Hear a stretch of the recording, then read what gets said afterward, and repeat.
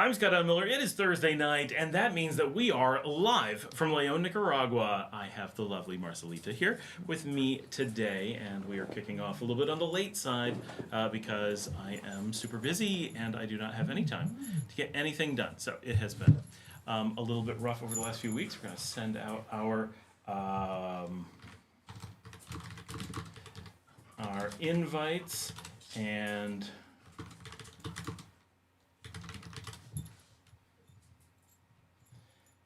get people started on the show. We're gonna get everybody in. It's not that late. It's about 6:30 here, so it's definitely late for us, but it is not the end of the world. And something's going on. I'm not sure what she's looking at. Oh, Brian Watson's here. Yo. KJ is here. Hey, Scott, I'm currently in Nicaragua now. Oh, hey, awesome. If I move this, actually, I can see a tengo aquí también. Okay. Es lo mismo. Es para ti, es para mí. No veo. Es más fácil. Porque es super lejos para ella. It's really the text of your guys' chats are really far away. So I'm kind of closer to the one over here, and she's kind of got one way over there. But the screens, I'm going to tilt the screen for her. Wow! So my monitor isn't attached in any way. It just sits on top of a post, and I touch it, and it started flipping over the back. Okay. Está bien. Todo bien. Nada para ver aquí. John Doe says, hey, Scott, good evening. Hey, John. And we just lost all of our monitors because we probably pulled a cord out somewhere. They're coming. Está bien. There we go. Okay. When the cord comes out, they flicker, and so we didn't lose like power or anything. Quizás la remote, por favor, porque es un poco caloroso cuando hay la luz para el estudio. We're just turning the AC up or down, depending on how you look at it, a little bit, because with the studio lights, it gets a little bit warm. Which is also why I am pouring a Pepsi. I'm not having alcohol because I will fall asleep and you will all be sorry. So doing what I can to stay away. KJ says loving it so far here in Nicaragua. KJ, where are you? Are you Leon? Granada? Managua? Matagalpa? ¿Dónde está? Siento solo para mí. All right, we got 7 people on. We're doing all right. We're getting our little kickoff going on here. I need to tell my dad because he doesn't get an alert. Maybe he does. I don't know. How does he find out? Oh, there we lost the monitor again. Quizás. Yes. Muy en frente.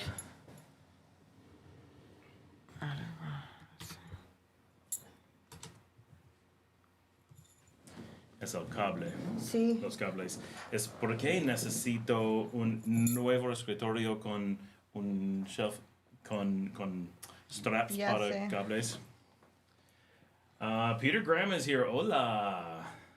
So how is everybody doing? KJ says we'll be going to Esteli next. We have stayed in Leon a couple of days, but we'll be back. Oh, we're losing our monitors again. Okay. For me, so I'm going to go look at the cables. She's going to talk to you and give you her news of the week. We have matching shirts on, by the way. It was completely coincidence. Oh, I'm going to move this. My mic. Olvidé mi micrófonos. Boop, boop, boop. Nope. And there we go.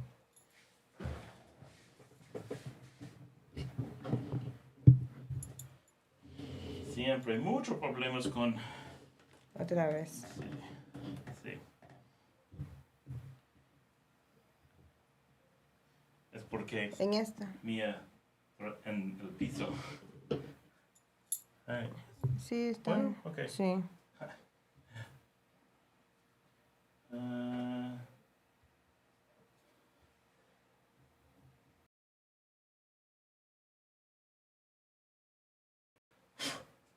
They're only. Oh, there we go. No. Hay café. Sí. Hay más café también en la cocina. No puedo. Okay. Ooh. Definitely need a bigger studio. This is an ongoing challenge. Please. All right. We are more or less. Okay. We just had a note come up in the Expat group. Fatima Residency doesn't have one, does it? Homeowners Association? A residencia pretty much always has a homeowners of some sort. Someone asked, talking about insulting people at a residencia in San Juan del Sur. They gouge. That's up at Pelican, which is lots of problems up there. Always been problems. This place is famous. What's a normal HOA to pay here? No idea. Normally it's just part of the house. It's so cheap. Been looking at land this whole time. I was told like $300 for HOA. I was about to buy this lot today, and suddenly I see they want 1,000 HOA a year written in. Oh boy, we've lost the monitors. They're just constantly cutting out. I have no idea what's going on.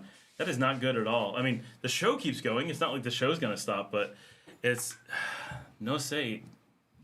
What's the problema?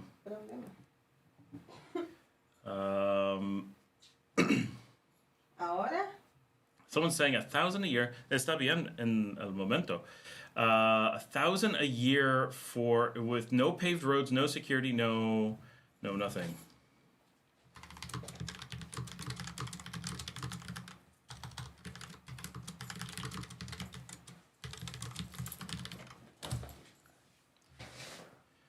I've been looking at this land.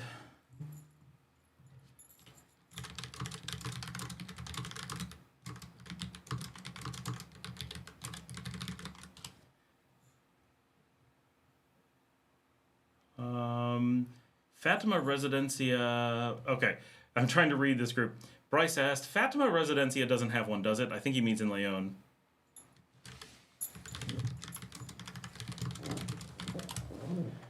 Not uncommon as anyone for an expat communities try to avoid. Yep, exactly. These communities are the things we warn about most.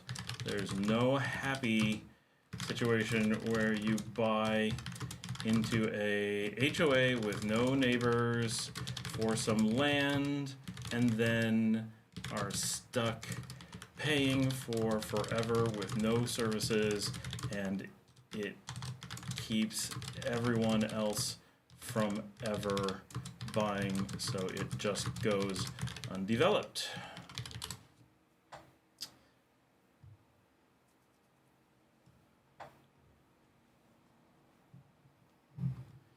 All right. Charles Bird, who's a regular on the show, has made it to, I think he's made it up to Matagalpa already. He got here yesterday. They're talking about some stuff. What do we got? Okay, now I'm getting back to the channel news. Peter Graham says, hola. KJ says, we'll be going to Esteli. The baby is happy and healthy. Awesome. Brian Watson, tech problems. Scott, open a ticket. I have a ticket open with Marcela. She's working on it. John Doe says, just got back from a week in Nicaragua. First time visit, stayed in San Juan del Sur, but went to Granada for a day. Visited Playa Hermosa, Playa Nacascolo. Loved the vibe, the people, and overall had a good time. Went to Tree Casa there too, definitely going back for Esteli next time. Brian said, John, that's what did it. Those were my first two stops too. John said, we might have crossed paths. What a small world. No, Brian was here a couple years ago. I doubt you crossed paths, but went to the same place. Oh, he said, yeah, it was 2022. 2023, sorry. Was it 2023? No, Brian, it was 2022 because I was in Guatemala in 2022, and I got back, had one day at home before I had to run down and meet you in San Juan del Sur. So that was 2022. John says, have you been back since? He has not been back since, but he was supposed to be here like last month and then didn't make it. Some cold drink. That is nice.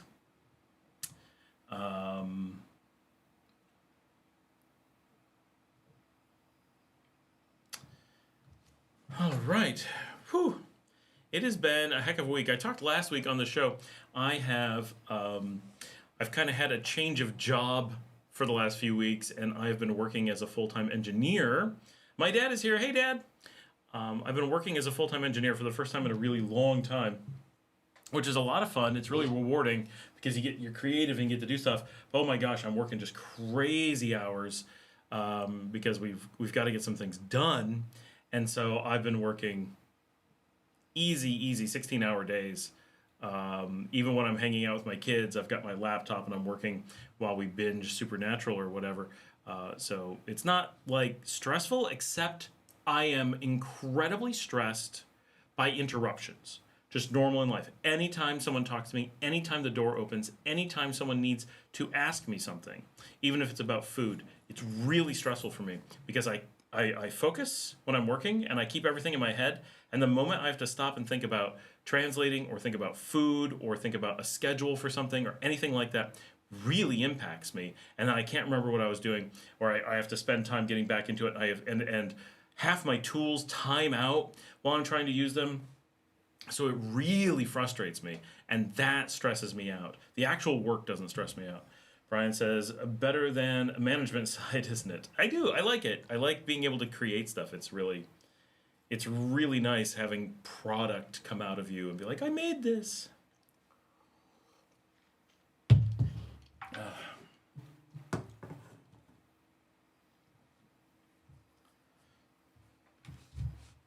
Oh, someone said, oh, it's so hard to get my windows back. They're talking about the real estate situation in San Juan del Sur, and someone has spent a lot of time researching, and their real estate agent set them up, so they said, and your friendly real estate agents won't tell you about the HOA problems most communities have.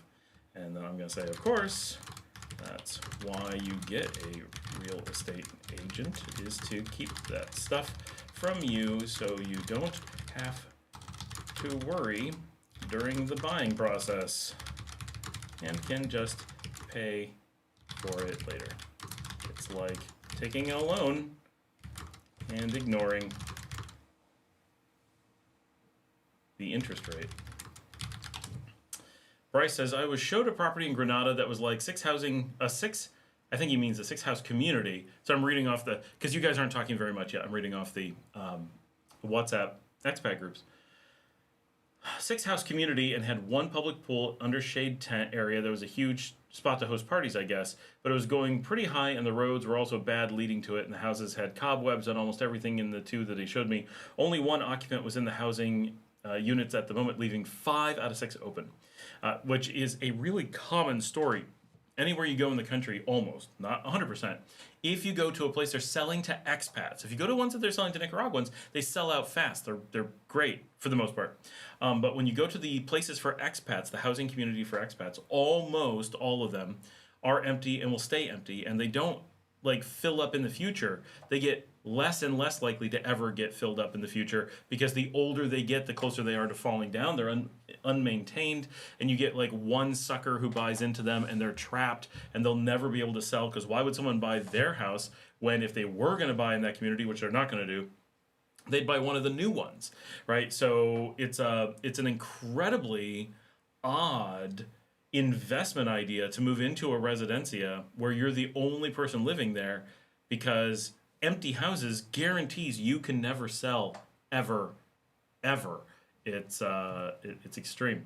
And Brian says, so HOA is not just a states thing. It's only for Americans, but it's not just a states thing. When Americans go to other places, this is the thing we say all the time, right? We don't use real estate agents here, but Americans come here and demand to talk to a real estate agent. Well, when they do that, that real estate agent is going to demand they look at places with an HOA. There's all these things that they create. Whatever's bad in the US, they're forcing to be created here from market pressure. So these things get created just to fleece American buyers. So there's quite a few of them, because Americans, it's amazing how much Americans and Canadians to some degree push for this stuff. And they just, well, that's what I'm used to, so I'm going to have it. Gabriella says, hello, I'd like to ask if you can buy Nicaragua furniture, decorations, etc. similar like in Mexico. Oh, nice furniture decorations. Do you mean furniture and decorations? So if we're just saying furniture, so Nicaragua is a furniture country. We have a lot of furniture makers. We have an entire furniture town. Mazatepe, great place to go. We have world famous furniture makers here. Messiah and Company is here.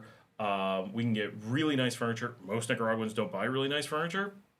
Personal opinion, I do not like the average furniture here, but the good stuff that's made here is really, really good. Decorations, you struggle a bit. I mean, of course you can get them. There's home decor stores, and I like going to them.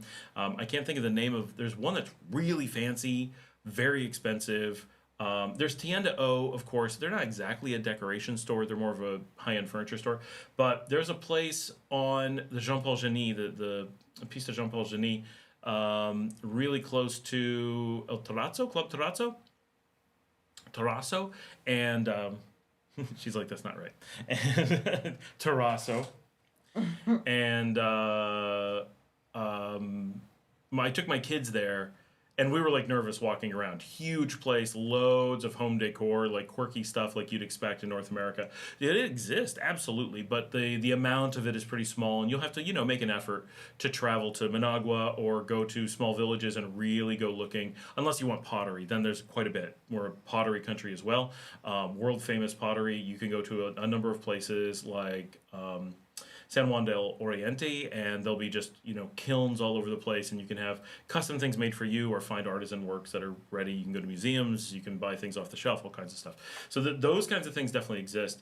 If you want more than you're going to be able to buy here, which, you know, if you're really into home decor, you really want to do something eclectic or extreme, your choices will be limited here. The thing that I would recommend is take a drive to El Salvador or definitely Guatemala. Like, I know downtown Antigua, even there, and certainly in Guatemala City, and the same thing would be San Jose would be good, Panama City would be good. They're going to be loaded with decor places, and you can buy stuff and drive it back for the most part, or ship. So you have options, right, in country and near country. So you can do that stuff, but you know, overall, if your life goal is home decor, you're going to find it more challenging here. But you'll probably also find it more rewarding here because not everyone's doing it, and there's more opportunity. And if you do some amazing home decor stuff, certainly let me know, because we have our channel Central American Living, and we want to film, you know, decoration, home decor and gardens and things in Central America, and show what can be done and what people are doing, not just what is normal, but what can be done to inspire people, right? Because of beautifully so. My office is definitely not a shining example of what can be done. I'm a person who is terrible at design, but loves when designs are good, right? So I love showing and experiencing other people's designs. So one of the reasons I like staying in hotels, because, you know, you get to be a part of other people's design that I didn't do. And even Mexico, Gabriela, isn't that far away. So if you really like stuff from Mexico, you can drive it, you can have it bust down, shipping from there is easy. You could definitely do that. Emma says, hello, Scott's dad. Very cool. You're so supportive of your amazing son. I'm always listening, but usually fall asleep before the podcast comes to an end. Don't we all? Scott, I could listen to you discuss Nicaragua forever and sleep through it, I'm sure. You may have to, because I do discuss Nicaragua for forever. So it all works out in the end. Thank you. Eric Heads is here. Like to know about the lady about the health problems so I can make a donation. Well, she's sitting right here. So, and busy on her phone ignoring us all. So Marcela has, as most of you know, stage 4 Hodgkin's lymphoma, which is a lymphatic cancer. She has been going through, and that's why her hair is so short. She has been going through chemotherapy. It is a 12, see if I get this right, it's 24 weeks, so it's 12, well, I guess it's 22 weeks. 12 treatments of chemotherapy. She has done 11. And her next one, her last one, the 12th, is on Monday. So tomorrow morning is her last round of laboratory tests to prepare for her final chemo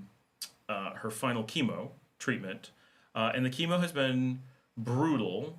At the end of a 2-week cycle, she's doing pretty well. So this is her doing pretty well week. Last week she wasn't on the show because it's her doing really poorly week.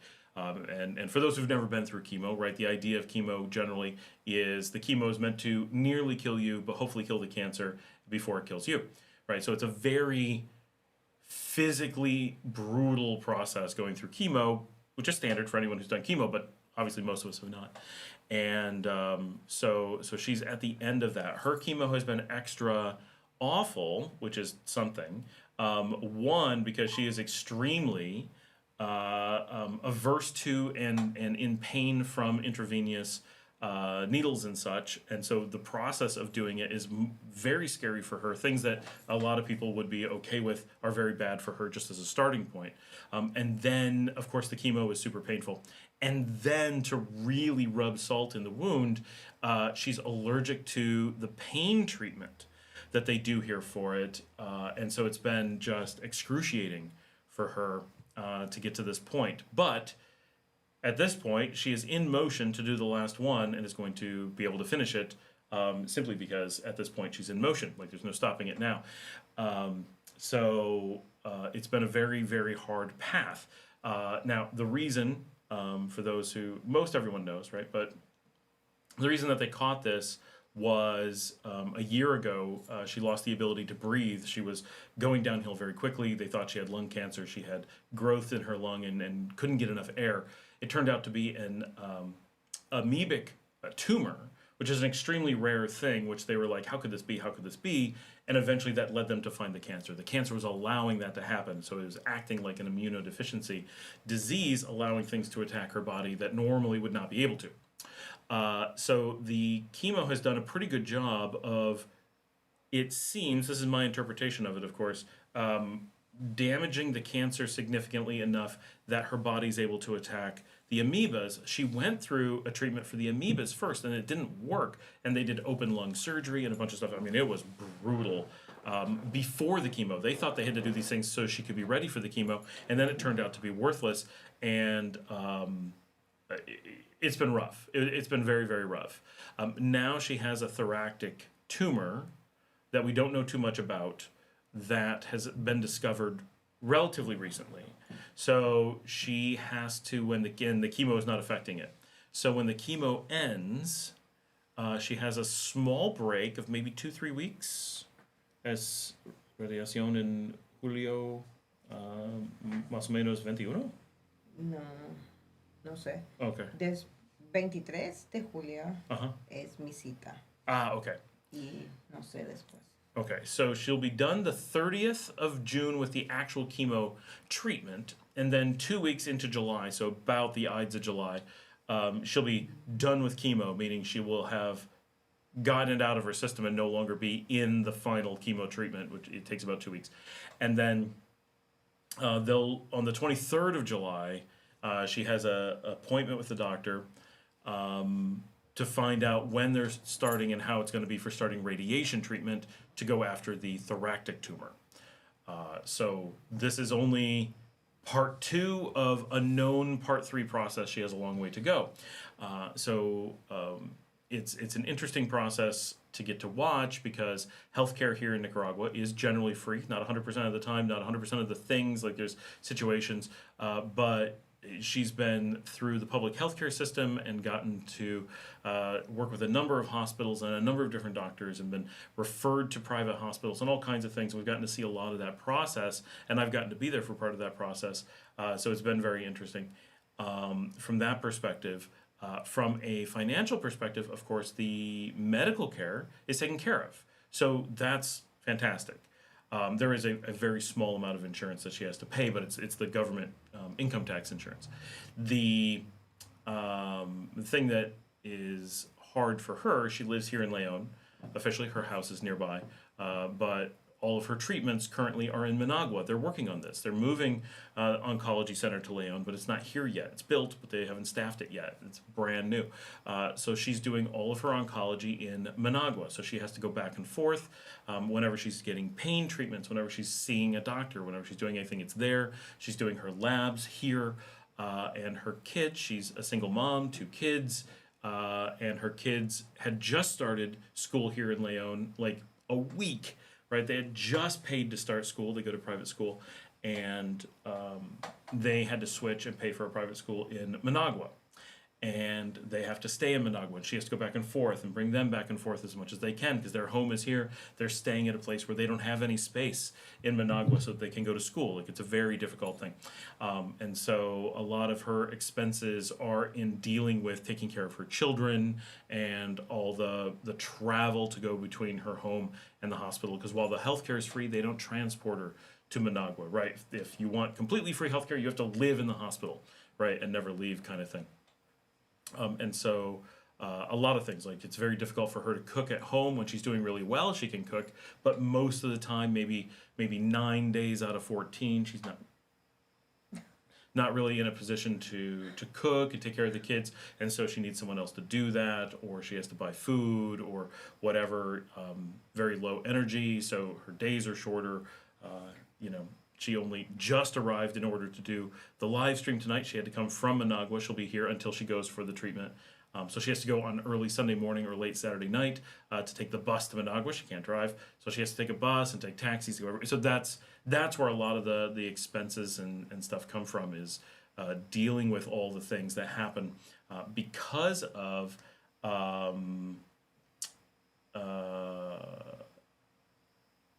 what it takes to do care. So that is where she is. I did not, in all of that, I did not grab the GoFundMe for her, so I will grab that. So that if anyone wants to help out with her journey.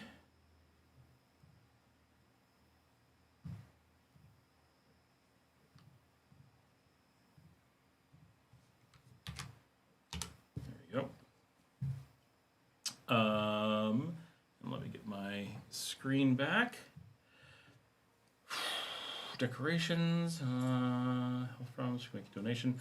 How is the housing market now? So really the housing market hasn't changed in any significant way in 5 years. It's not gone up, it's not gone down. It's essentially held since COVID. There's prices are incredibly low, liquidity is incredibly low, everything is for sale. So if you want to buy something, you can. I think every so often there's kind of this like excitement that a bunch of expats are like, ooh, we could buy things. And then all of a sudden everyone's like, oh, we can buy things because it's not really a good deal, right? And then people come to their senses and it's like, if it's a place you want to live, it's a really good affordable option. If you're thinking of it from an investment standpoint, you're out of your gourd, right? Like it's completely crazy. So it's all, like I want to own a house where I'm going to live, right? I'm going to retire. I'm going to spend the next 30 years. I'm going to raise my kids. That I want a house. Absolutely, you struggle to find a better housing situation than you're going to find with that.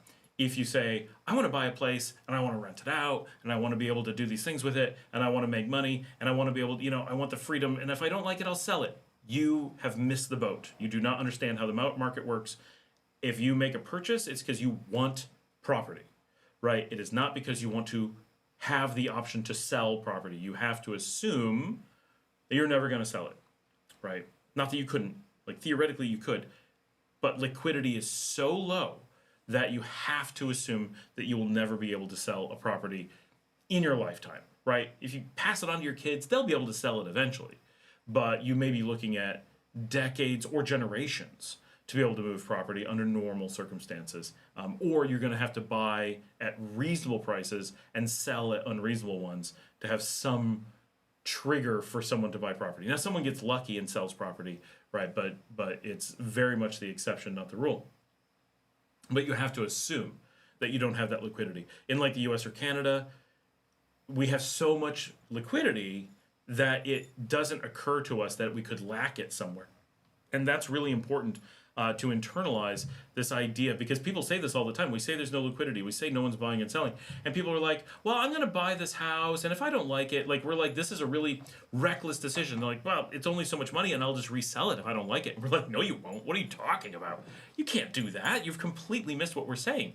You can't resell it because, and we know tons of people, right? There's entire communities where people bought in the 150s, 180s, and the going rate is no one's able to sell, and they're asking in the 40s, right? So they're giving up 80% of their value, maybe that's like 70% of their value, and they still can't unload the places. And this is communities like this, right? In places that theoretically would be quite nice. So it's a really big challenge for people to understand you're making a permanent decision when you buy, because that's so foreign to North American buyers, because everybody wants property up there, that we've gone generations where of course you can sell a house. What do you mean you can't sell a house?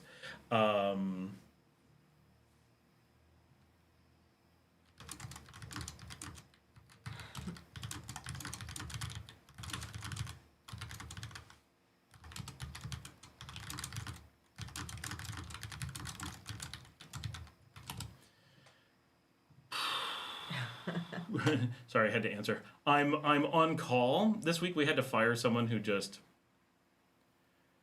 was not able to do the job, and the answer is I'm covering. So, and it's this shift. So I'm covering this shift all week, and well, indefinitely until we hire someone. Nice friendship, blah blah. Health, housing market. Toro Urso says, why did Sam change his bump music and get rid of his trademarked hat? Which one's my trademark hat? I didn't know there was one that was... I have like 40 hats. I try to cycle between them. The bump I change annually. Which, I start like 2023 had a bump, 2024 had a bump, 2025 has a bump. There'll be a new one in 6 months. So I decided I needed to shake it up eventually. I like the bump this year better than last year, but maybe it's just because it's the current one and I got old with the old one. I don't know. When I was in Argentina, I changed up the music to be Argentinian while I was there. That was September last year. Eric says, hola, can you send me info on how to send money? That's the GoFundMe that I just sent. You asked that before I sent it. Thank God she's doing well. Doing well might be a stretch. She's struggling very hard. It's definitely been very difficult. And she rallies hard to be able to be on the live stream. But es super duro la procesa. She Por lo has... general, este brazo no funciona después.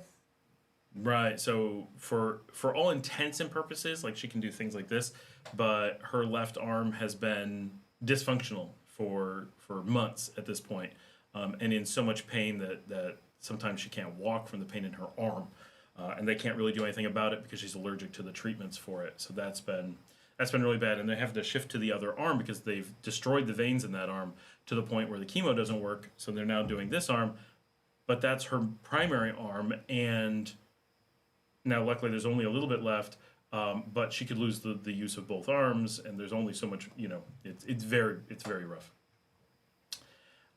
Jan says, I'm here. I'll be out for a lot. But says, hey, Dad. You're welcome. Scott always explains everything so thoroughly with so much enthusiasm. It's a pleasure to listen to every word before I fall asleep. I try to stay up as late as possible. Eric says, okay, I got brother. Patinka says, my. Charles Dogworth, hells yeah. My dad says, Scott always has been that way. His wealth of metaphors just blows my mind. Patinka says, sending my warmest and best wishes to Marcela for a successful treatment. Oh, thank you. Aquí. Aquí. Saludos y benedictos. Oh, gracias. Why is the property market so illiquid? Is that what we're up to? Yes. So if you think about what's going on in Nicaragua is a couple things. One is there's a lack of jobs, right? We talk about this. This is the national crisis. There isn't enough employment.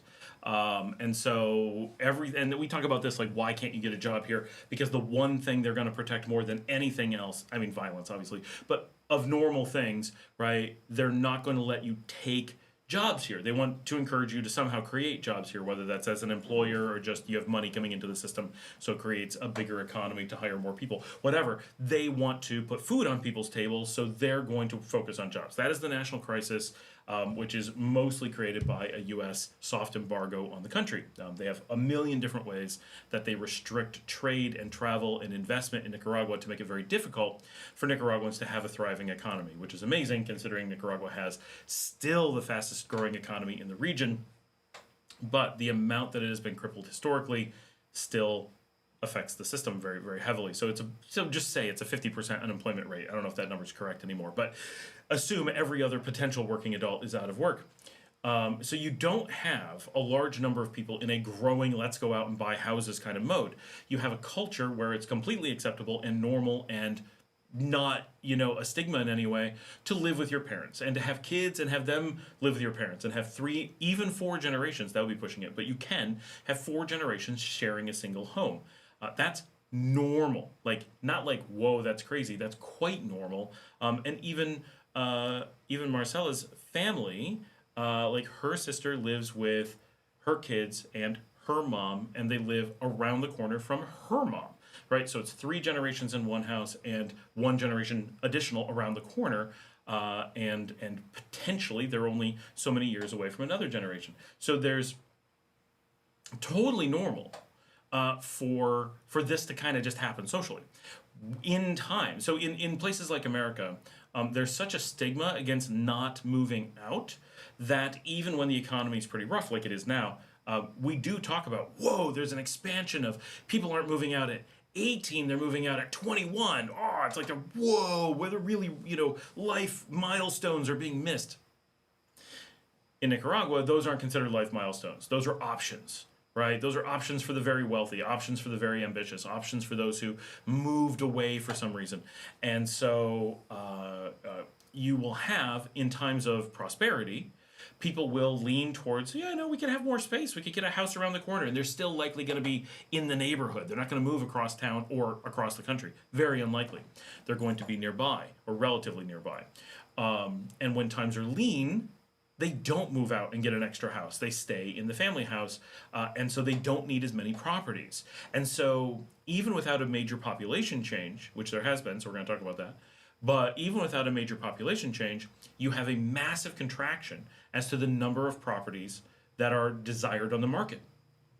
So suddenly you go from, I'll make up a number, 100,000 houses that are able to change hands to 500,000 houses that are able to change hands, right? Suddenly there's so many more houses on the market and so many fewer buyers of them. So it's both at the same time. 400,000 potential buyers left the market, 400,000 potential homes entered the market because of it. And basically, when times are really lean, people want to unload extra properties. This is normal, right? This isn't a Nicaragua thing, but these are factors that are hitting Nicaragua and have over time. And foreign investment remains very low because the U.S. works really hard to discourage it. So when you put these things together, you have very few local buyers and very few foreign buyers, and a lot of property on the market. And in general, the housing market has plummeted. The population outside of Nicaragua is dropping, right? Most of the countries around it, especially in the north, have decreasing populations. So the number of people who need extra houses in the US and the number of people who need to buy extra houses other places is going down, not up. And Nicaraguans have been, because of the job crisis, sending people who are at the prime live apart from my parents and children ages, right, roughly 25 to 45, maybe to 50, have been heavily looking at the US, Canada, Spain, and a few other places for work outside the country. Mexico, of course. And so they have been leaving the country temporarily, but during those prime working years in huge droves, which has effectively dropped the population of the country. It has truly dropped the housing population of the country. So the hard number of people, the actual number of potential people to own a house in the country has gone down, not by a dramatic amount, but by a noticeable amount, maybe 5%.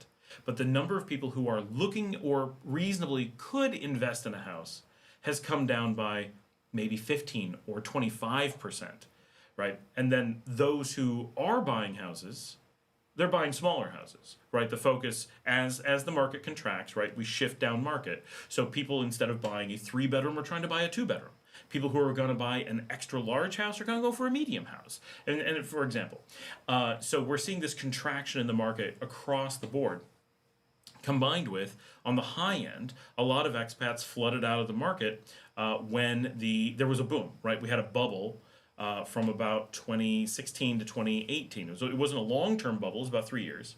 And housing prices went up, people invested heavily, and then fled the market and dumped debt on the market, right? They dumped mortgages and just fled the country. Right? They left without paying their mortgages in many cases. And so the country was left with a banking crisis, dealing with all this property they couldn't sell, and a bunch of property that was built for nobody who's actually here and is generally impractical. So you have what was a construction boom that has been combined with this contraction of housing market. And so you have so many houses on the market with so few buyers that if you're interested in buying, you have unlimited options, essentially.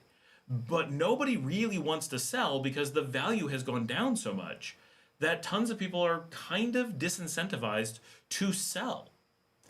And so you have this, like, no one's really pushing that hard to buy, and no one's pushing all that hard to sell because the rates are so low. And it's just, everyone's kind of like, this isn't a thing we're super concerned about. Everyone's just living at home. And so the market has become illiquid. And those who did buy, who owned, typically bought above market. And so they're now stuck in there was a time period where like there was no one telling everyone, hey, the local market's like this, and what they're telling you abroad is something different. And so when they came here, they were buying at really high rates, and now it's much better known just how much they were scammed. And so it's become a thing. Everyone's like, watch out. Like, everyone's going to lie to you about the price. And they're like, people lie about prices on houses I didn't know. And so they're like, I spent $200,000 and now I can only get 60. What are you going to do? Do we hold on to it? Do what do you do? And so you have a very large market reeling from those types of effects. And so it's a lot of factors. It really is. But the bottom line is Nicaraguans are not buying houses. This is not a time where Nicaraguans are like, I'm going to invest in a house. If you're Marcela's age and have extra money that you could just throw at a house, well, yeah, you could, but all you're doing is losing your nest egg because you have no way to sell it again, and it's not going to make you money. And what good is it going to do you? There's no stigma to living with your parents or staying with your kids, depending on what age people are. So why not live with them and take that nest egg and use it to start a business, and move into middle class rather than trying to get a starter home using that money. And so that has a tendency to be how money is being used. It is not like the US and Canada, where traditionally, not always, but traditionally, you're able to use your real estate as a wealth shield, right? It's a store that you're able to pull your money back out of. But when you can't do that reliably, as liquidity gets poorer, then it begins a knock-on effect where people who would potentially buy property with this kind of casual, and I'm a good example. People like me might have in the past said, you know what, I have enough money that I'm not sure where to put it. I'm going to try real estate, and if I'm wrong, it's only wrong by a little bit. If I'm right, it's a good deal, and it's within the risks of investment numbers. Like, that's cool. So I'm going to store my money there, and if something goes wrong, I'll just pull it out. And yeah, it might take weeks, it might even take months, but I'll just pull it out. But people like me who would be like, oh, if I tied up that money, there's a risk that it would tie up until I'm dead. And my kids would have to figure out how to get that money out of the real estate. That is not a good, encouraging way to keep yourself protected for retirement or whatever. So in the US, real estate is considered a good thing for retirement. In Nicaragua, real estate would be a reckless thing for retirement. It's not that you couldn't pull money out, but the chances are that you would be really scared and take a risk. Even if it's a 50% chance of selling a house, that's really scary if it's the money you need for retirement. Now, if it's just, assets you plan on passing on to your children, well, maybe you don't care that you're passing on cash or a house. Either way, it's okay, right? Eric says, okay, I got it, brother. Te cuidadas y que Señor de bendiga. Benedicciones, Salmo 91, Salmo 4. Sí, sí. Sportsmanship. Can you explain how addresses work? I can't. So there... Is that like, I can't even, or I can't explain it? So there's no real addresses here. And there's a history to this. I've got some shows where we talk about why there's historically not addresses and why it's now become a mark of pride in Nicaragua to not understand how to read a map or find anything on a map or get anywhere. And we can point to similar things in the US that are completely different, but sometimes Americans take great pride in not knowing how to do things, right? And we're so frustrated by other Americans for this. Well, in Nicaragua, they have this, right? And it comes from an obfuscation during occupation, where they didn't want any communication, any normal activity to be able to be reasonably passed on to an occupying force, which Nicaragua has had an occupying force for something like 1/3 of its sovereign lifetime. So they have a real history of occupation in a way most countries do not, right? To Nicaragua, in many ways, it's like going through the immediate post-Columbian era with military history of occupation within everyone's minds. So you have to kind of have this context, right? So that they don't want to make it easy for an occupying force to find handy things. So there became this tradition. Now, of course, that was before the internet. Now you can put things on Google Maps and that doesn't matter. But this, at the time, it did. So having street addresses, which they did have, is a liability. It's a risk because the locals understand things like go 3 blocks past the big church, find the old tree, and go to, Jose's grandmother's house, and then just behind that, right? And the locals are like, oh, Jose's grandmother, we all know her, right? She's some character from around town, and everybody recognizes her house because she used to sit out front or something. And so it's this really useful landmark because people don't vary or don't wander from their barrios. I've had people in Leon say to me, like old school, grew up in Leon adults, and they'll be like, I watch your show, and you show me so many parts of Leon I've never seen.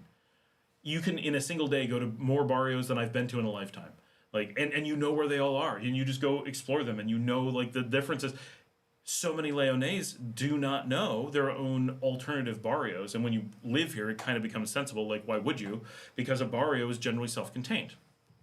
So just to pick on Guadalupe, which is a relatively large barrio, it has its own restaurants, it has its own pool halls, it has its own gymnasiums, it has its own most everything you would want, its own cemetery, its own gas station, its own music venues, parks, schools, and so forth, even universities. And if you were to leave Guadalupe, you wouldn't go to another barrio, because what do they have? Well, yeah, they have restaurants and all that stuff too, but they're basically copies of what you have. They're not great variety. If you want variety, you're going to go into El Centro. You're going to go to the cathedral. You're going to go to where the street food vendors are. You're going to go to where the fancy restaurants are. You're going to go to where the tourist stuff is. You're going to go to the big venues where the folks from Managua and Esteli and whatever come in to do out of city shows. And then you're going to go back to your barrio. There's no reason to go into La Barrio. There's no reason to go into Sutiaba. There's no reason to go into Saragossa because they don't offer interesting, different restaurants and stuff. A little bit, but very, very little. So it's common to use your barrio for your local stuff and the center for other things. And then go to other cities and do the same thing. Go to the center, but you don't really go into the barrios. The idea of going into the barrios as a tourism thing is very, very rare unless you're looking for a house.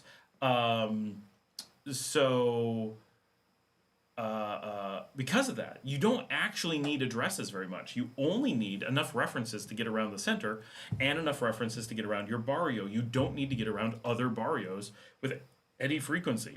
And you don't need to get around other cities. Nicaraguans aren't traveling to other cities on a regular basis, right? It isn't like, what are you doing this weekend? I'm going to run to Chinandega and hang out and go do Chinandega things. You can, but essentially no one does unless that's like your hometown or something.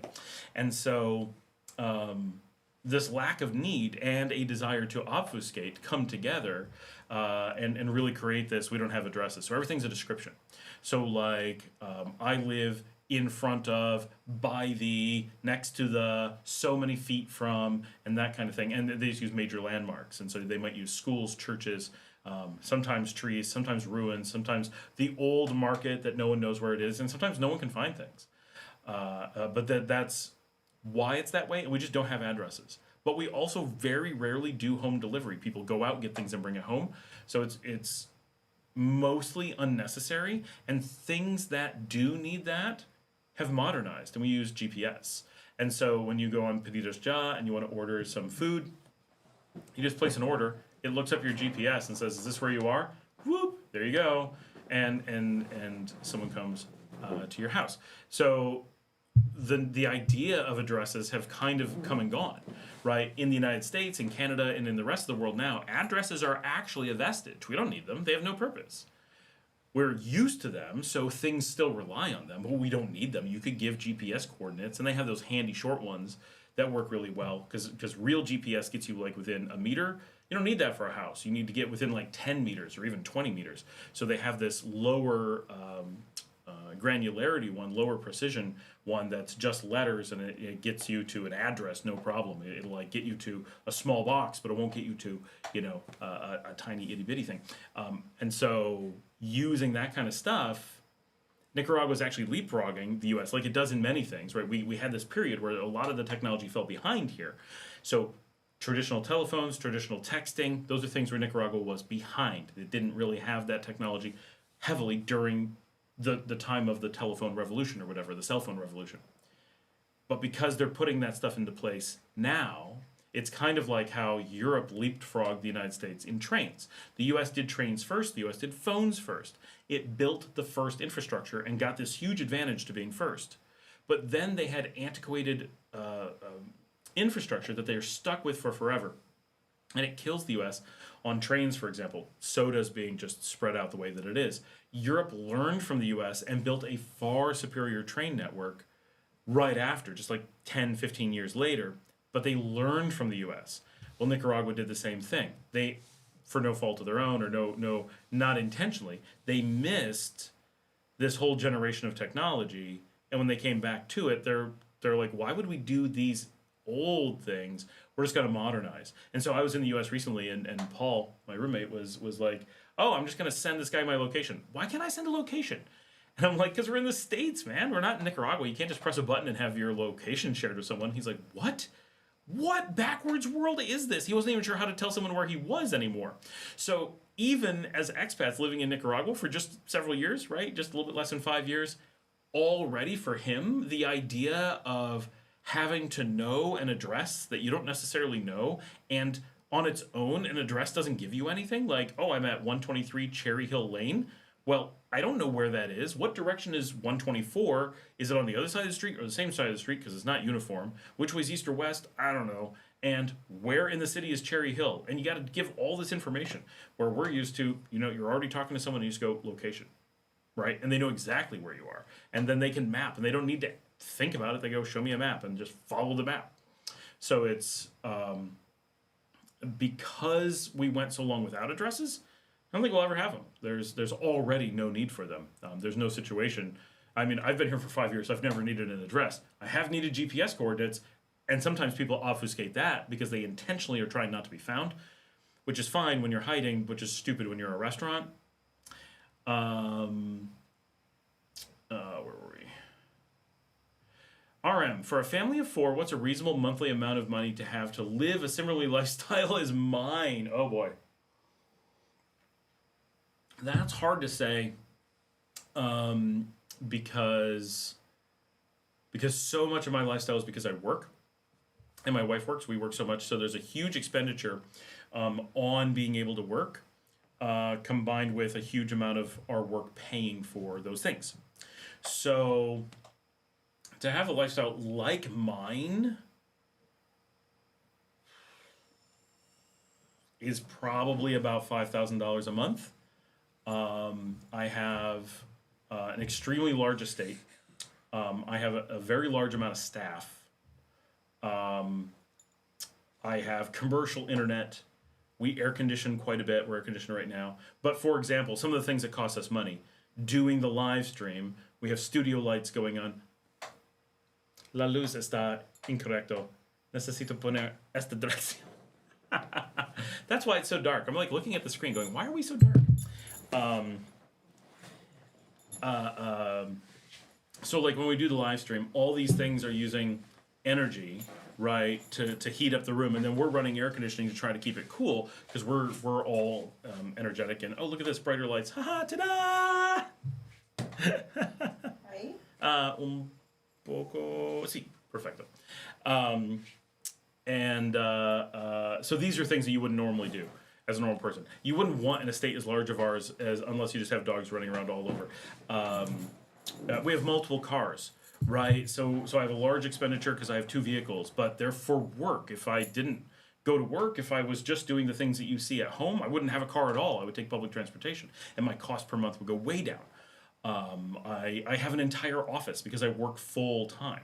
Right, so that's a lot of expenditures in electric cost, in technology cost, in component cost, in whatever that are going into that. So I think you could, if you were retired, for example, you could live a lifestyle very much like we have for somewhere between $3,500 and $4,000 a month, without too much of a hassle. With I guess if it's much of a hassle, you're not living the same lifestyle. But if you have all those kind of overheads that we do, then it's going to be a bit more.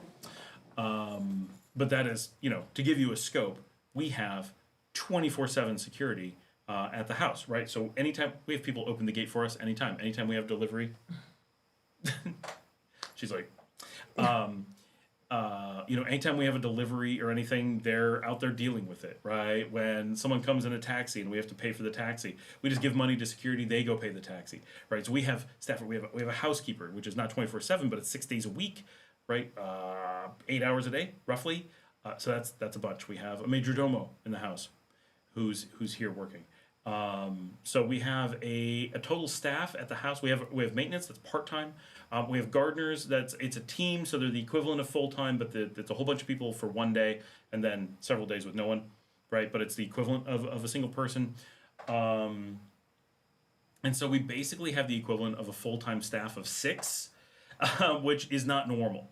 But because all of us work, my kids go to school, my wife and I work outrageous amounts of hours, both of us, because she runs our hospitality unit and I run our engineering unit.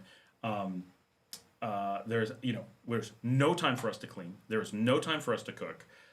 Any time that we don't have a housekeeper, we have to have food delivered because there's no time for things. And so I basically work, and then anytime my kids want to spend time, we spend time. Other than that, I'm working, and so that has.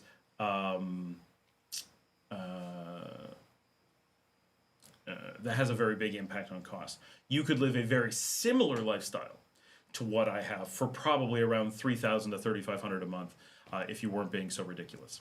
And a huge amount of our cost is because we have 2 dogs, for which we treat better than our children.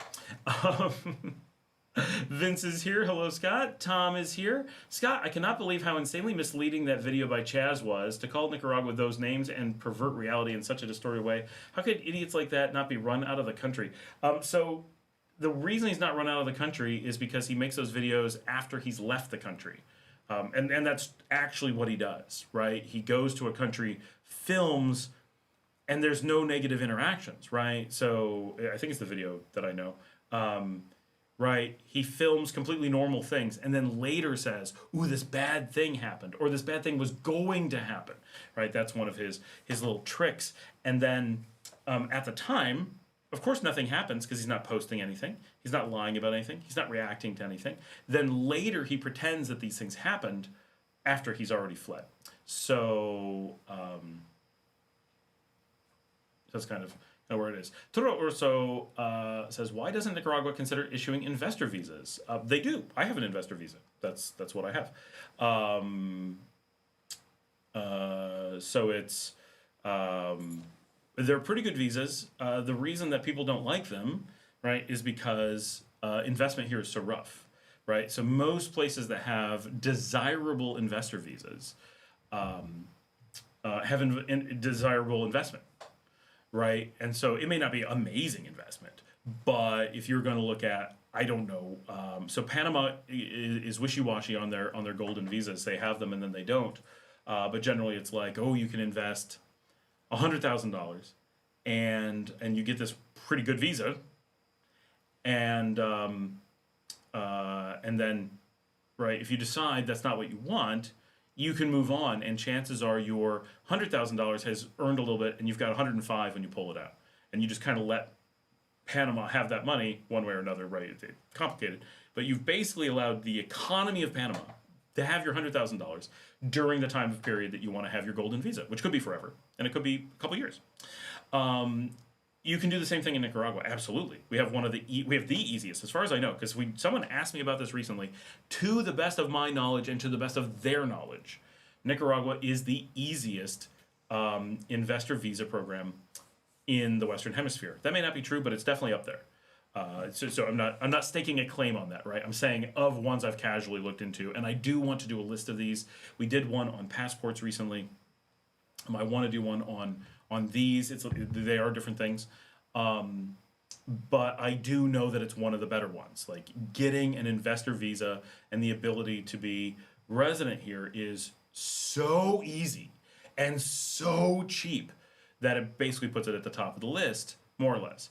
The thing that is a killer is that if you do it, you're essentially guaranteed that you're going to lose a significant portion of that investment. The investment might be smaller, and so a lot of people are willing to do it anyway.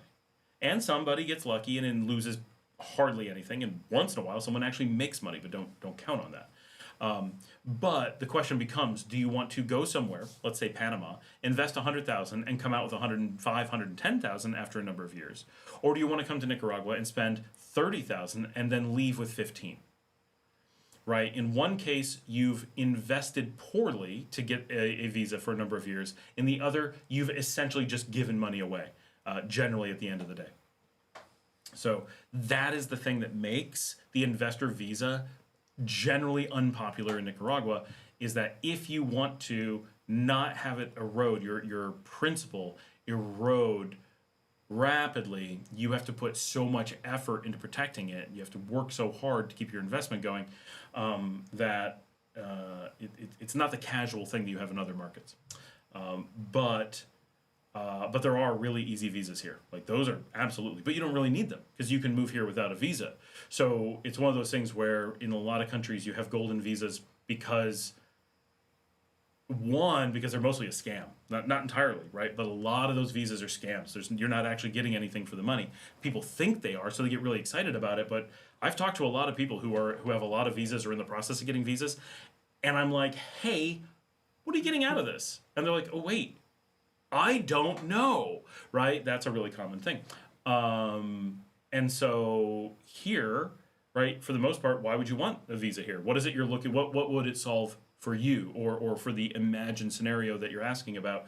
If someone was thinking about a golden visa in another country, what in Nicaragua would they be seeking to get for that? What end result would they be wanting, assuming a golden visa for them was available here?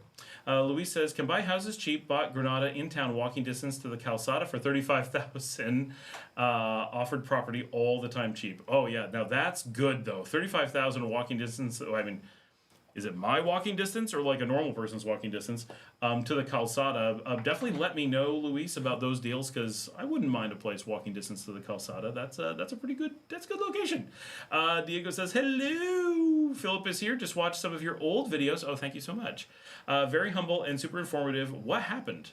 That I stopped being humble and informative? Thanks. Thank you.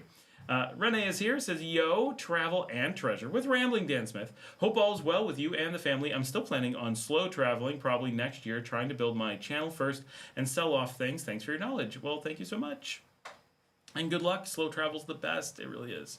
Diego says, as a Latin American, it has always seemed really weird why Americans and Canadians move out of their parents' house so early. Oh, yeah. In high school, we used to say that American parents don't like their kids. I have to be careful because my dad's on the show. No, but it's true. Americans often have this "we don't like our kids" thing. Like it really is a cultural thing. So there's two big aspects. One is that a lot of people in North America, you talk to parents, and they're like, they do like their kids, but they're like, I like my kid, like I love my kids. I don't really like my kids. They don't hang out, and this comes from a real place. This comes from a culture of Americans have to work so much that there's often a big disconnect between parents and children. So I had a very different childhood because my parents were affluent enough and put in an effort enough that my father didn't work weekends and my mother was home most of my childhood, not all of it, but most of my childhood. So I had a lot more time with my parents than normal American kids. Also, I'm from an older generation, right? So it got worse over time. So I have a very close relationship with my parents that is relatively uncommon.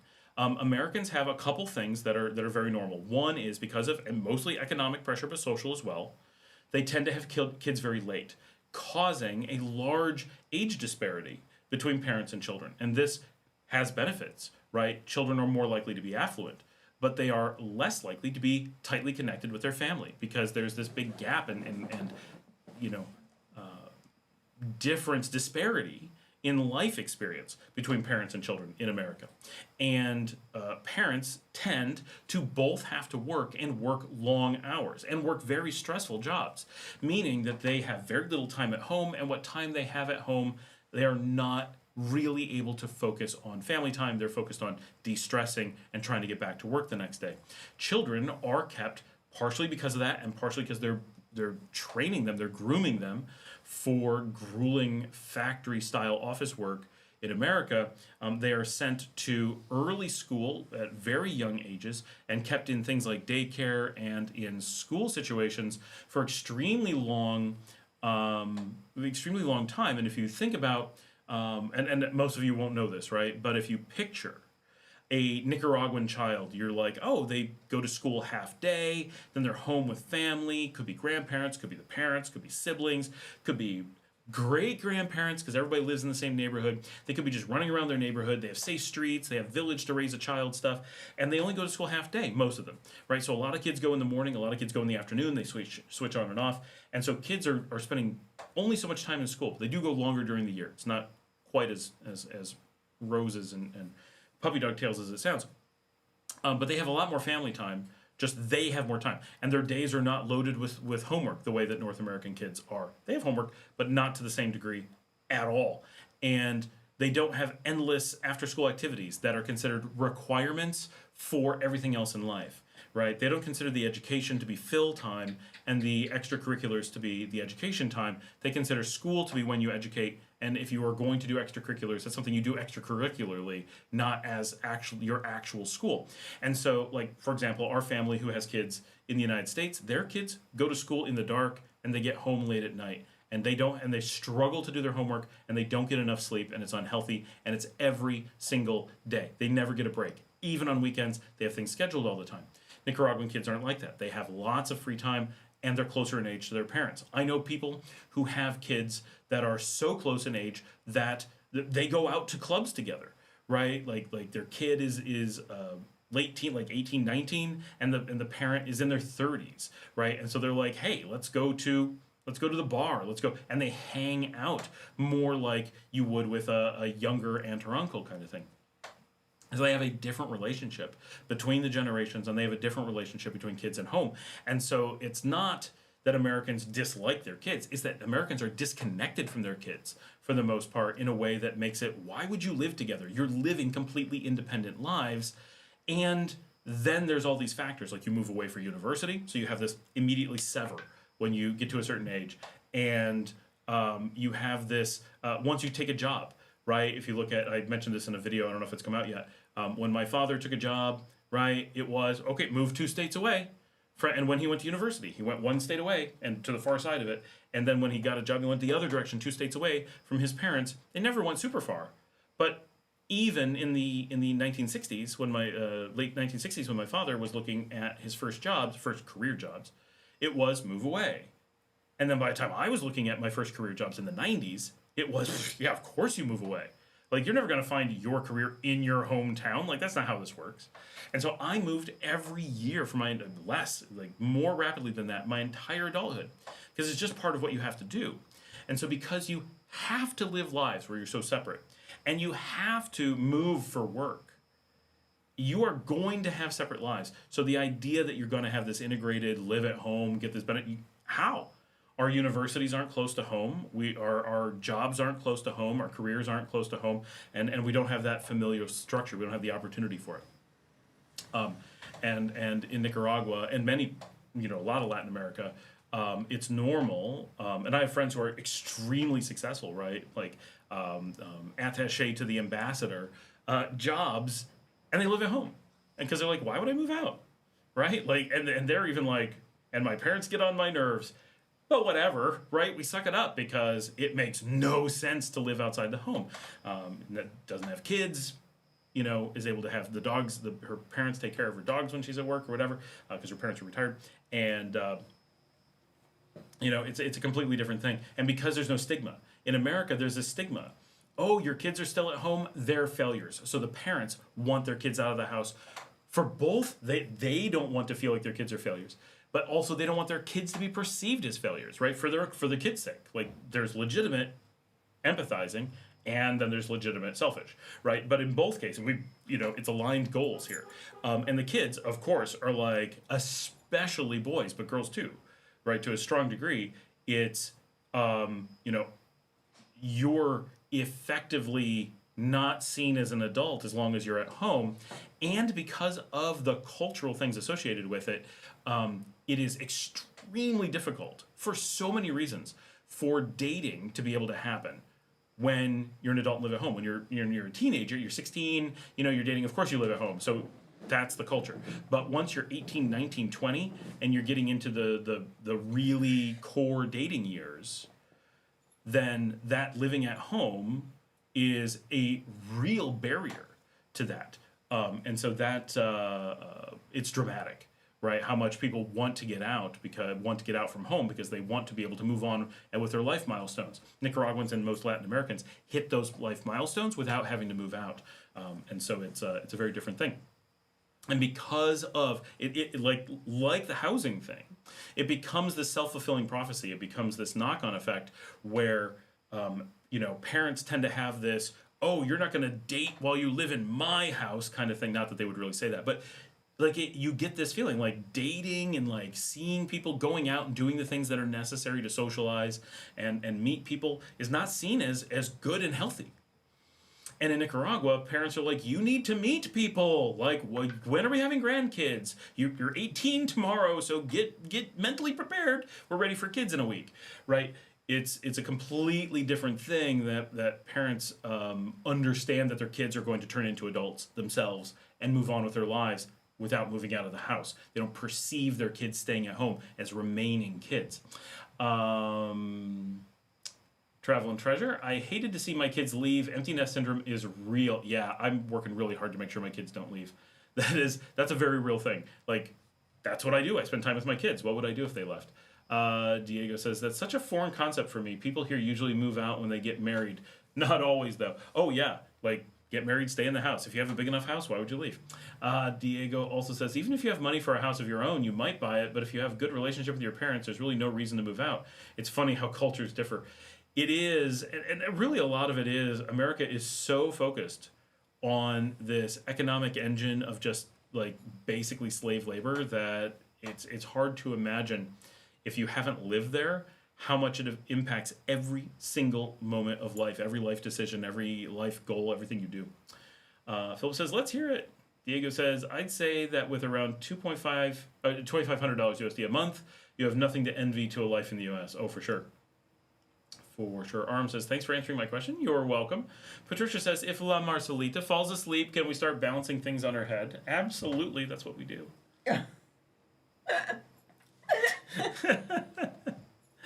Oh, she's still awake. Oh, I missed the fall asleep part. Toro Urso.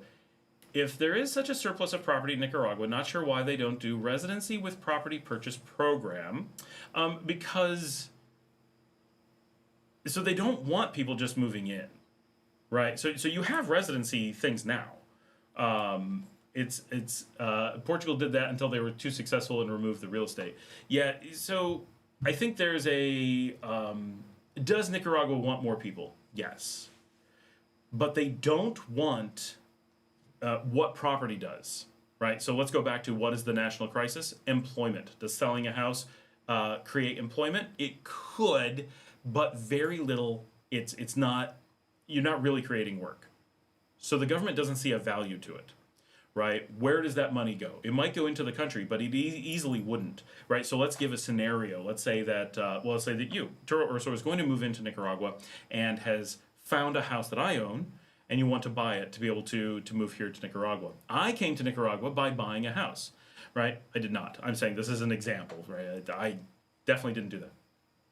So I buy a house for $50,000 and it gives me residency in Nicaragua. I now live in Nicaragua. That money maybe went to a Nicaraguan family, but not one who started a business with it. They just held on to the money and shoved it in a mattress or whatever. Then, and maybe they did something with it, but not very much. Now I've lived here. That money has done basically nothing. It's not really helped the economy. It hasn't hurt it, but it hasn't helped it a whole bunch. Then you come along and say, I'm going to move into Nicaragua. I would like residency. Scott has a house I like. I'll buy it from Scott. I managed to keep the value of my house up, so you buy it for $50,000 from me. We change hands with the money. And you say, well, the government benefits because they get tax money. They do, but chances are we're not going to do the entire exchange in the country, so we're going to only pay part of that in the country. We'll transfer part of it outside the country as it typically is done, and the government has no idea. They don't have visibility. And so we have the situation where, yes, the government's going to get some taxes, but maybe hundreds of dollars. right? We're already talking about a low value house, and now we're talking about only part of that value, and the taxes are already quite low. So now a few $100s goes to the government, and the actual $50,000 went to me. So I didn't actually put anything into the country that did anything. It didn't generate anything, it didn't create jobs. I now leave, you come in, and the money is already not part of the economy. I took it out with me. So now there's that initial money, right, wherever it went, but nothing more is coming in. So now you stay for a while. When you leave, someone else buys it from you. Nothing happens. That money is not growing in the country. The country's basically giving away free residency, or pretty close to it. So it's really not beneficial to a country whose only concern is jobs. They don't care that there's real estate on the market. They could care less, unless it's somehow they're going to make money on it. But to do that, the government would have to seize those properties, which is theft, take it from poor people who are holding on to it, waiting for a better deal or whatever, wanting to use it when they have more money or when their kids are old enough. They'd take it away from them and then sell it to foreigners. Like, obviously, that's not what they're going to do. That's what they would have to do for it to really go into the economy directly.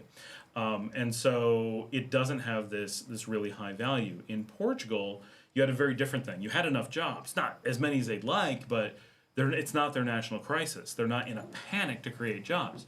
So in Portugal, they were like, we have empty houses. We could have more people in those houses, and that could generate more revenue. And so they had a completely different goal, or a very dissimilar goal, in getting people into those real estates. And they also didn't have real estate nearly as cheaply as Nicaragua. If Nicaragua did this, they would get almost nothing, right? They would suddenly encourage people to come in and pay nothing for houses and get to live here. Well, they don't really want people coming in buying houses right now because the market's low. You want people coming in and buying houses when the market's high. So they really don't want to encourage that. So they used to have that. They took it away because it became a risk that they wanted to avoid. They're not going to stop you from buying a house, of course. But they're not going to incentivize you to buy houses when it isn't something you want. Now, if you're like me and you want to live here indefinitely, they're like, great, buy a house, live here, and you will, for the rest of your life, because you can't sell the house, you will live here and spend money in the country. Great! So they like that situation.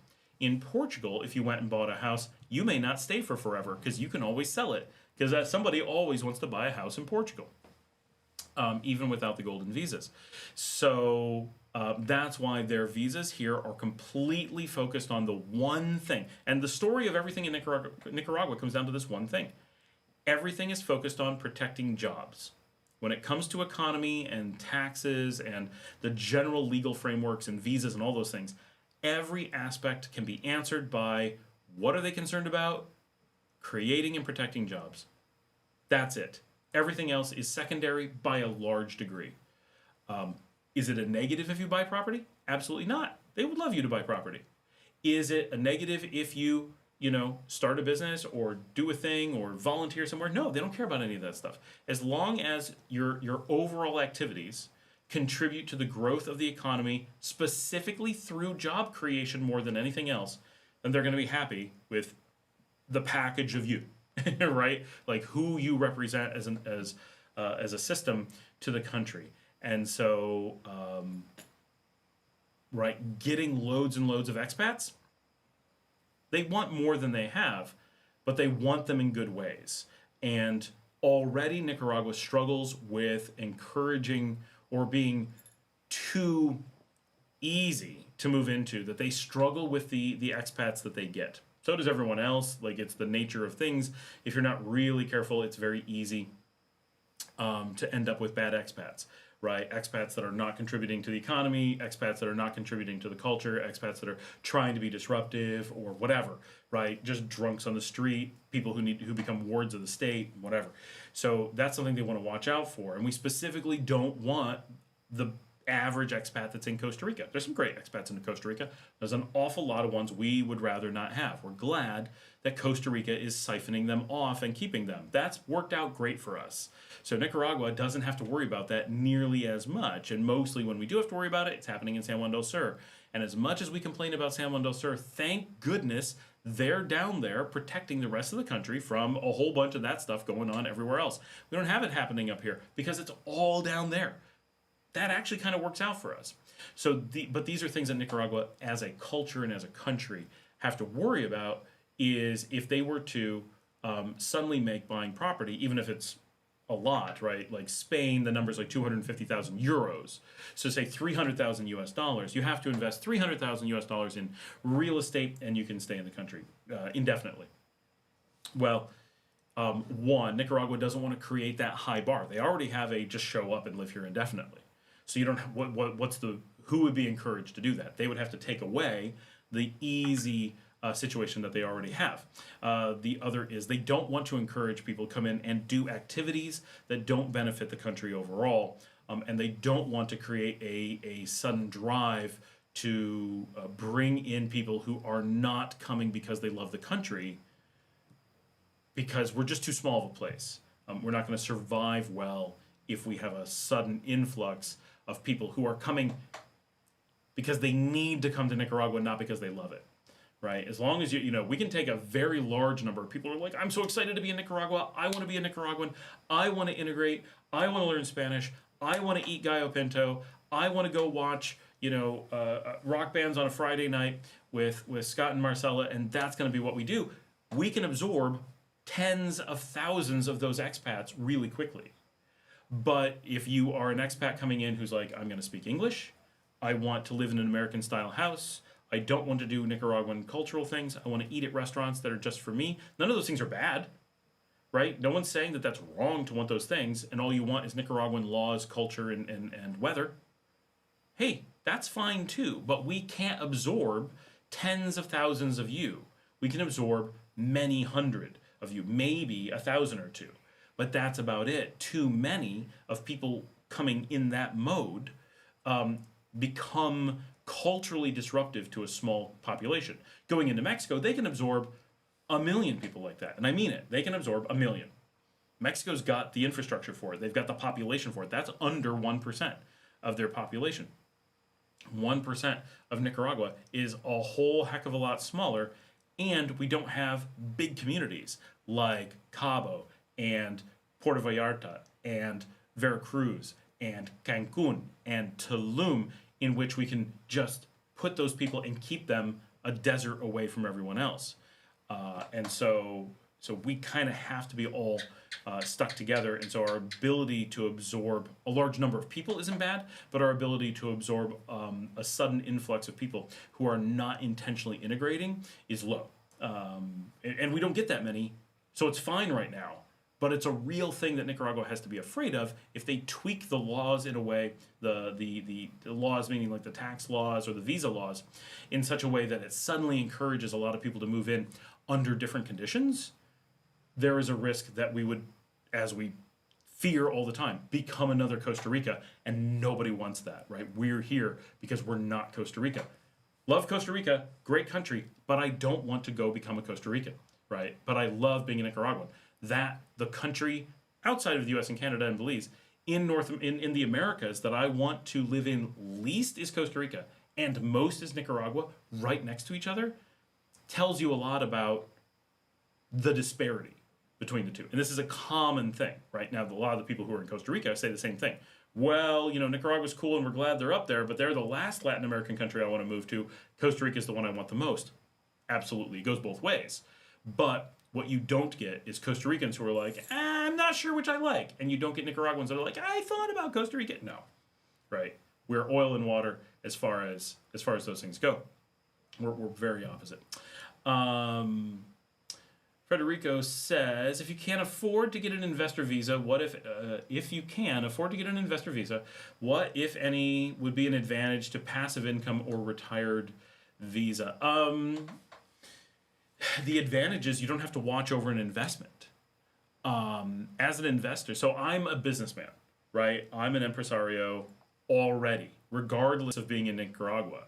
And so when I came here and invested, one, it was an accident, and two, it was my business just investing naturally. My business had been here for a long time when I moved here, right? We were already here doing business, so it was a very different thing for us. Being here and being in business is hard. It requires a ton of work and a ton of diligence, and it's risky. And so the advantage to a rentista or to a pensionado is that you don't have to worry about those things. Your money just comes in and it doesn't flood out, and you know it's not going to flood out. There isn't this, like, when you're an investor, there's a tap into your financial resources that you hope causes money to flow into you, but it can reverse and flow out. And so the investment money that you have, this is true anywhere, right? Just as an investor, as a business owner, your investment and sometimes more into a business is at risk. You open a business for $100,000. You could lose that $100,000. Most people don't lose everything, but you could. You could lose that $100,000. You could also lose that $100,000 and carry tax and salary liabilities, retirement liabilities, pension liabilities that go far beyond the $100,000 of investment that you lost. By the time you shut down and go out of business, you may be caught in a spiral of debt that you can't get out of. And that's even if you don't take debt to go into a business. That could be just what you lose. If you're taking on debt to go into, it could get even bigger. So business carries risk. That's what makes it business. And so there's a lot of incentive to not be an investor if you don't have to be.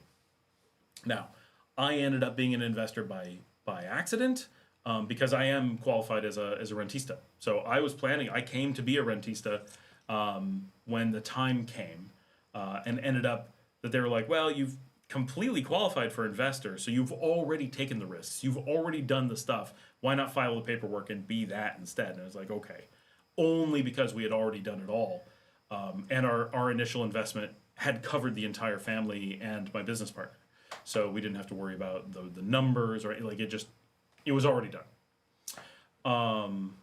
If it wasn't, I would not do it for that purpose. I would not become an investment visa holder for the intention of getting the visa under normal circumstances. There may be extreme cases where it's like, no, I really want what this gives me. Okay. In general, I wouldn't do it. The other programs are just better. The kids moving out is mostly an income thing. Now that the U.S. is going down the tubes, many more kids stay home or move back in.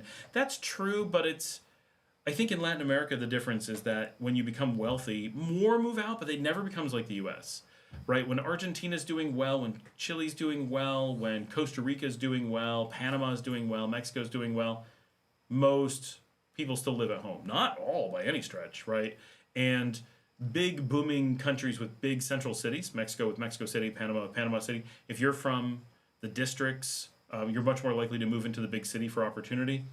Buenos Aires, obviously. But it's, and even like my head of engineering at my company, right? He's basically my age. He's like 2 years younger than me, and very successful and has good income and owns apartment buildings, owns a mansion, lives in a really wealthy neighborhood of the city. And he doesn't live with his parents. He lives next door, right? And he's over there every day taking care of things.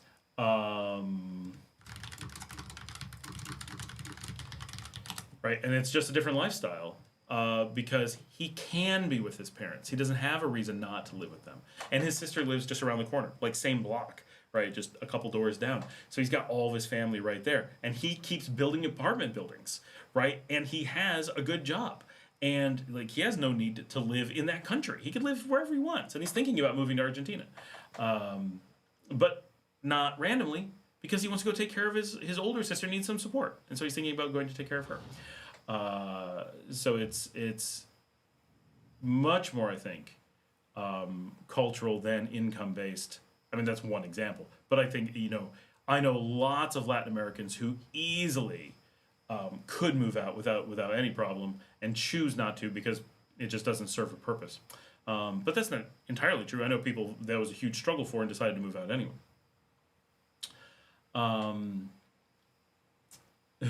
Marcela says, Patricia, I'm reading you. Patricia says, oops, you weren't supposed to see that, Marcela. Marcelita says, I don't speak because my English is horrible, but I can read you and I'm always in everything. Edwin is here. He says, hi, Scott. Edwin, did you see that they posted the inauguration of the new elevated highway on the Norte? I thought of you. It was just an hour or two before the live stream. I saw the pictures and I'm like, oh, Edwin's going to see that. Diego says, parents not spending time with their kids is so sad. When I was a kid, I lived a few blocks away from both my grandparents' houses. They raised me most of my childhood. It's funny. So this is another thing that's uncommon. So my wife actually grew up with her grandparents. Her mother's parents were a little ways away, different city, and her father's parents were walking distance. So she had all of her aunts and uncles very close. Look at my baby here. Oh, she wants to be on the show. Tiene miedo. Hay una tormenta? Sí, tiene Oh, miedo. there's a storm. There's thunder. Poor baby, you shaking. Oh, but everybody loves seeing you. Yeah, you're the big. Normally they see the other dog, and you're here today. Yeah, this is our older one. She's a good girl. She wants to hop up. She wants to be held. Do you need me to hold you? Is that what you're saying? Oh. She is so scared of thunderstorms. It's so sad. She does not like this season at all. Oh, yes. She doesn't like thunderstorms, and she doesn't like fireworks. But she loves people, and she loves pets, and she loves food, and she loves snuggles, and she loves nighttime. Yeah, she's such a good dog. And she loves chasing everything through the yard. If she just liked having her teeth brushed, that would be nice, because she's very, very rough breath. Yes. Oh, you love everybody. Okay.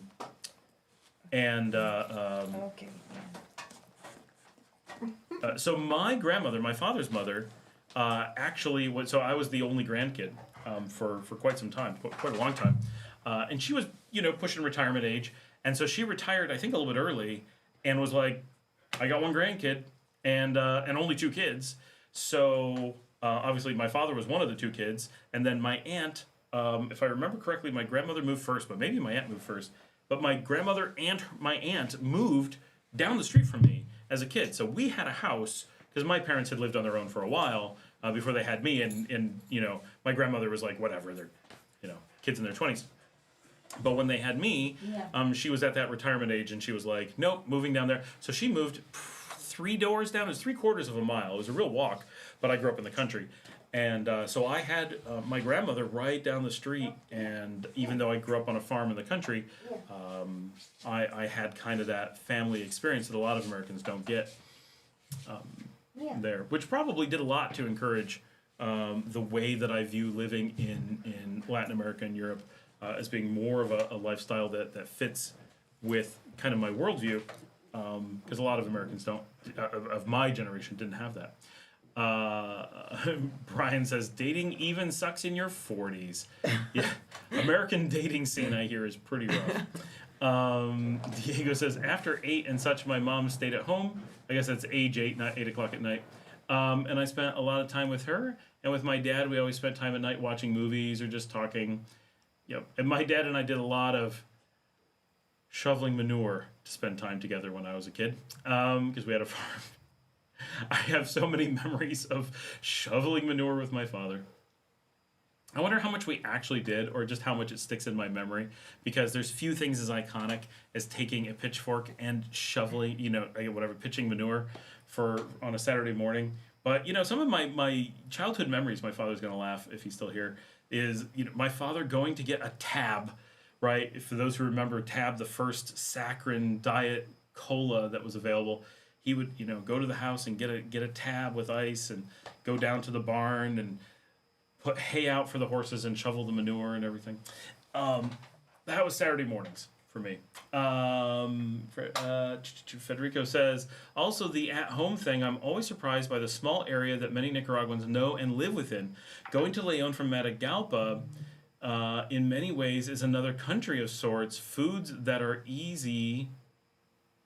he kind of dropped off there. But yeah, it's true for Nicaraguans especially. I've known so many Nicaraguans who are like, well, I've never seen any other part of the country. I've never been farther than, whatever. When we did that trip to Laguna de Apoyo recently, the people I were with were like, yeah, never been past Messiah, never seen what's beyond that, and it's like there's really something so what we would do casually on a Saturday morning. Right, if you're used to my show, you know that, she lived in Managua for a long time. So going to Managua to do filming or whatever with her, I can get in a bus on Saturday morning and be in Managua in less than 2 hours for $2.25. Very little effort. Now, if it's like a busy day and you're trying to squeeze it in, of course, it's like, oh, it's so much work. But when it's like, I have nothing to do on this Saturday, I'm just going to take a taxi, or I'm going to walk down to the bus stop, or I'm going to take the city bus across town for 25 cents. It's going to take me to the terminal. I'm just going to get on one of these little buses. I'm just going to nap for a little bit, right? Someone's going to sell me a snack through the window. I'm going to spend $3. I'm going to get a snack. I'm going to get a drink. I'm going to nap for like 45 minutes. I'm going to get up reasonably refreshed, having had a nice little snack, a nice little drink. I'm going to be in the middle of Managua, and I'm going to go do cool things for the day. And maybe I'll spend the night and get like a weekend out of it. And it's so easy, and it's so cheap. For us, we think this is so casual and so just, oh my gosh, like just you don't even have to think about it. And to a Nicaraguan, it's like, ooh, once I did that, it was my great adventure going to another city. And you're just like, holy cow. Now for her, she's back and forth every 3-4 days. So she does it constantly, but that's definitely the exception, not the norm, unless you're commuting for work. And we got the dog down here now. She's the thunder's getting close. The little dog is here too, but he's got the big bed over there, and he's just sleeping away. He doesn't care. He's a happy dog. He's a good boy. Oh.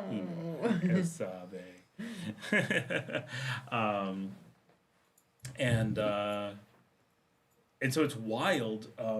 You know, I one of my old housekeepers was like, oh yeah, no, I've never been to Managua, never been to Chinandega, never been. At one time when I was a child, went to El Sauce, which is still in Leon, but really far. And then like someone died. Like, oh, my aunt died. So I got to go to El Sauce again. One time in my life. And it's like, holy cow. And like, that's the only reason you're going. You're not going to get to go, you know, look at the gardens. You're not going to go get to try out restaurants. You're not going to get to go do anything. You're just going to go stay at a family member's house, or maybe a hostel with a bunch of other family members crammed in, and attend a wake, right? Like, and go to church the next day, and then immediately return because you only get so much time off for work. And that just real fast turnaround constantly, like that's how most people live. And so yeah, just going to another city can be like going to another country here quite often. Andrew is here. Andrew, I got a lot of your videos this week. Thank you so much. I submitted the recent internet question to you about Teco and availability in Popoyo. I am realizing that Immense Coffee Movement on YouTube bought the Starlink Mini on the Roam plan. He did. He also, we mentioned this a lot, he lives near the border. Keep in mind that Starlink claims there's no service in Nicaragua, and Nicaragua does not license it, right? So you take your chances with Starlink. Right, you take your chances with Starlink themselves, and you take your chances with the government, whether or not you get caught. If you're a Nicaraguan and you live in the mountains, what you can get away with is very different than if you're an American and live in a tourist area. So doesn't mean you can't, but be aware that Starlink is only sensible when you can't get good internet. Right, Starlink is not good internet. It's amazing that it brings you internet where otherwise you can't get internet, right? So you have to understand what you're looking at. Nobody wants Starlink. I mean, people are confused and think they want Starlink, but what people want is good internet. Starlink is not. It's incredibly slow and expensive. But if nothing else works, slow and expensive is better than nothing. Diego says, Federico, it's not really an income thing, it's more cultural. I do have enough money to move out and maintain my level of life, but why would I? It seems like a crazy financial decision. I just split my bills with my parents and both of us are better off. Yeah, exactly. Leo says, am I correct? If I buy a house in Nicaragua, I have to pay sales tax. Yeah, you have to pay tax on houses have a sales tax for sure. It's not a high one. Like it's quite reasonable. It's not like the U.S. Diego says, I know people my age on the top 10% of the richest families in the country that have very good remote jobs and they live with their parents. It's easier and we enjoy each other's company. And everything goes farther, right? Like if you live with imagine my kids moving out. Well, who's going to watch their cat when they're gone, right? They need someone to take care of it. And what are they going to do with their stuff, right? Are they going to leave it in a house that's empty and then be concerned? Like, oh, someone comes in to look at my cat. Like, what do you do? And all my stuff is there? No, you can stay at home when you're traveling or whatever. Everything's watched over. You don't have to have all those extra things. Because think about it, we have 24-hour security. If my kids stay home, they get 24-hour security. But if they move out, how are they going to do that? Right now, they can move into an HOA. They can get into a condo, get a nice apartment. And they're interested in living in a big city. So they may do those things. But if they're going to be somewhere... Oh, the little boy came over here, too. Oh, he feels left out. If they're just going to move to a different part of town, it doesn't make sense. They're not getting any major benefit for that. I don't, and they're funny. They're like, yeah, we're not moving out. What are you talking about? Which is funny, right? At their ages, I was like, I'm out when I'm 18. My dad will tell you, I moved out 12 days out of high school, right? So I was 18, I was working, I went to school in Michigan, and I didn't wait to start university until the fall. I started right after high school got out. So I had one weekend at home before I went away to university and moved to Michigan. Oh, the little boy is here. You can't really see him because he's dark. There he is. Oh, he's so sweet. Little lap dog. We love our dogs.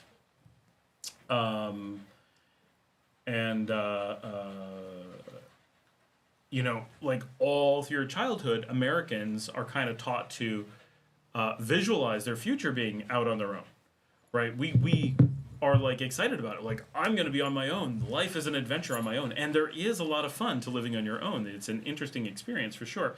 But it comes at great cost as well. And I think if you don't idolize it so much, if you're not, and if parents are like, now you're an adult, you can live at home and be an adult, it's a very different thing. Brent is here. Hola, hola, said the surfer.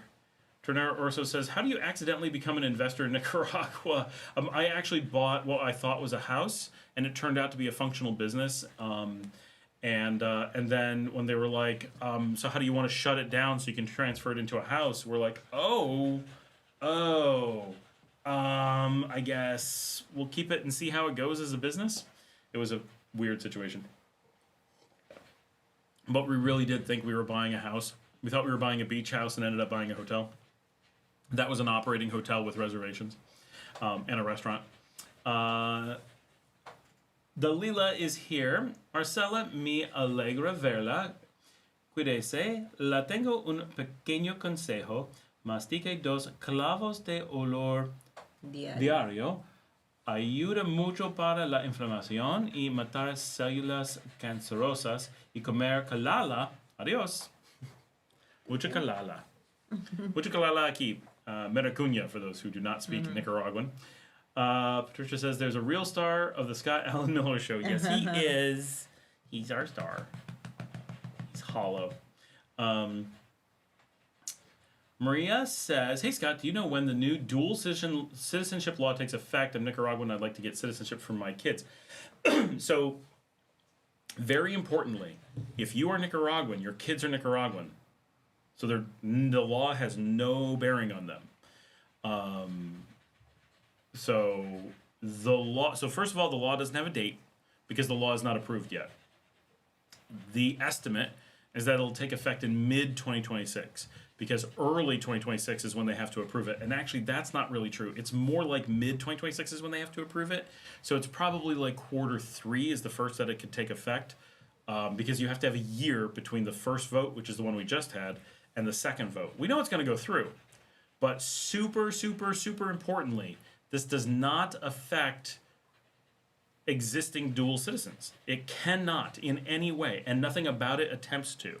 So if you're a Nicaraguan and your kids have some other citizenship, then the law you're not affected by the law. Like you're not seeking citizenship, so it doesn't matter. My dad says, yes, we pitched a lot of manure. Good night. Have a great night. Hug the granddaughters. La Marcelita. Dalia, thank you very much. I will put into practice. It's funny that Dalia spoke in Spanish and Marcela is responding in English. Who knows what everybody speaks? No me di cuenta. Mark is here. Hello, everyone. Dalila says, I guess it's Delilah. I'm sorry. It's so small and so far away, and my eyes are so old that I can't tell where the L's and I's are, and so I'm trying to... it's Delilah. That is my bad. Marcelita, you are most welcome. My prayers are with you. Tony is here. How common are foreigners in Leon? Are you considered exotic there for being foreign, and do people not pay attention? We're somewhere in the middle. We're certainly not exotic in Leon. We are exotic in Chinandega, but in Leon, like you go down the street, you're going to see foreigners most days a bit. On a Friday night, you'll see plenty. In the center, you'll see a good number. We're not a tourist city per se, but we're definitely on the trail. But if you're in, there's parts of the country where you'd be like, whoa, what are you doing here? That's weird. That is exotic. I've never seen one of you people before. And there's places where it's like, oh my gosh, this place is overrun with the expats. And Leon falls in the middle. In the center, there's plenty. In the center, there's plenty of expats, of extranjeros. Bastante extranjeros en el centro. Pero en los barrios, no hay mucho. No. In the barrios, like here in Sutiaba, we're a novelty, but we're a novelty, not exotic, right? If you see someone in Guadalupe or in Sutiaba or in Democracia, in Libertad, those areas, and you're an extranjero, if you're a foreigner living there, they're going to be like, that's so weird, why do you live here? But they're going to be like, you're normally over there in El Centro. So they see us. We're not exotic. We're just typically condensed into one of a few areas. El Centro, Saragossa, Fatima, and a few others is where most of us live, or the beach. If you are here in Sutiaba, we're a novelty in this, like, what makes you want to live in this barrio? Why are you in this neighborhood? Are you, like, and people are kind of excited about it because you're not being a tourist and isolating yourself, so you're different. And so that is a novelty, but not exotic. So it's kind of this middle ground. If we go to restaurants in the center, no one pays attention. Or you get the people walking down the street, hey, Chile, and they try to, they're hoping you're going to give them a couple dollars. And they just yell into restaurants and just ignore them. Or you go to like Via Via on a Friday night, or you go to El Sesteo anytime, and there's going to be other expats that are there, other foreigners are going to be there, and it's going to be like, yep, there's Pani Paz, there's always foreigners in those places. But then you can go to other restaurants, Barbaro or whatever, that are still in El Centro, still real popular, geckos, and you'd be like, haha, there's no, most days there's no one here. You could run into someone, but if they're not with you, chances are you're not going to run into someone randomly, even though those are really popular places, because they're really popular with the Nicaraguans. And then you go a little bit farther out and go to Antigua, or you go to El Sopan, or you go to in El Vivro, and then even though you're close to El Centro, people are going to be like, oh, you're part of the community to be hanging out here. Like, you're never going to run into another expat there. And I bet if you took all of those places together, I've never run into another expat in 5 years at any of the restaurants like that, ever. But if you're in the tourist center, you expect to run into some, depending on the restaurant. But even there, outside of a handful of places, you could easily go weeks, months of going out and not see another expat. You could make a list of maybe 10 places that almost all the expats are at most days. And we all try other places, but they're not going to be our regular haunts. We may all have our own regular haunt. Like, you might see me at NL Vivro, but you won't see anyone else, right? And then there's someone will be somewhere else, and you won't see me there. Like, I'm never at Antigua, but Paul and Alan are. So you might see them there, but you'll never see me there because they don't have anything on the menu for me.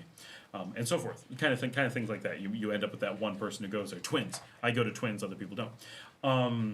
Because it's here in Sutiaba. So that's kind of how it is in Leon.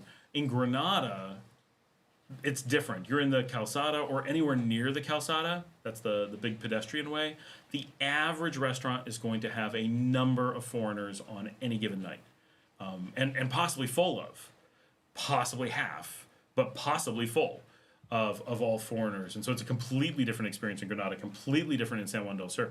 And that's one of the reasons that I like Leon so much, is that we're not isolating ourselves from other foreigners. We're not like trying to off-grid it from a cultural perspective, but we're also not trying to be with them either. There's a middle ground of like, oh yeah, sometimes we're going to run into some, and once in a while we hang out with our friends and make a point of getting together, but for the most part, we're in Nicaraguan society, we're doing Nicaraguan activities, we're acting more or less like Nicaraguans within as much scope as we can, right? To some degree, we're not Nicaraguans, and there's things that are just different. We like to eat different foods. We like to go out to eat at different times. I will never adapt. And I never managed to adapt to living in America, which is crazy because I grew up there.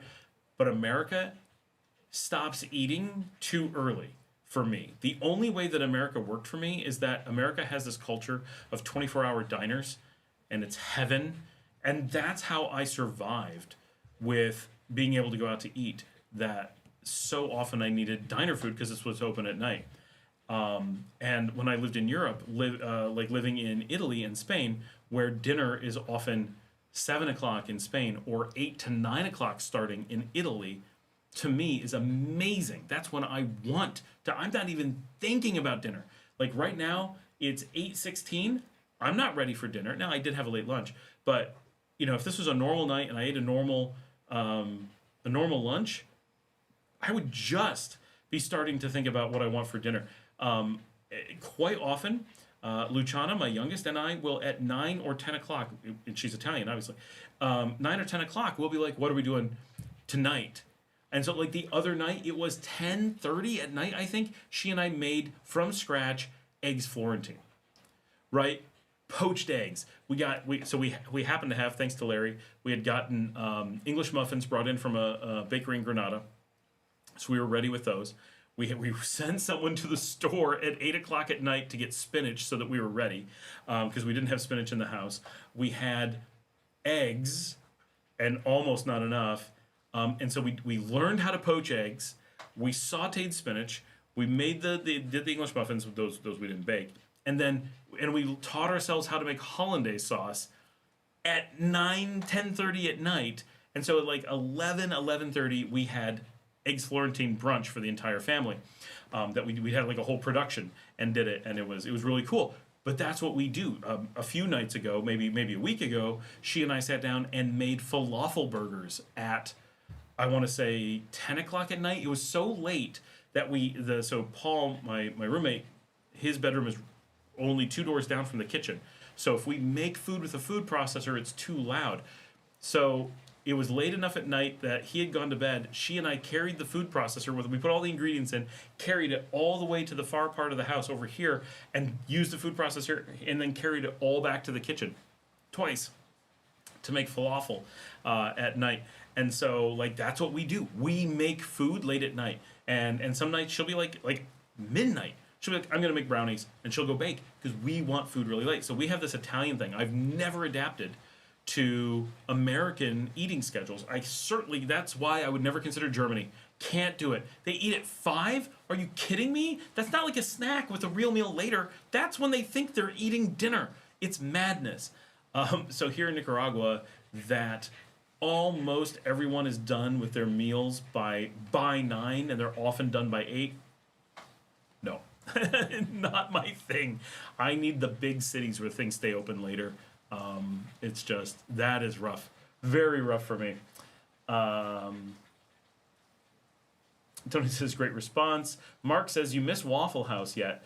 So, I never lived in a place where we went to Waffle House so much that, which is weird because I lived in Dallas, but all the Waffle Houses around us were awful houses. I really like Waffle House when it's good. Love Waffle House. And it was the last meal. My last meal living as an American was Waffle House. I got egg and cheese biscuits and a heated up buttered pecan pie on the grill as my final American meal on my way to the airport. I left the house, had everything in luggage. My family had already staged themselves in Florida. They were ready to get on the plane to Spain. I was straggling because they were doing a family vacation thing with their family. And so I was staying behind to take care of a few things. And I was heading to the airport. I stopped by at the Waffle House, had my final meal. It was like 11 o'clock in the morning. And I remember saying to the person, this is my last meal. This is what I chose as my going to the airport to move to Europe meal. And they're like, all right. And drove to the airport and moved to Spain. Obviously, I've been back and eaten in the United States since then. But that was my thing. What I miss, so I'm from New York, right? We don't have Waffle House. We have local diners that are so much better than Waffle House, but each one's unique. But so much of that food is what I miss. Shrimp baskets, fried clams. No one fries clams like that down here. Oh, I miss those. I miss garbage plates and New York pizza. subs. There's a lot of food in New York that I miss. That's about it. Everything else I can either recreate down here or do without. But there's a couple foods from New York that I do really miss, and the 24-hour diners and coffee shops I miss. Mark says, what would happen if you were to get into a fight with a local, but it's not your fault? I'd kick their ass. What kind of question is that? I'm a big guy. I have gotten into a fight with a local, and I chased him down the street because he didn't think I was going to respond. And then I'm like, and he's like, oh crap, and because he had hit me, and I went chasing him. I mean, you can get into a fight like that's people fight all the time. I don't recommend it. Right, I'm not 100% sure what the question is, but I mean, I don't recommend getting into bar fights. But you know, I'm a pretty not get into fights guy. Some guy got really in my face, and then I chase him down the street, and she's like, no, and I'm like hauling ass down the street chasing this guy. You know, it's not a fight heavy culture, but it is a very beer heavy place, and so if you're downtown Leon and you're kind of a feisty person, you know, things can escalate, and it can certainly happen. So, you know, but it's like anywhere, you know, you probably get kicked out of whatever bar you're in or whatever. But if it's not your fault, like generally they're gonna kick whoever's fault it is, right? It's not like the U.S. where they bully the victim. Larry says, watching as a VIP member with your man Noah from Playa Chiquillo. He absolutely mesmerized by your live stream. All right, Noah, glad you're here. This is Larry, I don't know if you were on. I had just before you posted that mentioned a thank you to you for the English muffins because I did not get to get pictures. I'm very sorry. But we were so frazzled after making it. But we made, Luciana and I made full on eggs Florentine using the English muffins. From our friend in Granada, and it was amazing. We had amazing eggs Florentine, but we made it like a restaurant for 5 people at almost midnight, so we were completely beyond ourselves trying to get all the meal together, and we didn't have sprouts. If I was gonna do photos, I'd want the sprouts for the top, and my daughter's like, I don't like sprouts, but it would be perfect for the pictures. She's so funny. Tony says, how easy or difficult would you say dating and or making friends is for foreigners in Nicaragua? In general, I have a video on this called, I think, Making Friends in Nicaragua. I think it's incredibly easy for foreigners. I don't know if that would be true if there were more foreigners. I don't know if that's true in San Juan del Sur or Granada where there's so many foreigners. But outside of those areas, so I lived in Granada, right? I've never lived in San Juan del Sur, but I've spent time there, and you definitely feel like you're just part of the expat community, even if you're just a tourist. You're just like, okay, yeah, I'm not hanging out with the locals. But when I was in San Juan del Sur extended time, like a week and a half, back in 2019, my best friend Rachel and I, now it helps having Rachel because she's tall and gorgeous Mexican girl, we would like go to a local bar. We would make an effort of leaving the tourist area, go find a local bar and hang out with locals, and instantly they're hanging out with us and, you know, buying us beer, we're buying them beer, like super, super friendly, everyone's hanging out. But mostly because I was with her, so they all wanted to talk to her. So if you're her, it's very easy to date here. Living in Granada for a while, I really didn't make friends here. I didn't make enemies, but I didn't have this I would just go to the corner and see these great friends. I knew a few people. I would start running into people I knew. But you're so just part of the tourist community, I think, in Granada, that there's a much bigger struggle. Of course, you can make friends with locals in Granada. It's a real city, right? There's real people there. But you are limited to some degree because they will see you as part of this pool of foreigners, and it is kind of oil and water. But once we didn't live there, once we lived in Leon and did things in Leon and Managua and Chinandega and Matagalpa, we found, all of us, that making local friends extremely easy. And everyone we know who dates here finds it to be, you know, dating's always hard, right? But just so much easier than in the U.S. because there isn't the anti-dating culture thing going on like the U.S. and Canada and Europe to some degree has so much of everyone's kind of given up on dating things. So you have like it kind of doesn't happen and people don't go out. Here, people go out, and so everyone you know is dating all the time. Like, the idea that people are single, hardly ever happens, right? They may be changing who they're dating, but people are always like mingling and meeting because everyone's out and social all the time. Even if you're not going to the bar, you may be, right? We talked about all these kids who don't move out from home. Well, quite often, even if you're in the barrio, you don't have a lot of money. Your entertainment on a Tuesday evening might be your parents put some portable chairs, like folding chairs, out on the sidewalk, maybe on the road really close to the house, crack open a beer, not pounding them, right? They're nursing a beer for 3 hours like I do on the show sometimes. Imagine this is beer, I'm still working on my first Pepsi. Right? They're just hanging out. Yeah, it's mom and pa chewing on the porch, except it's in the street. And the neighbors come by, and the neighbors' kids come by, and the teenagers mingle in the neighborhood, and people wander. So you have a little bit of this sitting outside, and everyone just kind of gathers, and then you have the passeggiata, like you have in Italy. It's less formal, but so in Italy, after dinner, everyone just walks in circles around town. Girls go one way, boys go the other, and you cross paths as you circle past each other. There, it's like this formal thing. You're so handsome. And here, it's not so formal, but you have roving bands of kids and young adults and older adults all over the city, and people are going places. And so you'll run into people at the grocery store. You'll run into people at the corner store. You'll run into people at a place that has music. You'll run into people at a street vendor that's selling food. The park, in Central Park, full of people who are just mingling all evening, right? Free activities, right? Music in the park, a ballet, like folklorico. There's always activities that people go to because it's an open social thing. People are dating. And so, and then add in the foreigner thing. Of course, you have this, you're separate aspect that makes everything harder. Well, you may not speak Spanish as well. You're not perceived as obviously going to be a long-term part of the community, so you have some stigmas to get over. But pair that with you're kind of exotic. Maybe you're not exotic like, oh, I've never seen one of them before, but you're exotic in a, well, I don't have any American friends, I've never dated an American kind of thing. And if you think about living in America, if you grew up in it, so I grew up, right, in a very, very, very white, no disparity region of Western New York, one Filipino family moved into the area, and those two girls were extremely well known and popular, right? Because they were the only people who weren't exactly like everyone else. They didn't have to, have everybody want to date them. All it took was 5% of people to say, ooh, someone from somewhere else, that's interesting. And then that they had so much more interest than anyone else.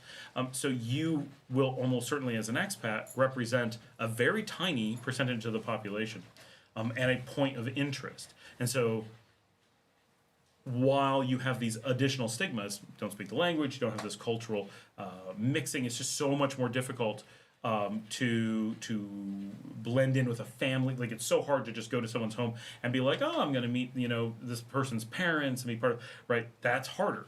But it's so much easier because you have a million things to talk about. Like, what's it like in the country you're from? What do you think of this place? What do you think of the country I'm from? Right? Like, you have this instant, like, you're interesting because you have experiences that other people don't have. And because we're so rare, that's going to override on average. And that's all that matters, right? It's like we say with job things, right? People say, I want my kids to go to university because I want it to open more doors for them. I say, as a job consultant, the last thing you want to do is open more doors. All you want to do is open the right door. Every extra door you open that isn't the door you're going to go through is a door that might confuse you. It's a door where you might make a mistake. They don't help you. If going to university opens the right door, then it's a good thing. But if it just opens doors, if you don't have a specific door you're trying to open, it's a bad thing. And statistics bear this out, right? Math bears it out. And dating is the same thing. You're not going to date 50 people. You're going to date one, right? And so it doesn't matter if under normal circumstances you walk in and like there's 50 people in a room, 3 of them might be interested in you, right? But because you're exotic, you may eliminate some of those, but 5 other people are interested in you. Your total might be 6, right? Your chances of finding the right person, your chances of finding somebody are higher, even though you eliminated some people, you added more. You're opening more doors on average, and so it's from that perspective, from the being a foreigner perspective, all other things being equal, it will be in your advantage. And the same as the opposite is true, right? If you were in small town Iowa, and you go there and there's you and there's someone who's otherwise just like you from Nicaragua, and you go there, they're going to have an easier time dating there, because even though a ton of people in that town may be like, well, I don't want to date someone from somewhere else, it only takes a few being like, oh, what a cool thing, someone from somewhere else, to outweigh any number of people that are like, no. And so that's and I remember going to a school dance when I was a kid, and a couple girls from another school pretended to be French because they were trying to leverage that effect. And all these people were gooing and guying over these French girls. And I'm like, they're not French girls. They're my neighbors from when I was a kid. They're just from one school district over and take a French class. And then they were like, oh. But it was, as long as people thought they were French, it was like they're exotic and cool. And everyone, it wasn't every guy, but way more guys than cared once they found out they were from the town of Pavilion, New York, rather than the town of York, New York. That they were not as interesting. And then the other thing is, like, how easy is it to get out? It's very easy, right? Because so when I lived in Texas, it was very, very my personal experience, but when I lived in Texas, going out to the bar, going out to a club, we did on a regular basis, right? My wife likes to go out, my best friend likes to go out. So we would go out for beers and just hang out, and quite often. And we would go out dancing relatively often to multiple different clubs in different parts, really different cities, Denton, downtown Dallas, different places. We would go to industrial stuff, we go to country stuff, like we go to all kinds of things. How much did you meet people doing that? Extremely little. Once in a while, especially at like industrial clubs in Denton, because it was a college town, and because my best friend was a college student there for a long time, so she had just loads of different friends that we would sometimes meet people. But in general, it's like we would go, we would dance, we would go home. And there was very little like meet new people on an average. Like you would, but not very often. When you go to the bar, it would be like we'd end up at a table, we'd play darts. Would we meet new people? No. We would just be us hanging out at a bar. There'd be other people, but they wouldn't come talk to us. In Nicaragua, those same activities, that same we're going to go dancing. Oh, tons of people are going to come dance with you, right? Meeting people is the name of the day. It's not this like we go and it'd be weird if someone talks to you. You go to a bar, you go to dinner, you might easily talk to other people at other tables. It's a completely different experience. I'm not going to say it's going to happen every time, but the amount that you mingle and talk to other people at places that you're expected to just talk to people is totally different. And so even doing the same activities that you used to from back home could be a very different thing here. Now, of course, there's some things that are going to be the same. You go to the movies, you're not going to meet other people at the movies, right? You sit in a chair and you're quiet. You go out for pizza, you're probably not going to meet other people. But if you're going out to Via on a Friday night, easily, you're going to end up making friends after a couple weeks or whatever, even without knowing people initially. Just people see you again, Now, of course, I've been here for a long time, but I go into some place like Via, and immediately all kinds of people from all kinds of walks of life are just like, walking up, shake my hand, give me a hug, fist bump, how you doing, buy you a beer, whatever, right? Because it's just we all, you see each other from around town. You're like, you're not a tourist, you're part of this place, so it's different. Mark says, do you still work with American companies through your IT work? Yes, I do. That is primarily what I do.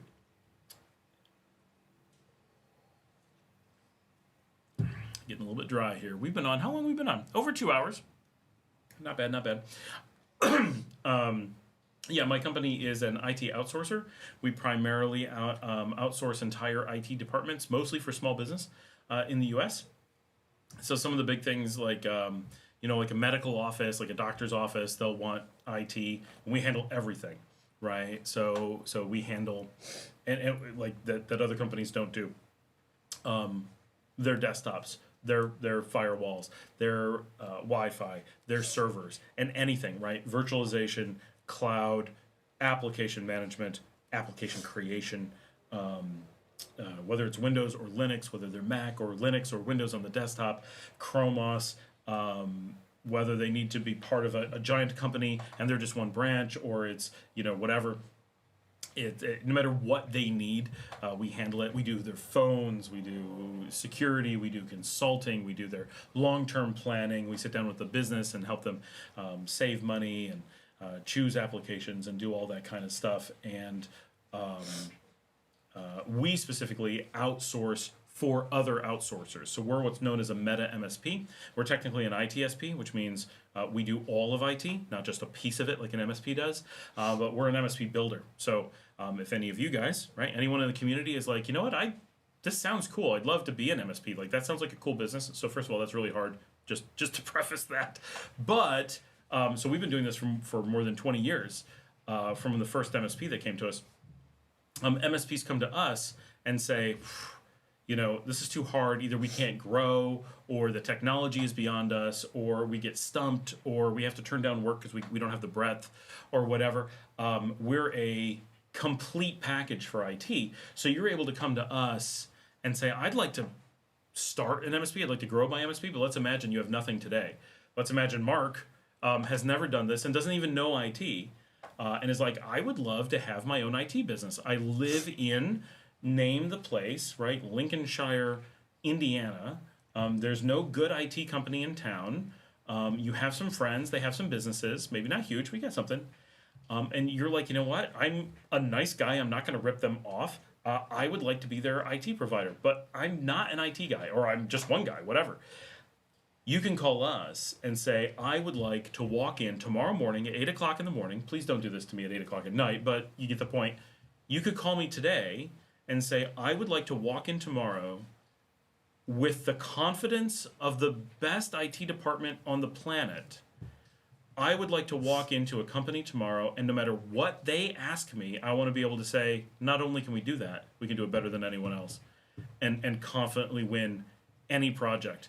And I want to know that if they ask me about a call center, that I'm going to be like, yeah, of course we got 24/7 call center. And if they ask me about a CIO that can sit on Wall Street, I'm going to be like, of course we got a CIO that can sit on Wall Street. And if they say, can you work in this time zone? They're going to be like, of course. Can you work with this technology? You're going to be like, are you kidding? Of course we can, right? You want to be able to have that confidence and not even know what those things are. We're that company, right? So you can come to us and be like, I want to be a world-class MSP, and I want to be it tomorrow, right?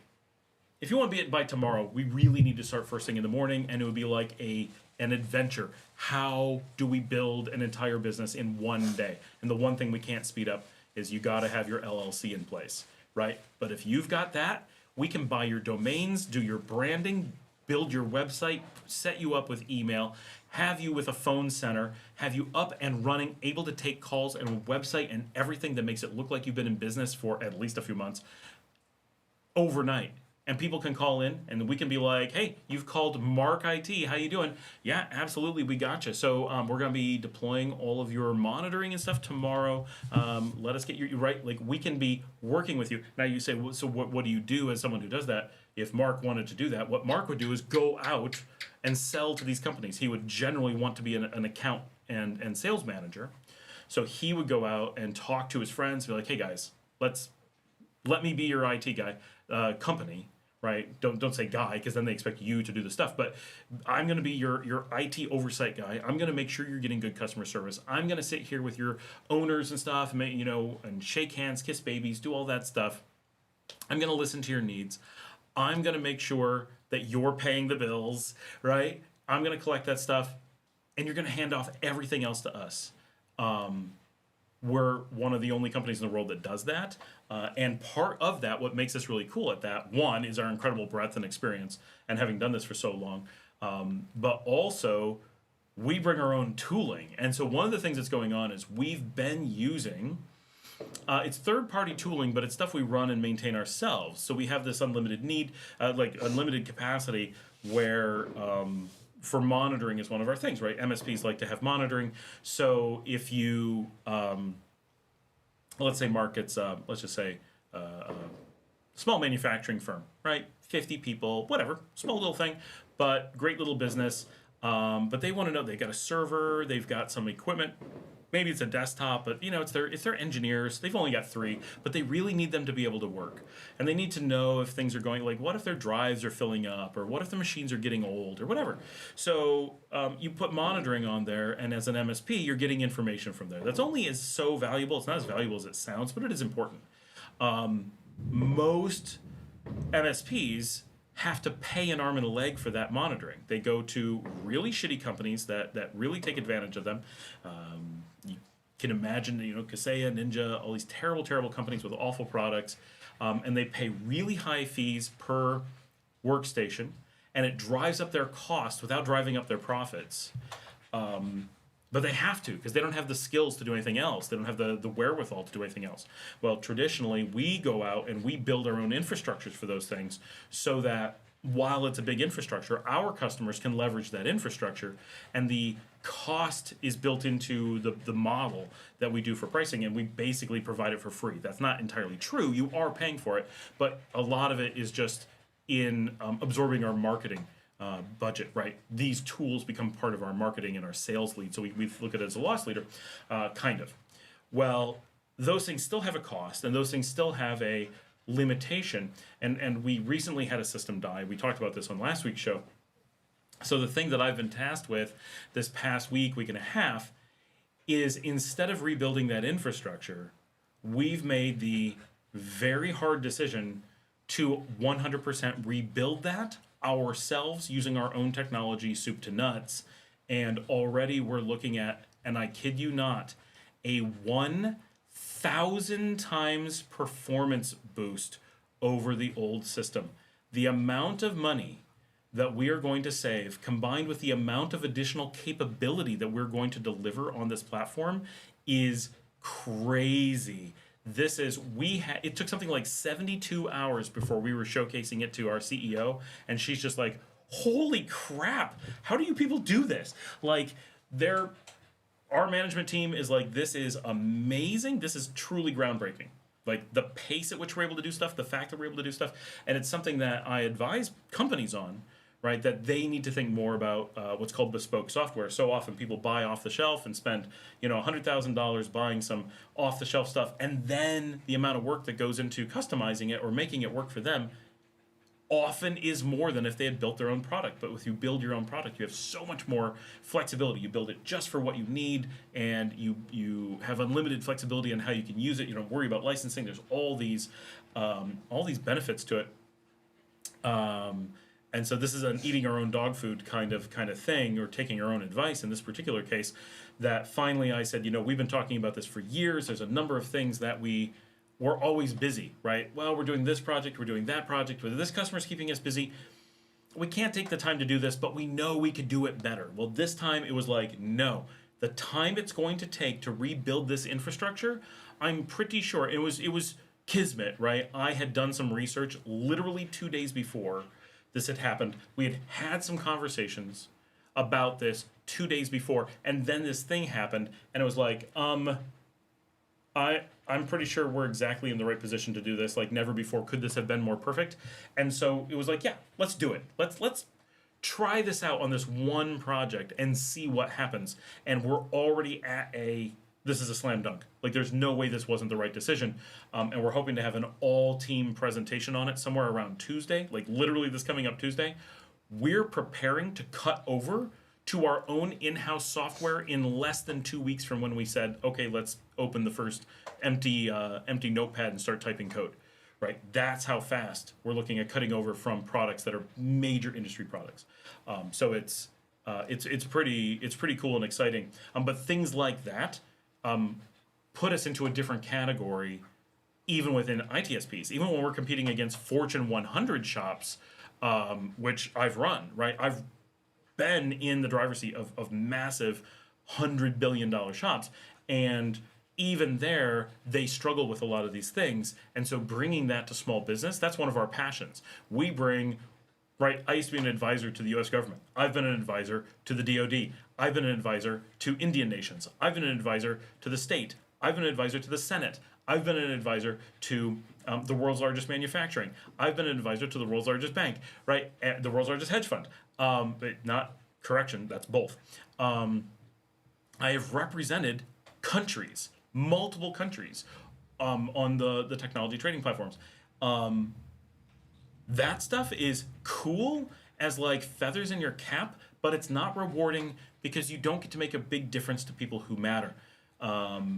Bringing that stuff to small business, bringing it to small countries, and delivering those kinds of things is an amazingly different experience where like we see what we do actually impacting lives, actually impacting real people's businesses where real people appreciate it, not just a pool of investors who are all being embezzled somewhere one way or another, and money laundering and all this stuff, and you're just another cog in a corruption machine, right? That's a very depressing way to work. Doing what we do and bringing it to small businesses and to small countries is a really rewarding thing for those of us who are a little bit more mature in the industry and don't have to play those games anymore.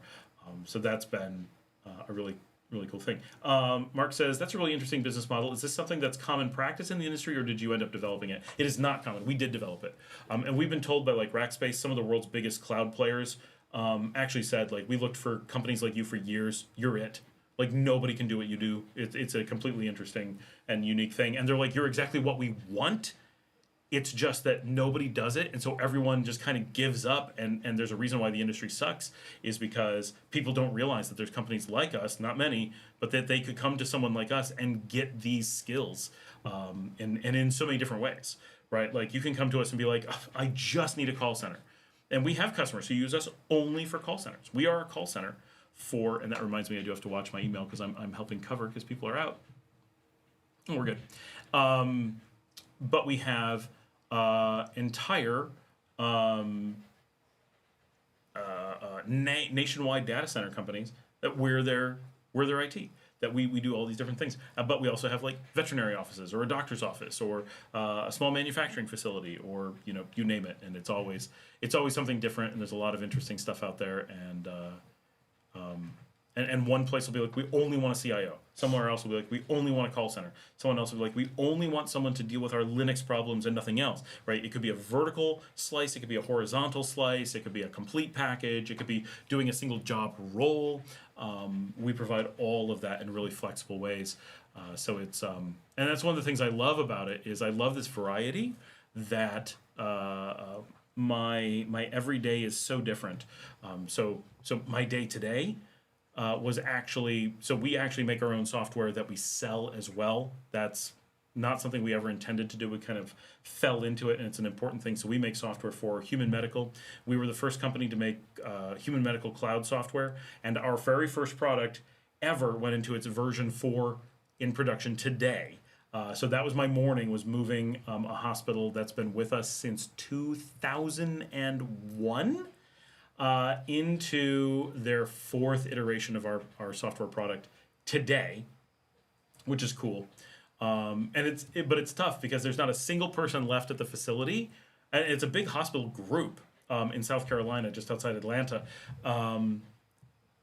I've been, as far as I know, this is probably not true, but as far as I know, I'm the longest running executive in that hospital, because I've been in charge of this piece of their facilities since 2001.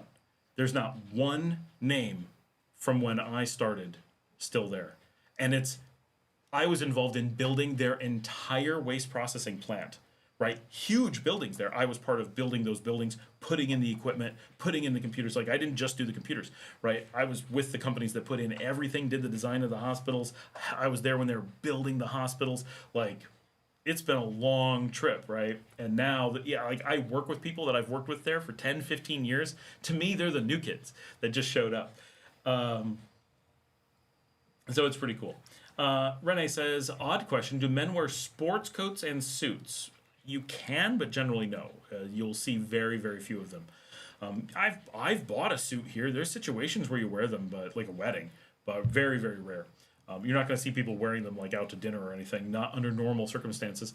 I would say once in a great while, I see someone, if it's a cooler night, you'll see generally an older guy who's really well off, like a senior doctor or something. You might see in a sport coat once in a while. You're really pushing it. Generally, no. Mark says, are you going to make a video on what you guys built? I am. I don't know when. I'm considering a bunch of things about it. I'm thinking about doing a book. I've been thinking about doing a book about kind of some of this for a while. At some point, we think we're gonna release it to the public. We're considering selling it. We don't know. Some of that's early. Like I'm still in like engineering mode, so I'm not really thinking about marketing mode and what's gonna happen there. But it's definitely got an infrastructure where we could sell it and do some stuff. So there is like from an engineering perspective, we're making sure we have those options. What's really nice is if we were to add thousands of customers, it wouldn't impact us. Like our old system, my gosh, it was always like, can we trim monitoring a little bit? Is there something we don't have to monitor? Because everything just uses so much power. And now it's like, monitor everything. It's so cheap. Holy cow. It's such a change. Already, and like the head of our monitoring team is like, this is amazing. Like what? This is nuts. And our team is used to when you're going into the monitoring tools being like, things are sluggish. Like they work, but everything's sluggish because it costs so much money to make it fast.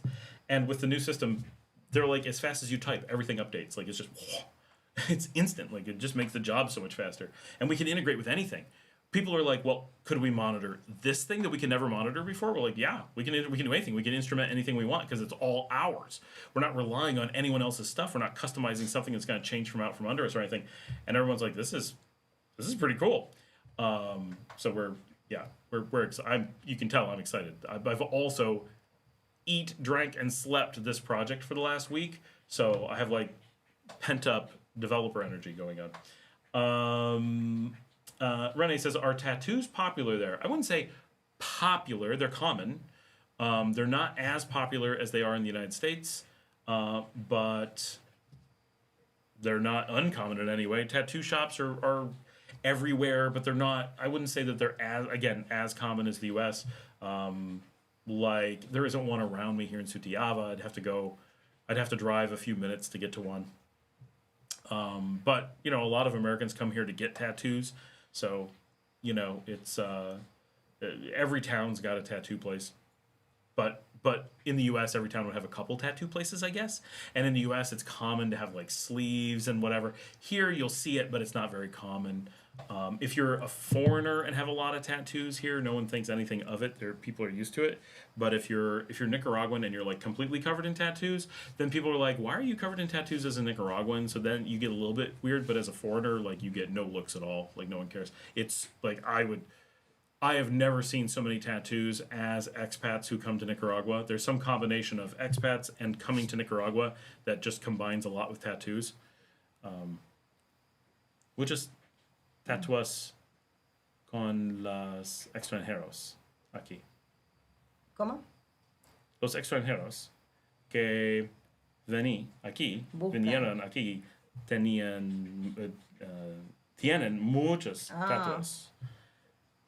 Pero en los Estados Unidos es menos.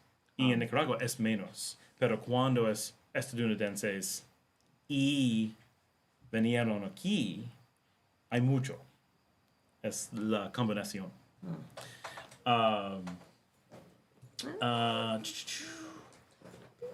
Mark deleted something. Hassan smiles and salutes. Hassan, good to see you.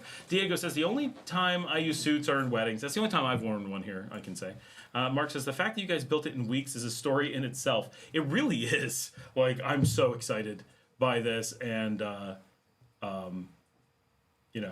you can tell. So, a quick story about our company. When we were very young, the company and us, in late 1999, in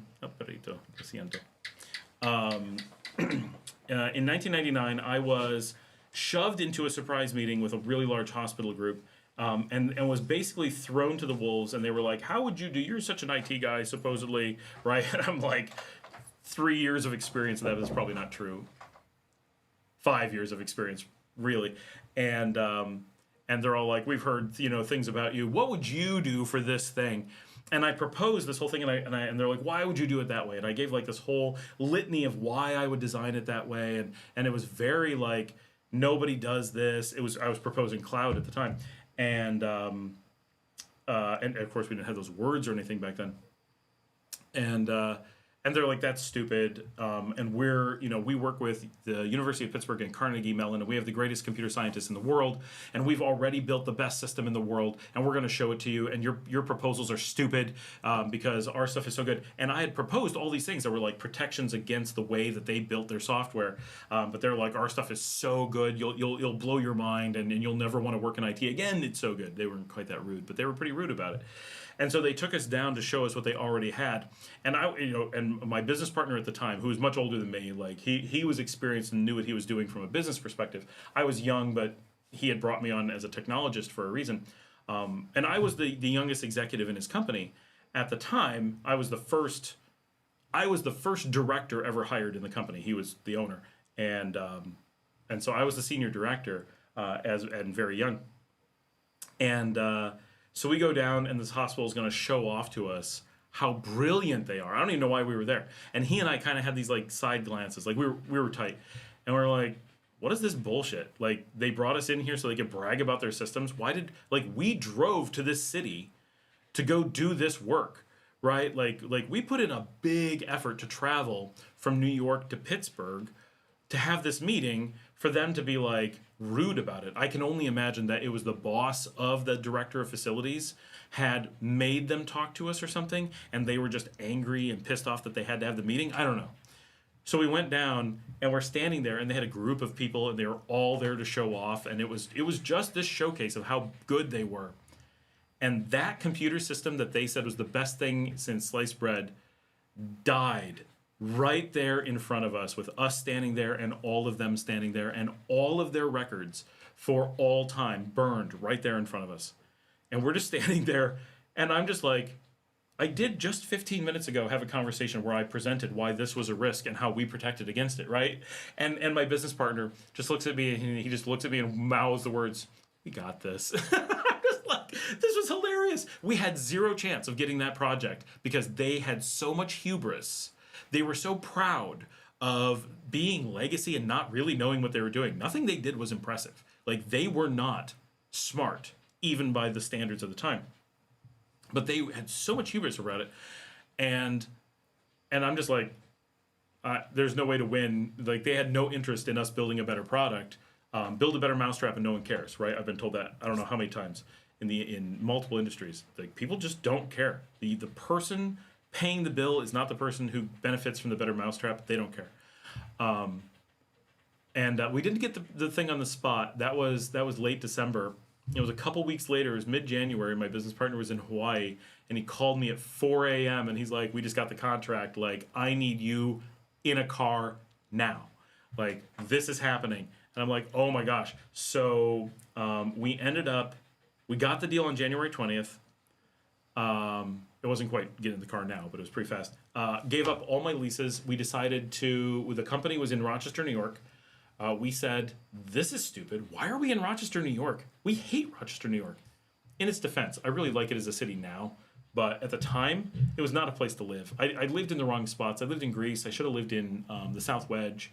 If I was doing it again, I would live there much better, but still, it wasn't the place for us. And so my other business partner and I are like, we're moving to Ithaca. Why are we living where we don't want to live? Let's live in our favorite place. So we moved to Ithaca on February 20th, and it really started this kind of new phase of the business from there. And immediately, we were in Ithaca for weeks, and it was, now we have to move to Pittsburgh to be with the customer. And we went, let's see if I can do the math. So we considered the kickoff of the project to be February 5th. So we got the news on the 20th. We ran down to Pittsburgh and did a kickoff meeting, moved to Ithaca, and then moved to Pittsburgh. And we were doing some work while we were in Ithaca. We were working hard. We went from getting the deal on January 20th to in production, having built from scratch. And they knew that we didn't have a product. It wasn't like we lied about having a product. We said, if you gave us a project, this is how we would build the product. This is the product we would build, right?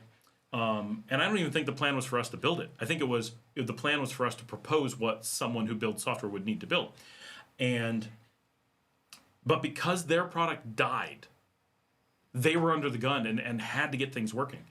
And so we were given 90 days to go from you're getting the project and you don't even have a computer to work on yet to you have to acquire all the tools, get all the computers, the desktops, the servers, the licensing, do all of the IT infrastructure, design the software, build the software, test the software, and we went live on Cinco de Mayo, missing our original target date by 5 days. They wanted to be live on the 1st of May. We were live on the 5th of May, making it in 90 days. Built the entire product, and it has been in production since Cinco de Mayo 2000. So more than 25 years in production. And this past week was our first outage in 25 years. And that outage had 0 data loss, just some downtime. And the majority of the downtime was the customer made the decision to work with us to take them to a new version of the product rather than stay on the old one, given that we were going through the pain of an outage. So it's been an amazing journey, right? But that first, when we were young, I was 23, my partner was 22, and the two of us built the first cloud product for human medical in the US in 90 days, and we were in production with a hospital group in Pittsburgh, an enormous hospital group, and then moved on and did it in other cities and stuff. But that was what got us started. That was the initial journey. So the whole like building products under the gun in insanely short amounts of time is what built our company, really. Diego says, there's still a lot of stigma around tattoos. That is true. I know places that don't hire you because of that, right? If you're a Nicaraguan, you want to make sure you can cover up your tattoos. Diego says, I know you know a ton about cameras. What do you think of the Mevo Pro, the app? I want to use the phone to do live streams of sporting events. Do you know any alternative? I don't know Mevo Pro. I don't use my phone that much for stuff, so I'm actually not familiar with that. I use an iPhone as well, so a lot of the software is different. But you definitely can do. Mark says, my skin is clean, no tattoos. I'm the same. My wife has one tattoo, but not much. Don Timoteo says, yawn. Diego says, one outage in 25 years is amazing resilience. It is. It's been, mostly it's luck, right? Like, I'm not gonna pretend it's been amazing, but to quite some degree, it's like we took logical chances. We didn't do a lot of stupid, foolish things that a lot of companies do, but we took reasonable chances, and yeah, one outage in 25 years. We did at one point. We had so many hospitals at one point, but so the system collected all the data from all the hospitals. And we had a chart that showed all activity. And we used to be able to say, so we knew that Sundays at midnight Eastern time, there was a magic minute in which no facility that we had ever worked with had ever, in their histories, worked during that minute. Someone had worked up until that minute, and someone worked from the minute after. But there was 1 minute every week in which there was never someone working. And we figured out that we could do a secret maintenance window in that 1 minute. And so we had everything timed so that we could do whatever maintenance we had to do during that window, so that there would be no traffic and no one could tell if the system was up or down. That was one of our secrets to the early days. We were a little bit wild and crazy. And of course, it would have been the end of the world if we were down for a second, but we didn't want anyone to know that we could be down at all. And it was pretty cool. We once had to do major maintenance. We had a data center inside a hospital, and we were mounted on a wall. So data center is like a loose term. But our facility's data center was this huge steel system. It was probably aluminum. No, it was mostly steel, mounted on a wall. And at one point, they had to replace that wall. They had to replace the wall. And so we're like, well, we can't go down while you replace the wall. That's not really an option. And they're like, so what are we going to do? And I'm like, can we get a forklift? So they took our entire rack system and lifted it on a forklift and moved it maybe 9 inches off the wall and held it there. And we very carefully moved all the cables and stuff with it. So everything stayed plugged in. And Then they pulled the entire wall down and reconstructed the outside of the hospital, and then the forklift remounted everything onto the wall without it ever going down. Like, we took our chances over the years. We did some. It's been a journey, let me tell you. Mark says, if you guys become the service provider for a new customer and they need service that requires a lot of in-person, do you guys subcontract that out, or do you have people everywhere? Mostly we subcontract that out. It really depends. So we do have people in different places. Like we have a guy in Kentucky. We have an entire team in Miami. We have a couple people in Utah. We have Atlanta. We always have people. But typically we subcontract that out because IT work never requires in person. Anything that's in person is bench work. So it's not part of our expertise, so we don't feel any problem farming it out, and like a good customer would never be like, oh, these aren't your people. It doesn't matter because they're not doing IT work. They're doing bench work, which is still important. It's important work, but it's not IT work, right? It's just that typically you hire IT shops and it's like, well, they're here, so they're going to do our bench work too. That's fine, nothing wrong with that. But it's important to recognize, just like sometimes you'll hire a kitchen staff, and then sometimes they're also your janitorial staff, right? Like sometimes I used to prepare food, and then when it was done, we didn't have a janitor, so I would mop the floors. Nothing wrong with that. There's two different jobs, right?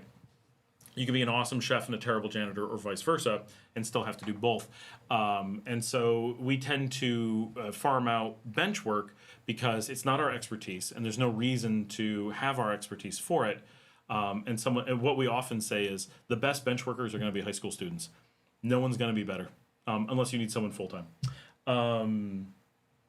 But if we have a customer who needs people all the time, then we'll hire people and put them in the facility, right? Like it's completely unique by the situation. Mark says, forklift certified server move. What kind of software do you guys build? We do quite a bit. We build like entertainment software, systems for tracking human medical. So we work in the chemical and radioactive, like we do nuclear waste tracking. I'm nuclear waste certified. There's something you probably didn't know about me. We do a lot of waste logistics systems. We build veterinary software, so the stuff that runs a veterinary clinic. We are about to release, about maybe 6 months, releasing, so that, like, if you're a dentist, you can run your entire dentist office off of us. We're hoping to have the first of that in production in like a month, but that's very new. Veterinary we've done for 5 years, 6 years. We make lottery systems, we make banking systems, we make IT management systems.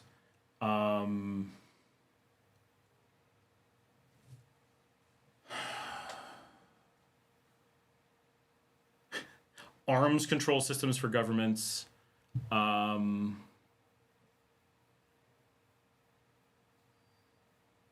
are our main things. Software is not our core business, so it's a little bit younger than our IT business, and it has large periods of time where it's not been a focus. But we've kind of ended up in a bunch of different areas making stuff. So it's always like, here's a need. Now we got to get into this now, and it just kind of happens. But it's wild. It's like such unrelated stuff. But it's cool. I started my first software engineering job, my very first job, period, was building databases. And I don't mean like, getting to play with Microsoft Access and build a database. I mean writing Microsoft Access. I didn't make Microsoft Access. I made something like Access before there was Access. That was my first job. We do make a ton of different stuff. We're the company, both in IT and it turns out in software, we're the company you come to when no one else does the thing. Then Dave says, I love how arms systems and nuclear waste is said so casually. Yeah, it's funny stuff that we've ended up in over the years. Like, it's just, it was definitely a surprise the first time I was sent to nuclear training, like how to measure, your level of, you had to wear the badges and like you have training, like, okay, you can be exposed up to this amount. You're probably going to be healthier and then you're going to die. So you got to be careful here. Like it's, very, very different. Not in any way. I'm just checking where the dogs are. I don't know where Marcela and the little dog left. They just took off. The dog wanted to go, and she was like, "I'm out of here." I guess I'll move over into the middle a little bit, be a little bit more on camera. It's none of it is where I pictured myself when I started, right? I really thought I was going to be doing what is basically data science now, building our own software probably, and doing really deep mathematical research for manufacturing. That's really where I thought my career was going to go when I was, say, 16 or 17. And that's where a lot of my interest lay at the time, and kind of where my experience had been and what I was kind of working towards. And I put in several years working towards that. And then everything else just kind of, life just sort of happens, and we end up everywhere doing every little random thing. And it's been such a wild adventure. And at one point, so this was my company, but we didn't get to own this software, right? We were hired to build software for IBM. At one point, IBM tried to buy us out and buy the software that we still have, and we didn't sell out to them. At another time, they hired us and brought us in and had us build software systems for IBM. Because IBM didn't have the chops to build their own software in-house, but definitely that's where they should have been. They should have been doing stuff in-house. So they brought us in to do that. So we actually made manufacturing control systems for IBM that IBM, in theory, was selling to other people. I actually don't know if they ever did. I left IBM when they shut down that facility. They offered us moves to another facility, and we're all like, you know what? We don't want to move to where you want us to move, so no. But it was a great job. I really appreciate my time at IBM. It was pretty incredible. Really neat time of my life. I was talking to April last night, I think, about that kind of mid-20s. It was just before I met my wife, and my life was, ooh, that's a lot of thunder. Was a lot like the Friends, without all the over-the-top ridiculous stuff. But I had a giant mansion in Ithaca, New York, in a beautiful location right off Cornell campus, nestled in the woods, 7,000 square feet, absolutely enormous, right? We had 30-foot ceilings, we had giant fireplaces, we had multiple living rooms, formal dining rooms, we had a wine cellar. Like, it was crazy, right? And it was me and all my friends. It was me and my business partner. We had started the company together.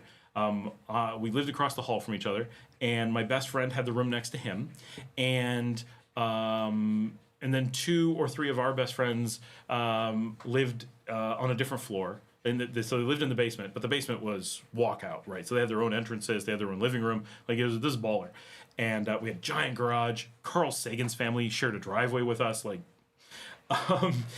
and it was crazy.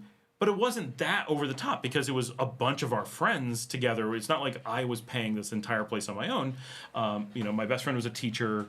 So we had several teachers, a college professor. So we all had real incomes.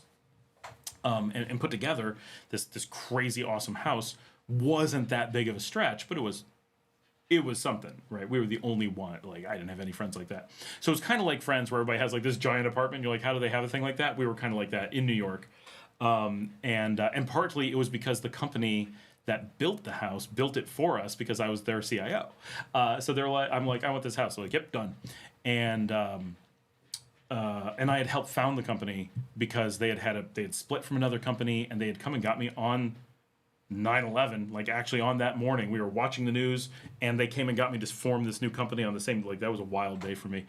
And I had to be in Washington, D.C. that night. Like, I was forming a new company, and I went from watching the 9/11 news on TV to forming a new company with a group of investors to in Washington, D.C., helping with the cleanup at the Pentagon in one day.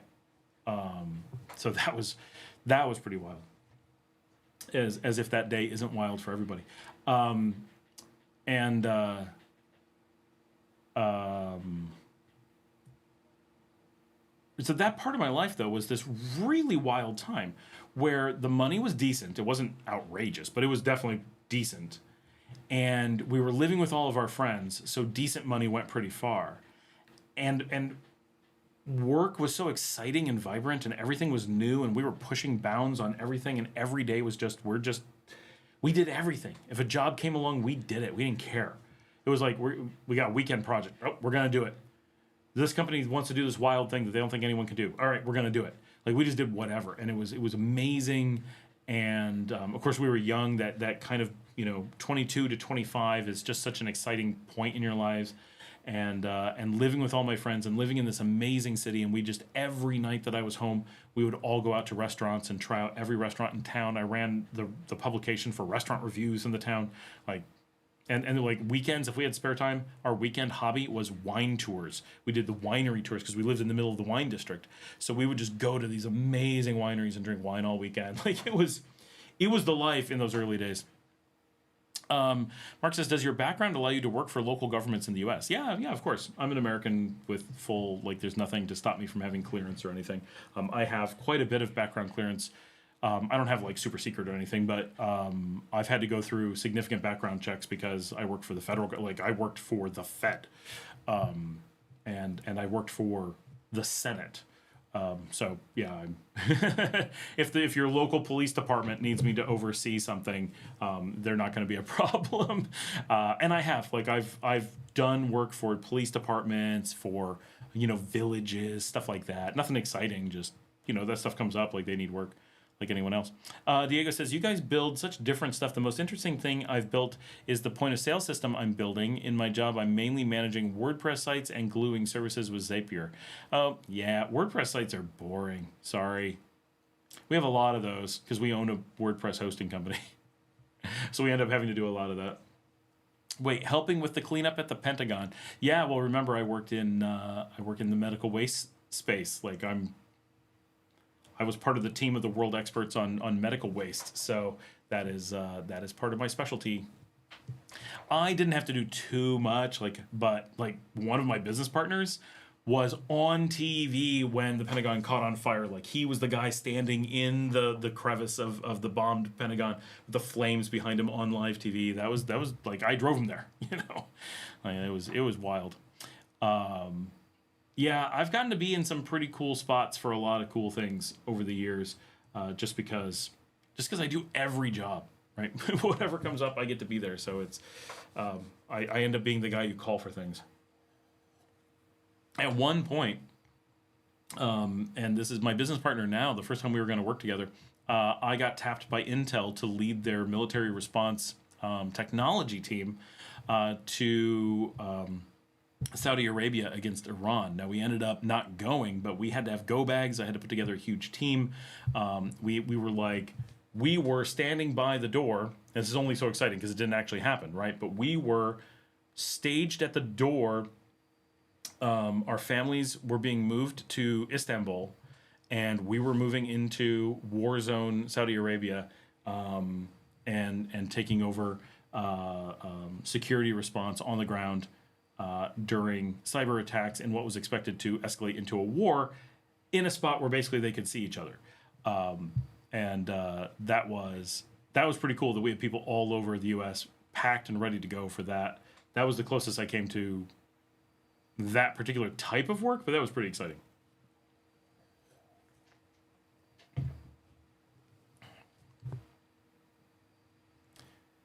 We're pretty much at 3 hours here. Not too bad. I actually have energy. When I started this tonight, I was really worried that I was not going to have any energy to go at all. I was very tired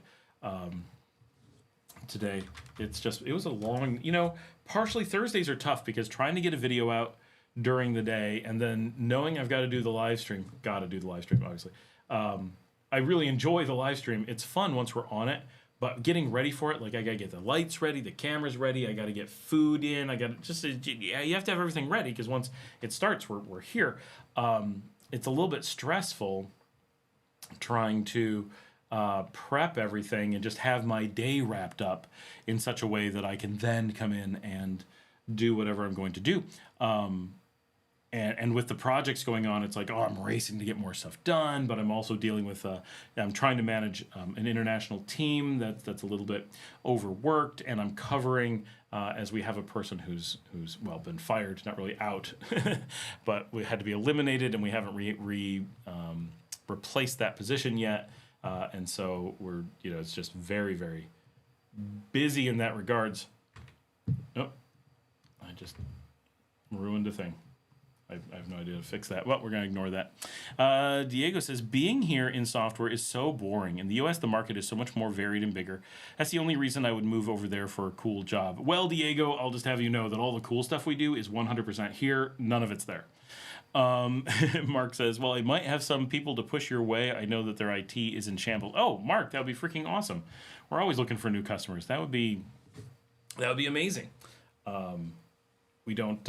It would be funny if doing this channel was it turned out to be a way to get customers.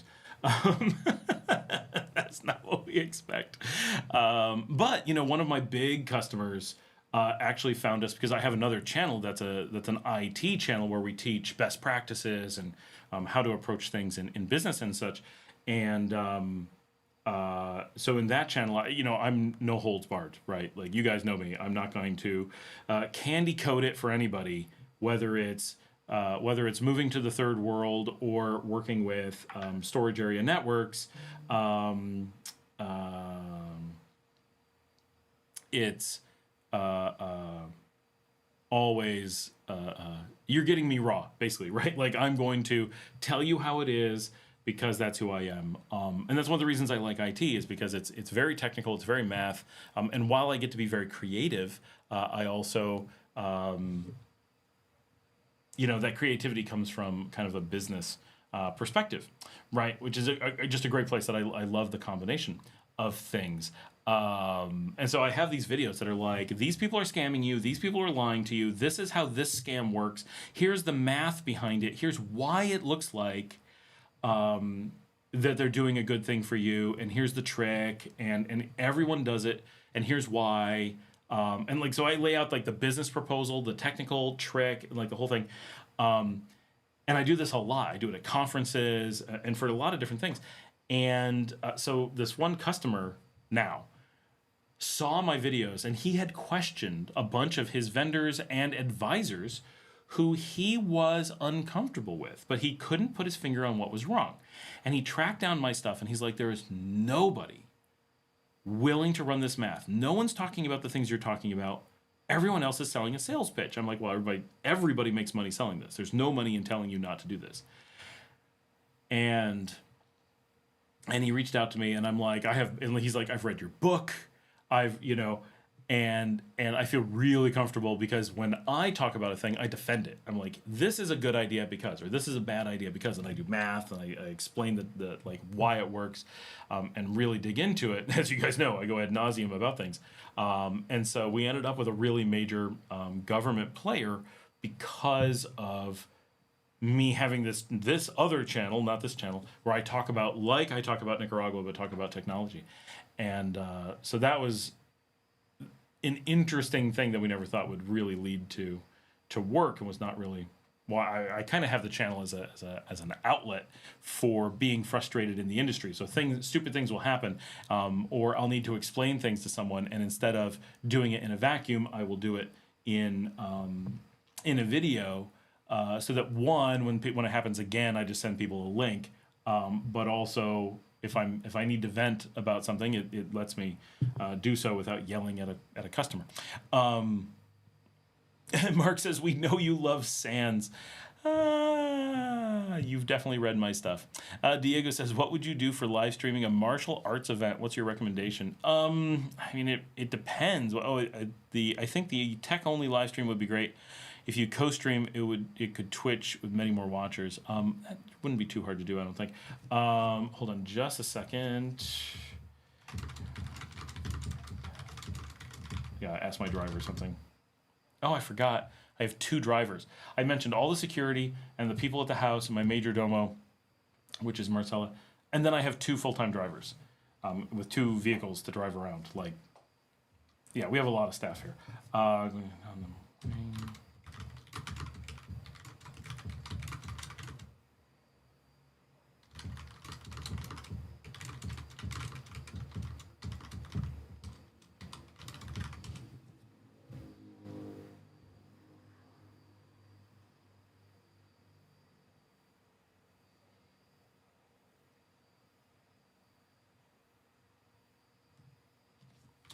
Sorry, I just got to answer about getting Marcela to the clinic in the morning because she has to do her exams.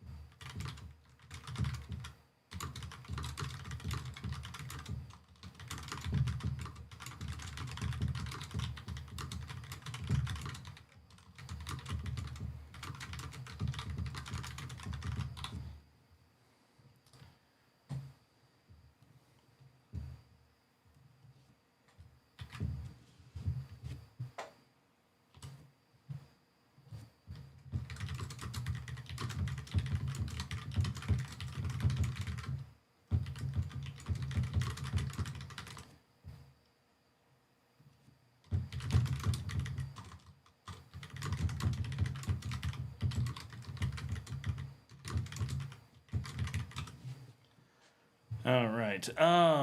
So live streaming, I mean, in so many cases, if you're going to live stream from a location, you need to use a phone. It's the only thing that's practical because the codecs are a little bit tighter. They're designed for streaming a little bit more.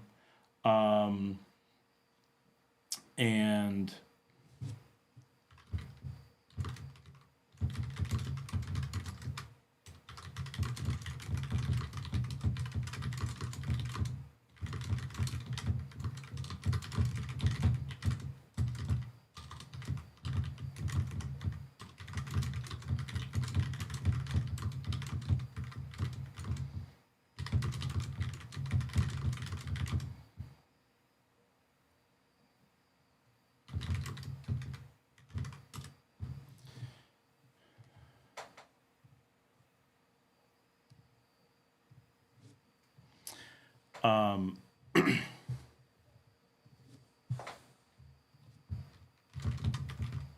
sorry, my wife took my debit card and kept it at the beach.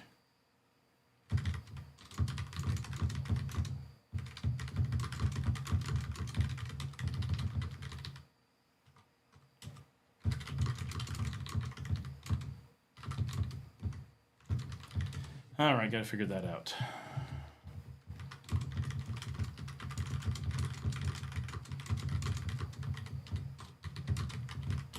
Okay.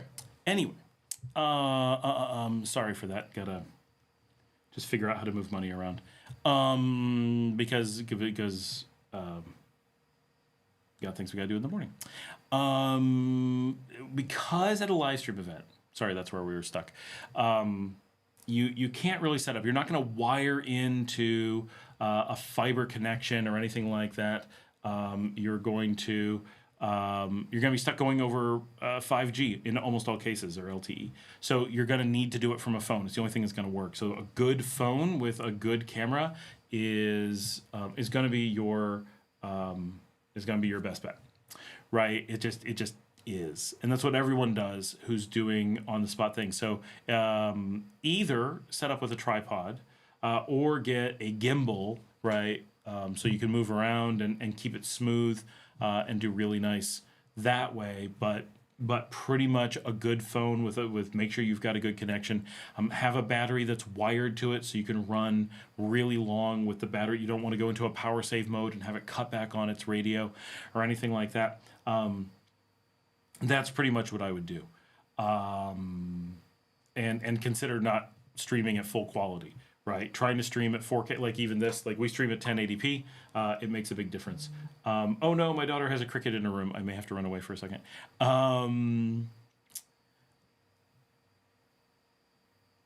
Oh, Mark says, I don't know if you remember this, but I read that SANS article and ended up meeting you in person a week later. Oh, yes. My SANS articles are so funny. Like everybody reads them. Gypsy Traveler says, do you have a regular time on Thursdays to start your live stream? More or less. I try to start by 5 most weeks. The last couple weeks, because of how busy I am, I keep saying I'm going to start closer to 6, which I did. It was like 6:10. And if I can, I will start earlier than 5. So once in a while, 4:30, it'll happen. Very rare. But I really try to hit 5:30 if I can, and then we go pretty late. And I'm going to take my first little break here. We're not going to go super late tonight because I am really busy and tired. But my daughter needs me to take care of her cricket. My kids do not like that stuff. So I will be right back. Talk amongst yourselves. Does OBS do wireless? Well, it certainly can. I'll talk about that when I get back.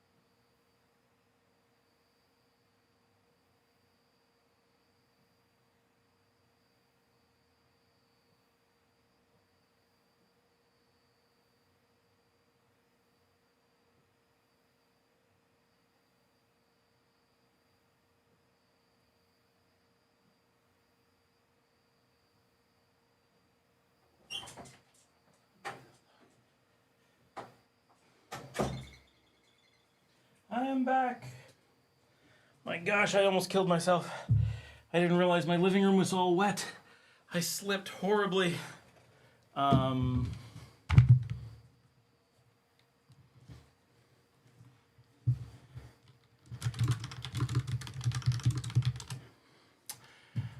Whew. Everything hurts a little bit because I slipped so much on the tile.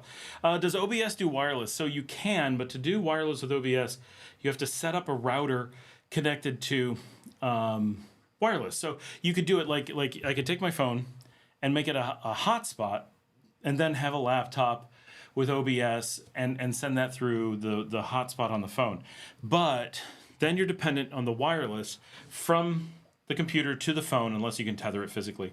And then you're limited to the wireless on that. So sure, you can do that, and you can use OBS. And with OBS, you can crank the bandwidth down as much as you need. I have some control over it, a lot of control over it.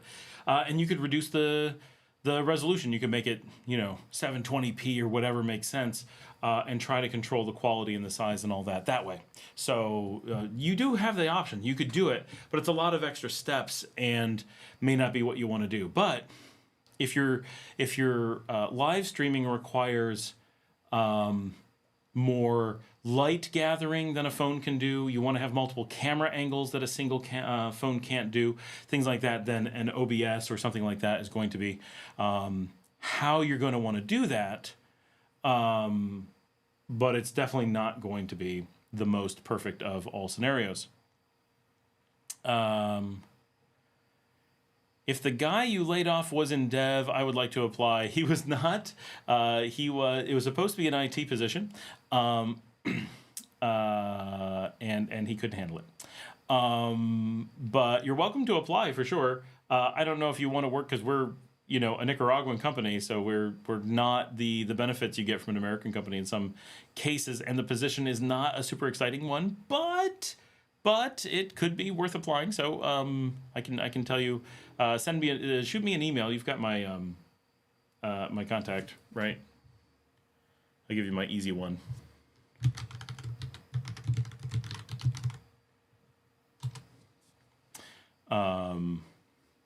Or you can always get me at soy@elgueguense.com for real. And Mark says, you think there are still Radio Shacks where he's at? Yeah, very likely. Where I'm at? Yeah, there's Radio Shacks everywhere. Yeah, of course there's Radio Shacks. That's the local, that's from the local Radio Shack recently. Chair looks pristine. It is. I had it. It was mine for a while, and then it's been my daughter's for a while. Diego says, yes, there's many Radio Shacks in Managua. Mine's from Leon, but yeah. Radio Shack is part of the Curacao group. Diego says, I don't know if there's Radio Shacks in Leon, but there are Radio Shacks in the big malls. We have at least 2 Radio Shacks in Leon. One downtown and one out at the mall. Edwin says, oh my God, Scott, be careful of wet, slippery floors. I know, I'm always barefoot, and I forgot that it was wet. I'm in my office. I forget that it's raining. The whole middle of the house has had rain blow in, so I'm running out there, and of course it's dark. It's always dark. It's a Nicaragua house at night. And I'm just like, what? I go sliding through the living room. So slippery. Edwin says, and by the way, it's finally confirmed. The state has confirmed that on July 15th, on that day, Julio Butrago died, 1969. The new La Robelo Bridge in Carretera Norte, Managua, will be open. Awesome. That's coming up real soon. Just weeks away. Diego says, I don't have your contact. Okay, well, I just sent it. Now you've got it. You guys can see it, right? Scott@nicamail.com or soy@elgueguense.com. soy@elgueguense.com. Yes, I really am. elgueguense.com. Somebody has to be. Hey, while we're thinking of it, we do want to call out if anyone in the area or knows anyone in the area who would be willing to foster a young mother cat and her babies for 1 month. What is their name? It's not the easiest name, and they're new. Tella Mea Defensa Animal in Las Penitas is looking for someone, preferably in the Leon area, but anyone who can handle it, to foster this young cat and her kittens for a month. They will take care of all the expenses, making sure they get medical treatment and food and all that, but they just need a place to put them. They don't have enough space. They are a new animal care facility out on the beach and doing a ton of stuff. She wanted to let us tell you guys they had a really good sterilization clinic there today. This is like their 4th one, I think. She said people now bring in animals with all sorts of problems and injuries. I won't tell you about some of the stuff they took care of, but they did save a lot of animals today. And our vets treat them between the surgeries. But they have this new cat that they just took in, and they got to find something to do. So we are plugging that. We will do our best to talk about them every week and get information. Oh, she said this is their 5th sterilization clinic. They did their first one in December. Over 120 cats and dogs have been sterilized at the clinic, which is awesome. And now they do vaccination clinics the first Saturday of the month and sterilization on the last Thursday every month, those 2 clinics, which is awesome. And they are about to start Tuesday beach cleanups. And for every bag of beach garbage that you can bring to a participating, and she says I'm one of these people, I don't know about this, but apparently I am, restaurant or bar, you get a free drink at the discretion of the owner. They supply the garbage bags and gloves if you don't have them. So if you want to do beach cleanup, Tuesdays with the animal rescue group.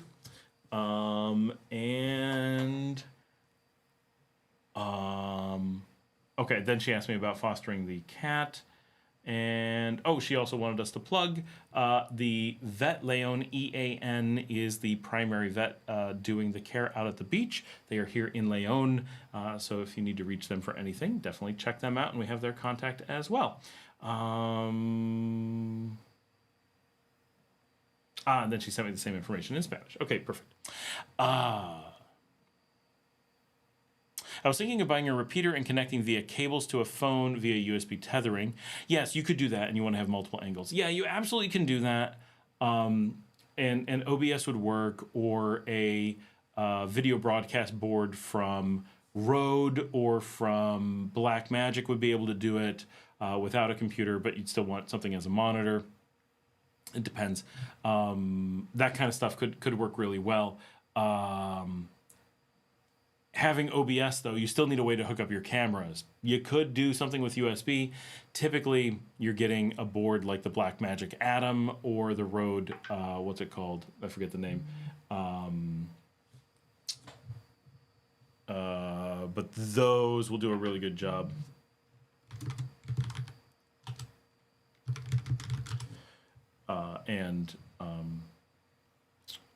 They make changing angles very easy.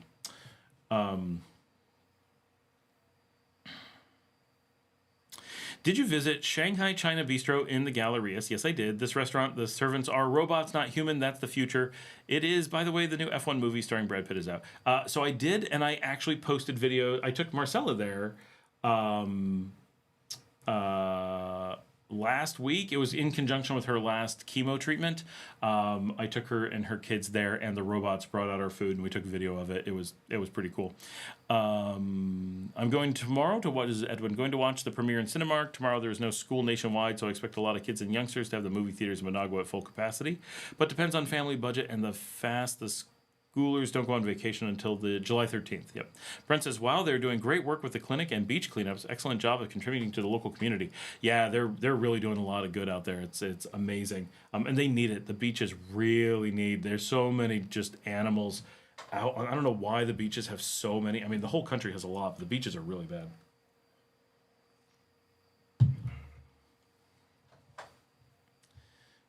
So, yeah. How's it going, Brent? Haven't had a chance to see you on here too much. We're not going to go too late tonight. Oh, it's already pushing 10 o'clock. We're not going to go too late because I do have to work yet tonight, and I have not seen my kids yet today, other than just now killing a cricket for them. My kids do not like bugs. Not at all. And I've got to get Marcela to the lab early in the morning and get back here for early meetings tomorrow. Oh my gosh, so many things. So many things.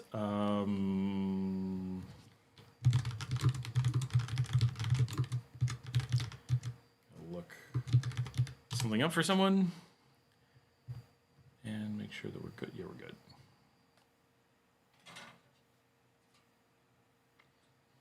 That's the sound of bugs in the windows.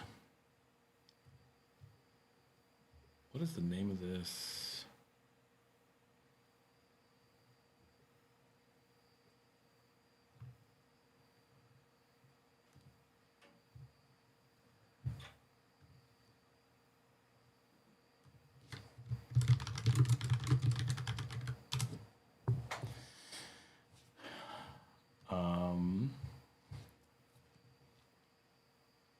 Evan says, give me a link for it, please. Wait, what was the thing? Oh, the video? I'm not sure if I've even posted it. I posted the one, I think. Honestly, I don't know where half my videos are at this point because they get posted so far apart from when I film them, and I have to post so many at once so quickly.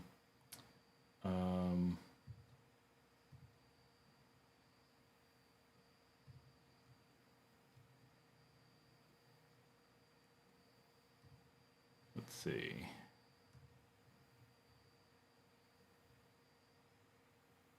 Yeah, I don't know if I've actually gotten it up. I did the Home 2 Suites tour and then did my tour of My tour of my hotel in Managua hasn't made it up yet. I don't know what's going on with my videos. I don't know where it is. Sorry. It's probably still on my phone. I probably need to track things down on my phone.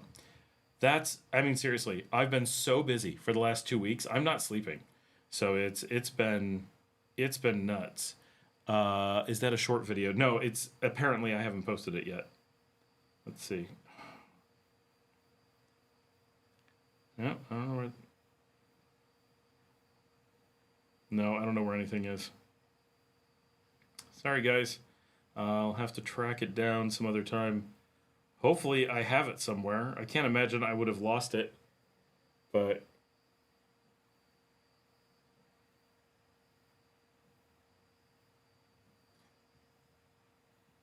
Yeah, it looks like it's been moved to a computer somewhere. It's not on my phone, so I don't know where it is. But yeah, the having a robot deliver your food in Managua is pretty wild. Like, that was not something I was expecting in any way, shape, or form. Me at 19 years old, also being awake overnight these days. Yeah, I can't do that anymore. But I've been working till about 2, 3 in the morning, and I go straight to work at like 7 every morning. Like, it's a little bit exhausting. And now that I'm covering the evening shift, like, I mean, that's not terrible, but it does wear on you a little bit. Oh,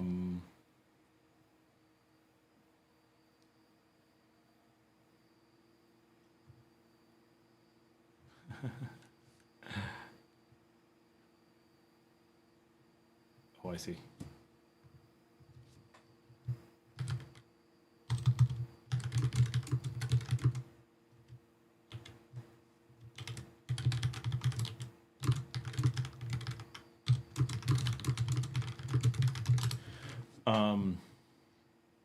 Robot delivering food in Managua. Where's that? How expensive is it? Diego just asked. It's the Shanghai Bistro at Las Galerías.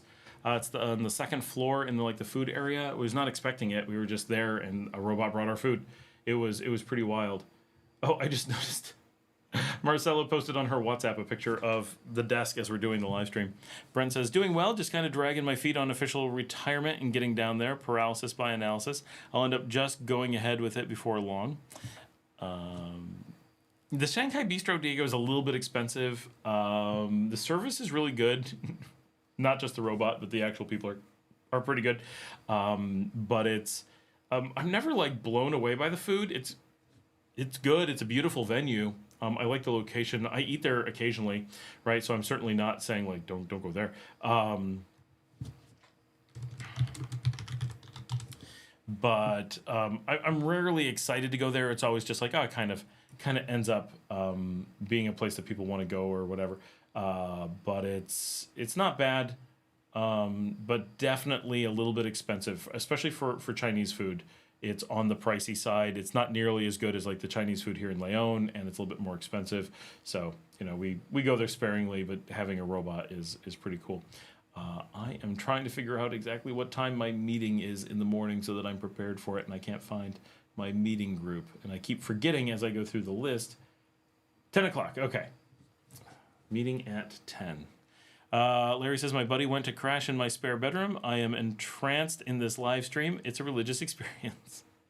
Thanks, Larry. I appreciate it. We're not going to be going for much longer, though. I've got to get some rest and get some work done. But it's good having everyone here. We actually got 21 people on, so we're doing quite well for a late start on a Thursday night.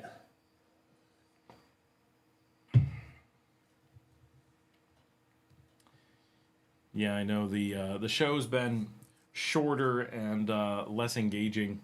Super recently, I've just been. It's a struggle to get the episodes out. I'm kind of doing them as fast as possible. I don't know if you guys noticed. You probably do, I assume. But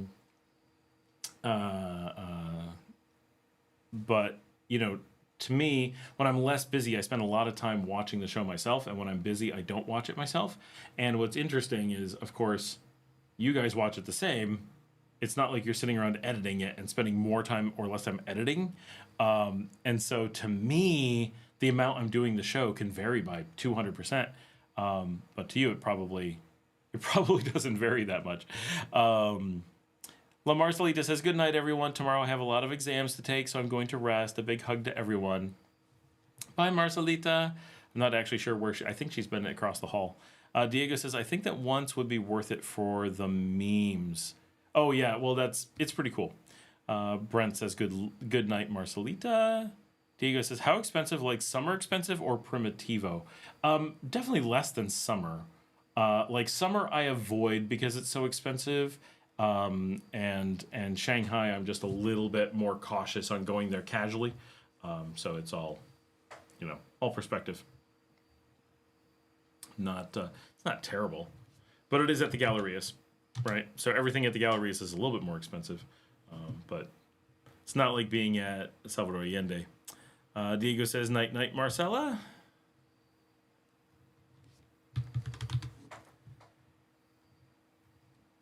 All right. I fear my tiredness may be starting to hit me. I've had a pretty good energy streak up until now. You guys are slowing down, and I'm starting to feel it. I'm like, oh, I feel the, It's every night for the last week has been like, I am so thankful to climb into bed. Normally I'm kind of like, okay, I guess I'll go to bed now. And I always sleep really well, right? I sleep with the dogs, and they pile on, and I'm a dog sleeper, right? My one dog takes my pillow. She's right here right now. And the other one kind of curls, like they move around, and they love getting to sleep with me because I let them do whatever they want. If they want my pillow, they get my pillow. If they want to sleep at my feet, that's where they sleep. So I adjust to them, not the other way around, which most people don't do. So they love when I go to bed, because they're like, it's our time. And my little one will be like, I want a blanket. He'll tell me he wants a blanket, and I'll have to get a blanket ready for him. And then they'll take my pillows or whatever. And so I control the temperature for them. It's extreme. But I'm so conditioned. Brent says I'm going to sign off and let you sleep. Thanks, Brent. Have a good night. I'm so conditioned to I sleep when I'm with the dogs that I brush my teeth, I fill up the dog water, I get the bed ready, I turn on the AC most nights, and then they climb into bed, and then I figure out where I'm going to sleep. And because I have the dogs, I don't move, and I'm just out every single night. It's turned into a Pavlovian response that as long as I have my dogs, I just pass out and go to bed. It's so effective. That it really is it's really good for me. Tika says, I've also noticed that live streams are more IT focused lately, or well, I don't know if it's been like that. Yeah, so the last couple weeks, so a few people have kind of been like, oh, I'm really interested in IT, so they asked me questions about it, and because it's the last couple weeks, 1 week was just random, but because I am so, there's been nothing else going on in my week. It's all I'm doing morning, noon, and night is working on IT software engineering projects, not IT. That there's nothing else for me to talk about really, unless someone has a question about something. Mark says, "Oh, Tusk the Ripper is here. Good to see you, Scott. I just finished watching Blade Runner. Such a good film. Yesterday was its 49th anniversary. Holy cow! No, that can't be right. What do you mean it's its 49th anniversary? No." It's its 47th anniversary. No, not even. So it's 1982. So I'm 49, and I was born in 1976. Blade Runner's from 1982. So it's definitely not its 49th anniversary. It would be its 43rd anniversary. Yes, 43rd anniversary of Blade Runner. Think I don't know my Blade Runner. I definitely know my Blade Runner. I have somewhere every single edition of it. I grew up watching Blade Runner. I watched Blade Runner when it was new. I may have seen it in the theaters. I don't think I did, but I may have. I remember it being one of my favorite movies and trying to explain it to people, and didn't know that the director's cut had taken out all the explanation. So I'm like, well, it's about this and that. And they're like, what are you talking? How did you get this from this movie? And I'm like, what? I don't know. I always found it very easy. And then later I found out they had taken out the explanations. Yeah, no, 40, if it was 49th, it would be older than Star Wars. Because Star Wars is 48 this year. So, yeah, weird. I wonder why people are posting about that. Unless they're talking about the book. Hold on. So, if those who don't know, Blade Runner is the movie adaptation of Do Androids Dream of Electric Sheep, but that's 1968, so that is, that's quite a bit more than, which I thought, right? Like, it's older. That's older than me, so that's 55 or so. Yeah, Blade Runner's 1982. I'm gonna look it up, but I'm 100% sure it's 1982. Yep, 1982.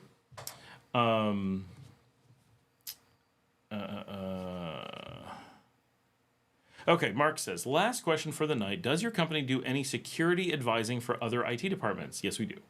Thanks for answering everything tonight. We do.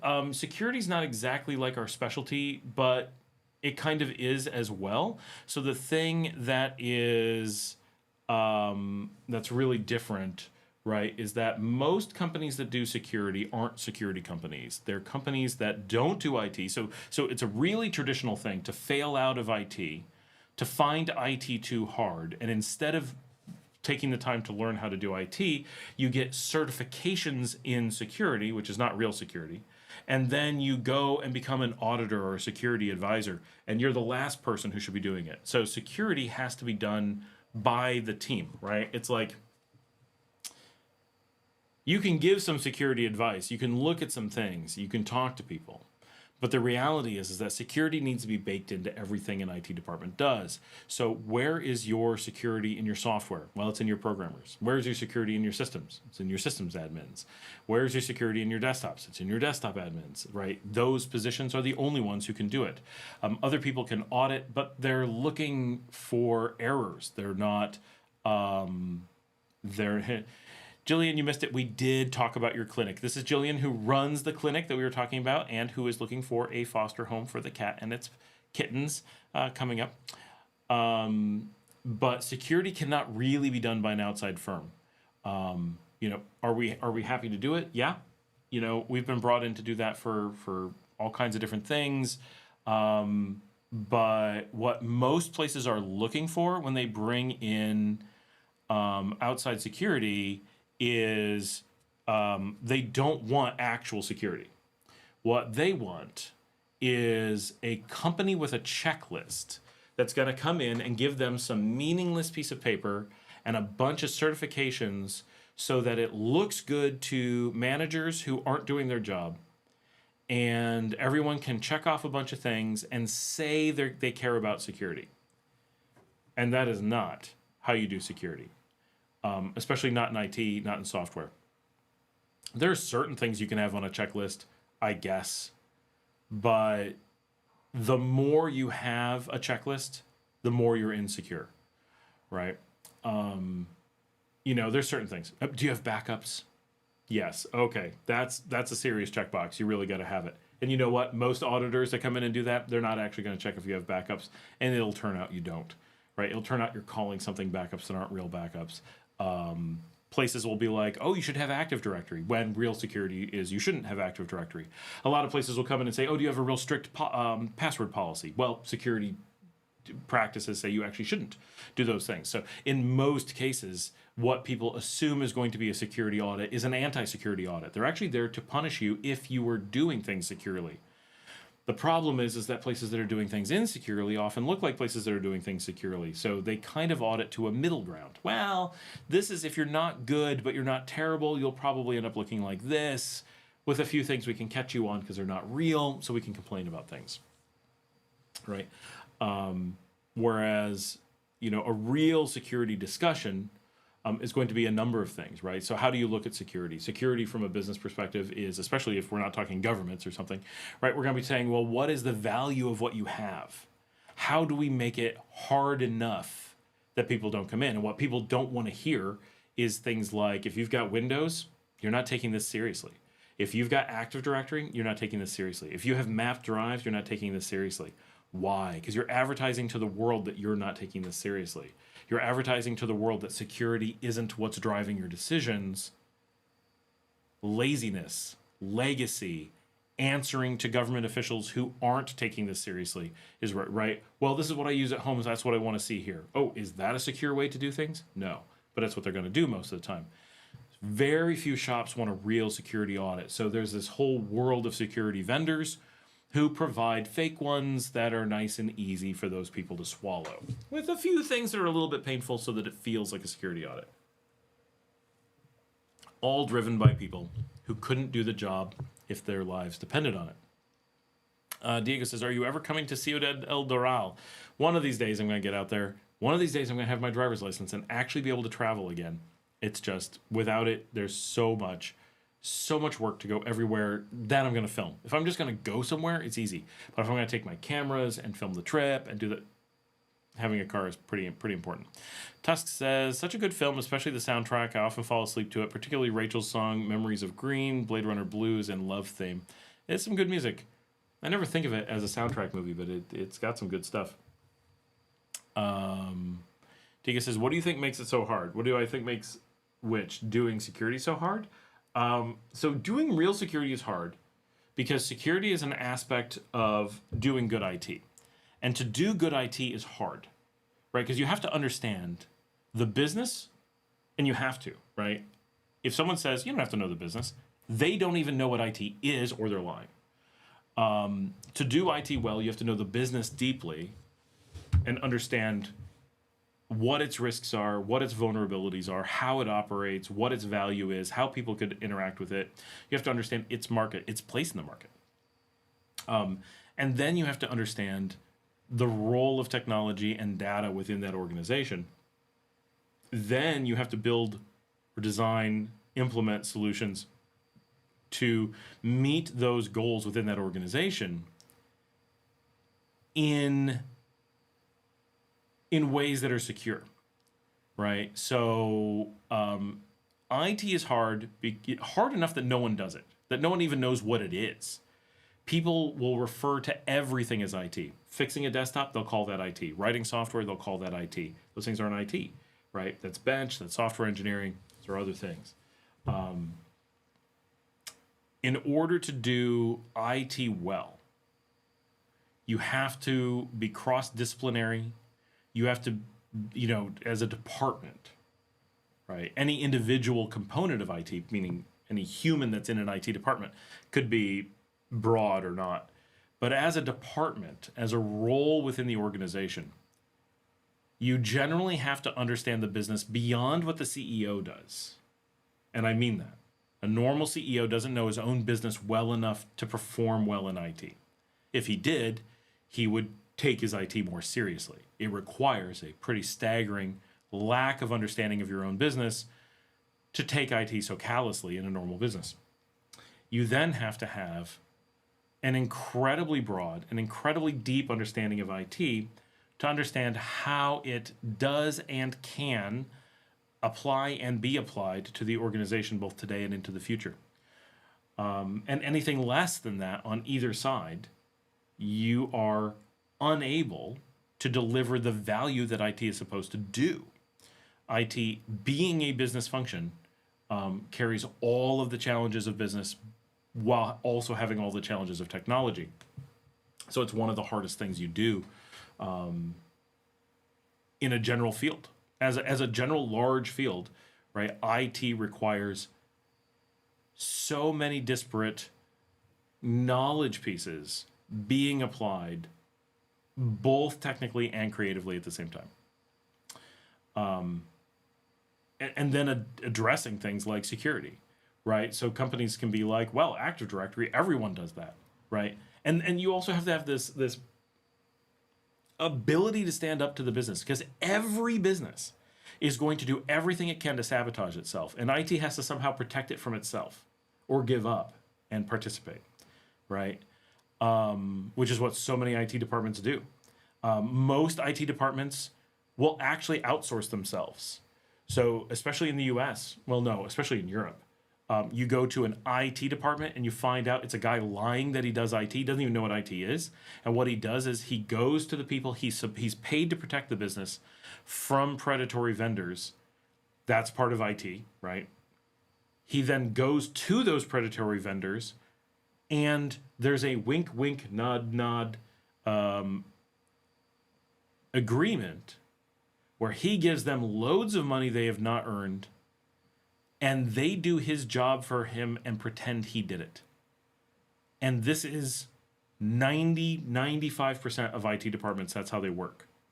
They are not protecting the business from the people they are specifically tasked with protecting them from, and instead use the position that they're in to semi-secretly funnel money into the hands of the very people they're supposed to be protecting them against, and let those people participate in hiding the fact that the person who's paid to do IT isn't doing their job. It would be the equivalent, and I mean this literally, of a security guard in a bank inviting the robbers into the bank and making a deal that the robbers are going to guard the bank and only steal enough that the bank doesn't realize, and the security guard and the thieves will work in conjunction to make sure that other thieves don't come in and steal even more, but they will work and use the budget that was supposed to be used to secure the bank to trick the bank into spending 2 or 3 times the budget that they would have spent actually securing it to funnel the money out of it. That's essentially what the average IT department does. And that sounds insane. And yet, that's exactly what they do.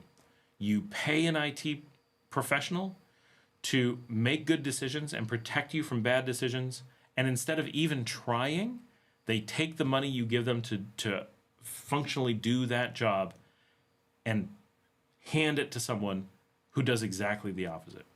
Literally paying someone to do the opposite of the job you're paid to do. Imagine paying a janitor and being like, I need you to keep this floor clean. And the janitor paying someone and saying, okay, you got to pay me to keep it clean. And you also have to give me a cleaning budget for all this equipment that's going to clean it. So they're giving you $100,000 of equipment budget for some reason. And you take that money and you hand it to someone who takes bags of dirt and throws it on the floor. And you just leave it. And then you go, this is what clean looks like to every other business. And it turns out every business that someone talks to, their janitors are paying people from their cleaning budget to throw dirt on the floor. And they're all just laughing at the owners. Like, they're so dumb. They pay me. They could just have people throw dirt on the floor. They don't need me to pay them. They're paying me a full salary to pay someone to screw them over. They could have just paid to have someone do nothing, right? Pay the IT guy to never show up. Okay, you're our IT guy? Just never come to work. Automatically, you'll be that much better because they're not there to funnel the money off and make a side deal. Like, that's how it's different. Julian says, how are you different? Because I work in IT, Julian, instead of being a person who is anti-IT and works against the business. So the primary thing, there's 2 things. One, internal IT is generally allowed to have a budget where they hire outside companies to do their job for them. So outside companies get access to everything. We don't. We actually do the work. So that's different, right? Now, it's easy to audit because you come in and say, who's doing the work? Oh, they are. They're actually doing the work. Oh, wow, right? Like, we're the ones who are on the computers. If you go to a normal IT department, you'll actually find that their vendors, sales companies, not IT companies, have access to everything and are doing the implementation. They're installing systems, they're maintaining systems, they're advising on systems, and no one audits it. No one ever questions why they're there. But it should be a really glaring thing. Like, wait a second, why is a hardware manufacturer in here giving us advice? They don't know anything about our business. They don't know anything about IT. That's not their jobs. It's not their career paths. It's not their purpose. It's not what we pay them for. Why are they doing this? Right? So, in the example of the security guard and the thief, no one's hiding anything. That's the crazy thing. You can't hide that this is happening. It's that you have to have a CEO so incompetent, so checked out, or so corrupt that either they don't figure out that their key positions aren't doing the job they're paid to do, and in fact using the job to steal more money, or just not bother doing anything, or be doing the same thing and not want to call someone out at risk of being called out themselves. Often they're just so incompetent. That's actually where most of it comes from. The other thing is that in most cases, what they end up doing is paying companies to give advice that are salespeople, right? So it's also very obvious we don't bring in salespeople. We never engage salespeople in the IT workflow. But companies that are doing this, what they'll end up having is, instead of, like, every time you go to a meeting for IT and you're making plans, the people who are making the recommendations, the people who are in the meetings, the people who are privy to the secret information that no one should have, aren't paid, trusted IT people. They are salespeople. The very people that you're supposed to be keeping from that information will be there. Just like you'd walk in and find the thieves inside the vault. So if this was the real situation, you would literally, so as a CEO, this is easy. My staff would have the very people we're trying to protect against would be involved in conversations. They'd be in on meetings. They'd have access to our computers. It's really easy as a CEO to protect against this. It's just crazy. If you have time for another question, what really is Active Directory? I've never worked someplace that uses it, but I hear it mentioned a lot. So, so I've lived through the entire life cycle here.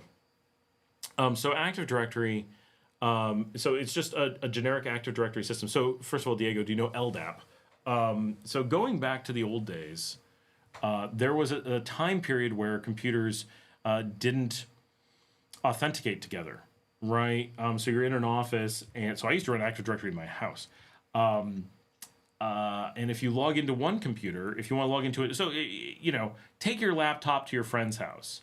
If you log into your laptop and then your battery dies, you can't just move onto your friend's laptop. You need his password. He has to make you an account, and you have to, like, there's no connection between the passwords.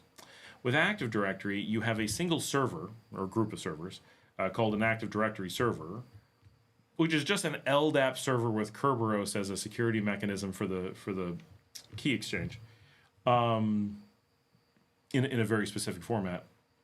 But it's a generic LDAP and generic Kerberos. You can re-implement it yourself. It's a pain in the butt, but you can re-implement it yourself and be compatible. And the Samba team did. Samba 4 and later re-implements the entire LDAP and Kerberos stack exactly as it's implemented in Active Directory. So you can easily go re-implement it that way. Open source has done so. It's not crazy. Basically, no one wants it because you don't even want it in the original way, right? For the last 15 years, pretty much every Active Directory installation, not every, but really close to every, is someone who didn't know what they were doing, right? They had no idea what it was. They thought they were supposed to have it, which was a marketing thing from the late 90s, and so they implement something without knowing what it is, and now you have this problem. It's not 100% bad, but it's not great. So the idea with Active Directory is that, so it's LAN-based, right? The idea is that it sits on your LAN with a server, and workstations or other devices on your LAN will have a trusted relationship with the server. And when someone wants to log into a workstation, it will check your username and password with the server. It sounds like that would be simple, but because these are standalone computers and you're not dealing with a central application like a web application, it's actually quite hard. There's a lot of actual complication to this for good reason.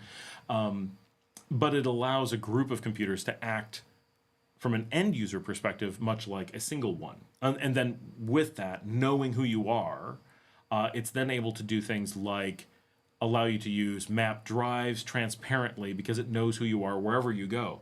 So you could have an office of 50 computers with one Active Directory server, and wherever you go in that office, you could sit down at a computer, log in with your username and password, and it'll know exactly who you are, and potentially, using that information, provide you access to the same resources that you had from other places in the organization, and so forth. And so you have a lot of nice sounding flexibility from that. And certainly there are situations where using that can prove to be convenient and beneficial and efficient for the organization.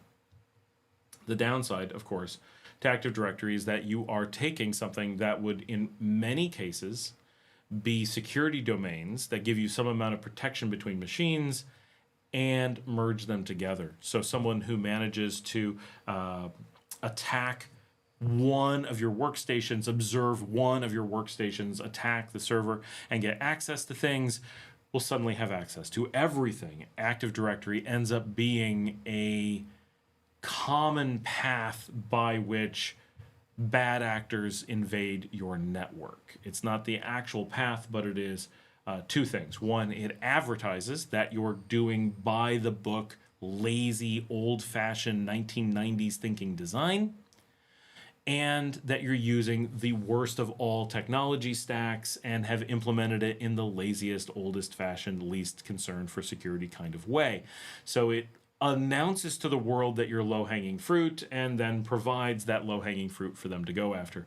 So it's not a great combination of things on its own. It's a kind of amazing technology. It does some really useful things, and it's just generally a bad idea. So it's rare that you want to have it, but a lot of old big environments or really poorly designed environments will have that, right? We should be a good decade past anyone thinking that your LAN should be a security domain, but sadly, we seem that we are not. And so it's common to see that out there. And I deal with a ton of them, right? I have hundreds of them in our monitoring system that we were just talking about. And every one of them makes me sad because, and it's not just, right? So part of the argument that IT departments or management often makes is, well, you got to have one. How do you manage things without it? And the question should be, how does it solve anything? I've never been in an Active Directory environment that was easier to manage than a non-Active Directory environment. It doesn't make anything easier. But they expect that it does. So it sells itself so easily. Well, doesn't it just magically make... No, it doesn't. And so every time I'm in an environment like that, it seems to make things harder and definitely makes things less secure.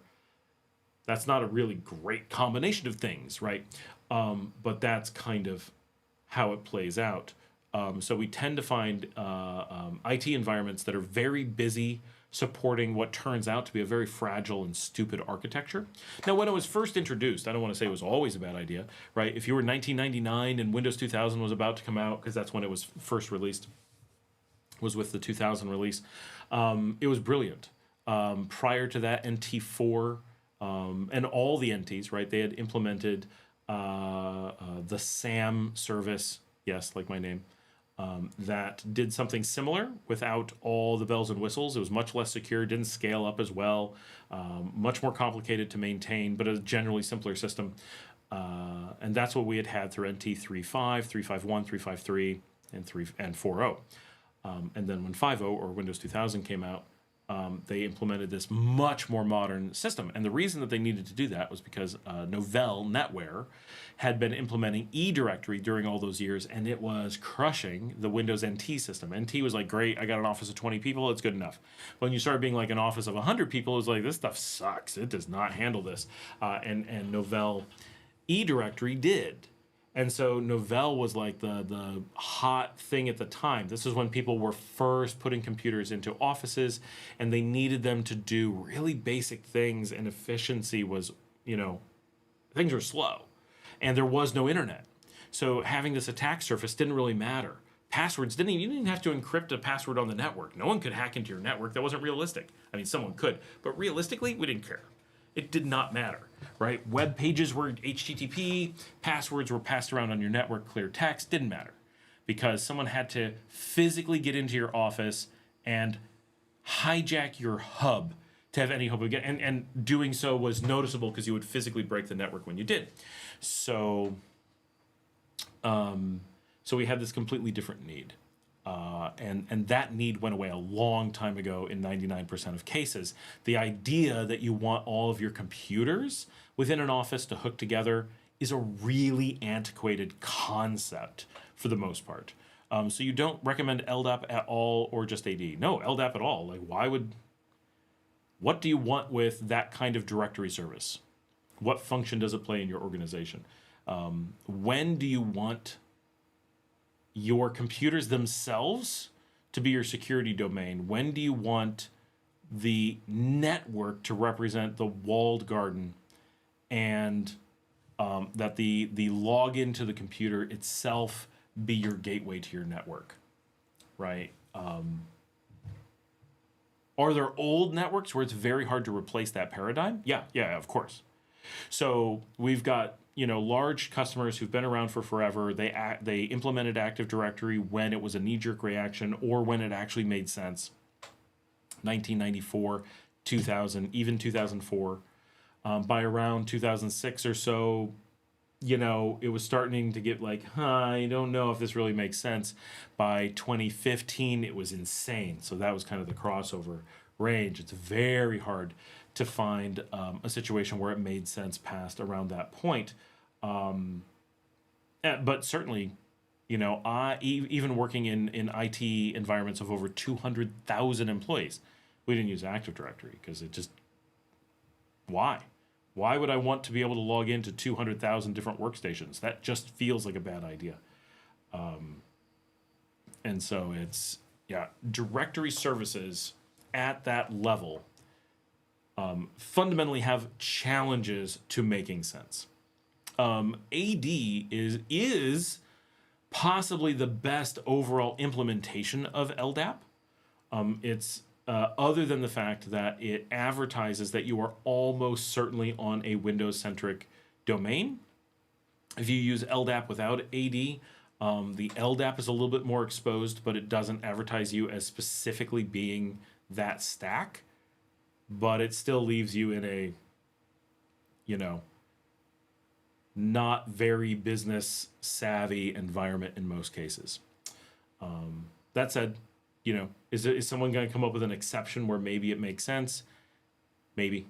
But in general, in university, it was kind of nice to be able to use any computer in any lab and have all the user apps I installed. Yeah, but none of that's AD that actually does that, right? Without AD, I can still copy your account and your user and your password to every computer in the environment. I can still have your apps installed. I don't have to use a directory service to do so. That's part of the myth, right? It's a specific mechanism that did that on Windows, but after I got my personal laptop, that became useless, though, because I did not just use the lab's computer. Right, so the idea with Active Directory is that your laptop would have to be completely controlled by the university, or you'd never get to have that laptop. And if your laptop leaves the university physical network, you have some really big complications that come with it. So this is part of why AD doesn't tend to make sense, because can you extend AD past the physical network in a building? Well, I can, and I've been doing it for a long time, but it's super complicated, very fragile, and very risky, because its entire concept is built around the network is your security. So Diego, so just picture, right? So the thing about AD is that it depends on people believing that common computer functionality is somehow provided by this thing that no one knows what it is. It's a weird thing. So let's think about not Windows, right? So let's say we're in the Linux world and we want to log into a bunch of computers. So first of all, why are we logging into the computers at all? Is this necessary? Why did you have to log into a computer? That feels not a great way to go, right? But maybe you need that. Maybe we need to stop random people who are in the building from getting onto a computer. But we don't need that in public libraries and a lot of other situations. So why would we need it in a university? Well, maybe people from a lot of walks of life wander through the universities and might try to get online. And so we have this concern that we need to lock them down and not have them be public kiosks. That feels like a stretch in a university, but okay, I can buy that. So we want to track who's using which computers, where they are. Okay, so we're going to implement username and passwords on computers. Well, let's just say we're using Linux because Linux makes everything easy. Or Mac, right? These are systems that, while there have become ways to attach them to Active Directory, it's not their native thing. And giant corporations running Linux and Mac never even play around with the idea, and they have had these functionalities for forever. So the old-fashioned ways, we don't care where you sign in. We only care about the applications that you use. And logically, that's the only thing that you would care about. I have no idea why you would need someone to log into a computer. I honestly don't know. But in most cases. But presuming you need to lock that down, let's say you have, I don't know how many people went to the university, let's say 10,000, right? Okay, so at some point in Active Directory, if we were going to do 10,000 people in Active Directory, we have to sit down and make 10,000 accounts in Active Directory and set them up and attach all these computers to Active Directory. And then when people go to log in, it'll do that. Well, let's say it's on Linux. We're just going to make a password file. That's 10,000 people, same as on Active Directory, but easier, right? Because everything's faster and simpler. We can make it programmatic really easily. You can make it programmatic with Active Directory, but it's really slow and cumbersome. You have to have all these specialty tools. You have to write in archaic languages or use, binary code to try to, it's seriously, the gap in ease is enormous. So we can do all this in Linux or Mac, make a password file, and then somehow we had to make those Windows computers talk to all those, that Active Directory. Well, we have to do the same thing with Linux. Things got to talk to something. So we're going to just make standard tools or our own. We could use SSH that we push out, so reach out from the server.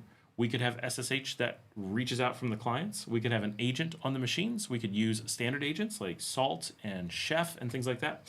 We could write our own. We could use the one that I built. I bet I could have that implemented in one day, right? If that was something that we decided we want to do, I'm pretty sure that my agent that goes on these computers could push out usernames and passwords to 100,000 computers in one day of work. And I don't mean one day of work to set up the computers. I mean, we could build that functionality with this, and now that I'm thinking about it, this is something I've always wanted to do and just realized that I've already built the agent to do it and hadn't thought about it. It is a one-day upgrade to the application I've already built to be able to push out unlimited numbers of usernames and passwords to all the computers, and if someone wants to change them, they can do so centrally through a portal. So way better than Active Directory, more reliably than Active Directory, more secure than Active Directory, and it works transparently whether those machines are all in one facility like the university or spread out all over the world like our clients. And so if you wanted to combine your laptop onto that, it wouldn't put other things at risk because it wasn't exposing them to each other. Having access to your laptop would not give them automatic access to the university machines and so forth. If you wanted to have a single Active Directory that allowed you to sign into every university in the country, for example, they could all be done that way. If you wanted to have a single system that handled all of the universities and all the government systems and all the police systems and all the military systems, you could do so. The scale and flexibility and security that you would get from a much simpler system would be extreme, right? So it's it's easier. I mean this literally. It is easier and cheaper to build from scratch an alternative to Active Directory that does more better than it is to set up an Active Directory server and implement it. And more reliable, because Active Directory servers break their connections with workstations with some regularity. It's not terrible, but it's a lot. And it's one of the reasons that MSPs push Active Directory heavily is because it requires so much maintenance. It's one of those perfect things. It's like a SAN, right? A SAN is a really easy sell to an organization. It sounds so good, but the implementation, once you actually do it, logically it doesn't make any sense in most situations. It's super fragile, very expensive, requires a lot of know-how and maintenance, and it scares your normal IT staff. Active Directory fills the same role. It's really easy to make it sound good to management. But when you actually implement it, it takes a lot of work, a lot of specialty know-how. It's very fragile, and it requires constant love and attention, which most people end up turning to their vendors for. So this is one of those situations where we hire a vendor to tell us what to do, and the vendor tells us to do the exact opposite of what we should do because their advice causes us to then need to hire that vendor. And Active Directory isn't free. So that vendor probably sells us the software in the first place, and then you have to pay for a license for every computer in the environment. Now, of course, this is Nicaragua. We're allowed to operate those things without those licenses, and it's completely legal, but then we have the risk, where do we get these licenses? Because one of the things we get cut off from is a reliable source of untainted code. And so any Active Directory that you're going to implement in Nicaragua is either outrageously expensive or you carry a high risk that it is infected with something. So no one in their right minds would ever have implemented Active Directory in Nicaragua. In the United States, it's pretty outrageous that someone has done it in the last 15 years. In Nicaragua, there's really no reason it should ever have been done.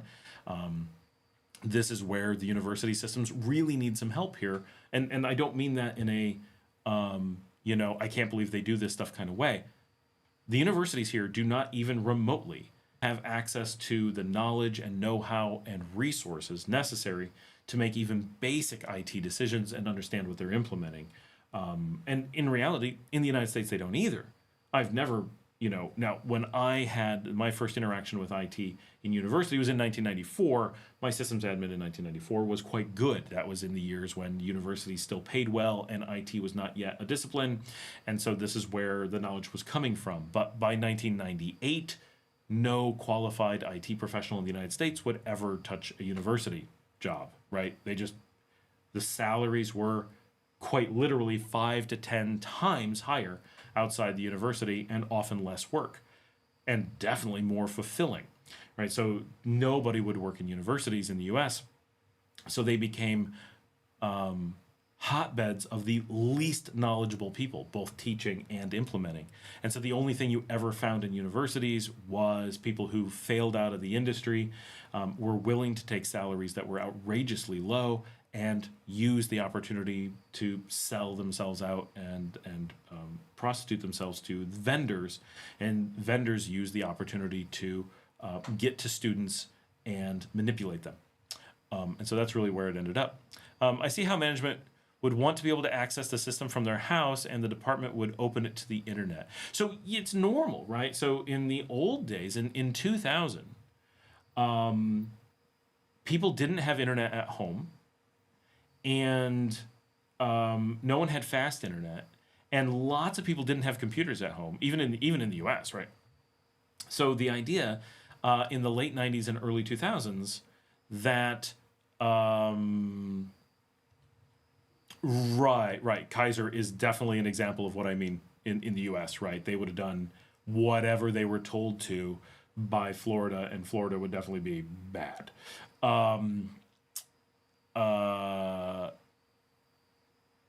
So it was normal. So when I first had internet access at a university, it was 1994, and I wanted it at home. And we talked about running a T1 from the house to the university back then, right? So we were already past Active Directory in the first half of the 90s. And that was before Windows NT had come out, or right as it had come out, 93, I guess, before Active Directory. In 2000, it was still completely reasonable that nobody would use computers off network.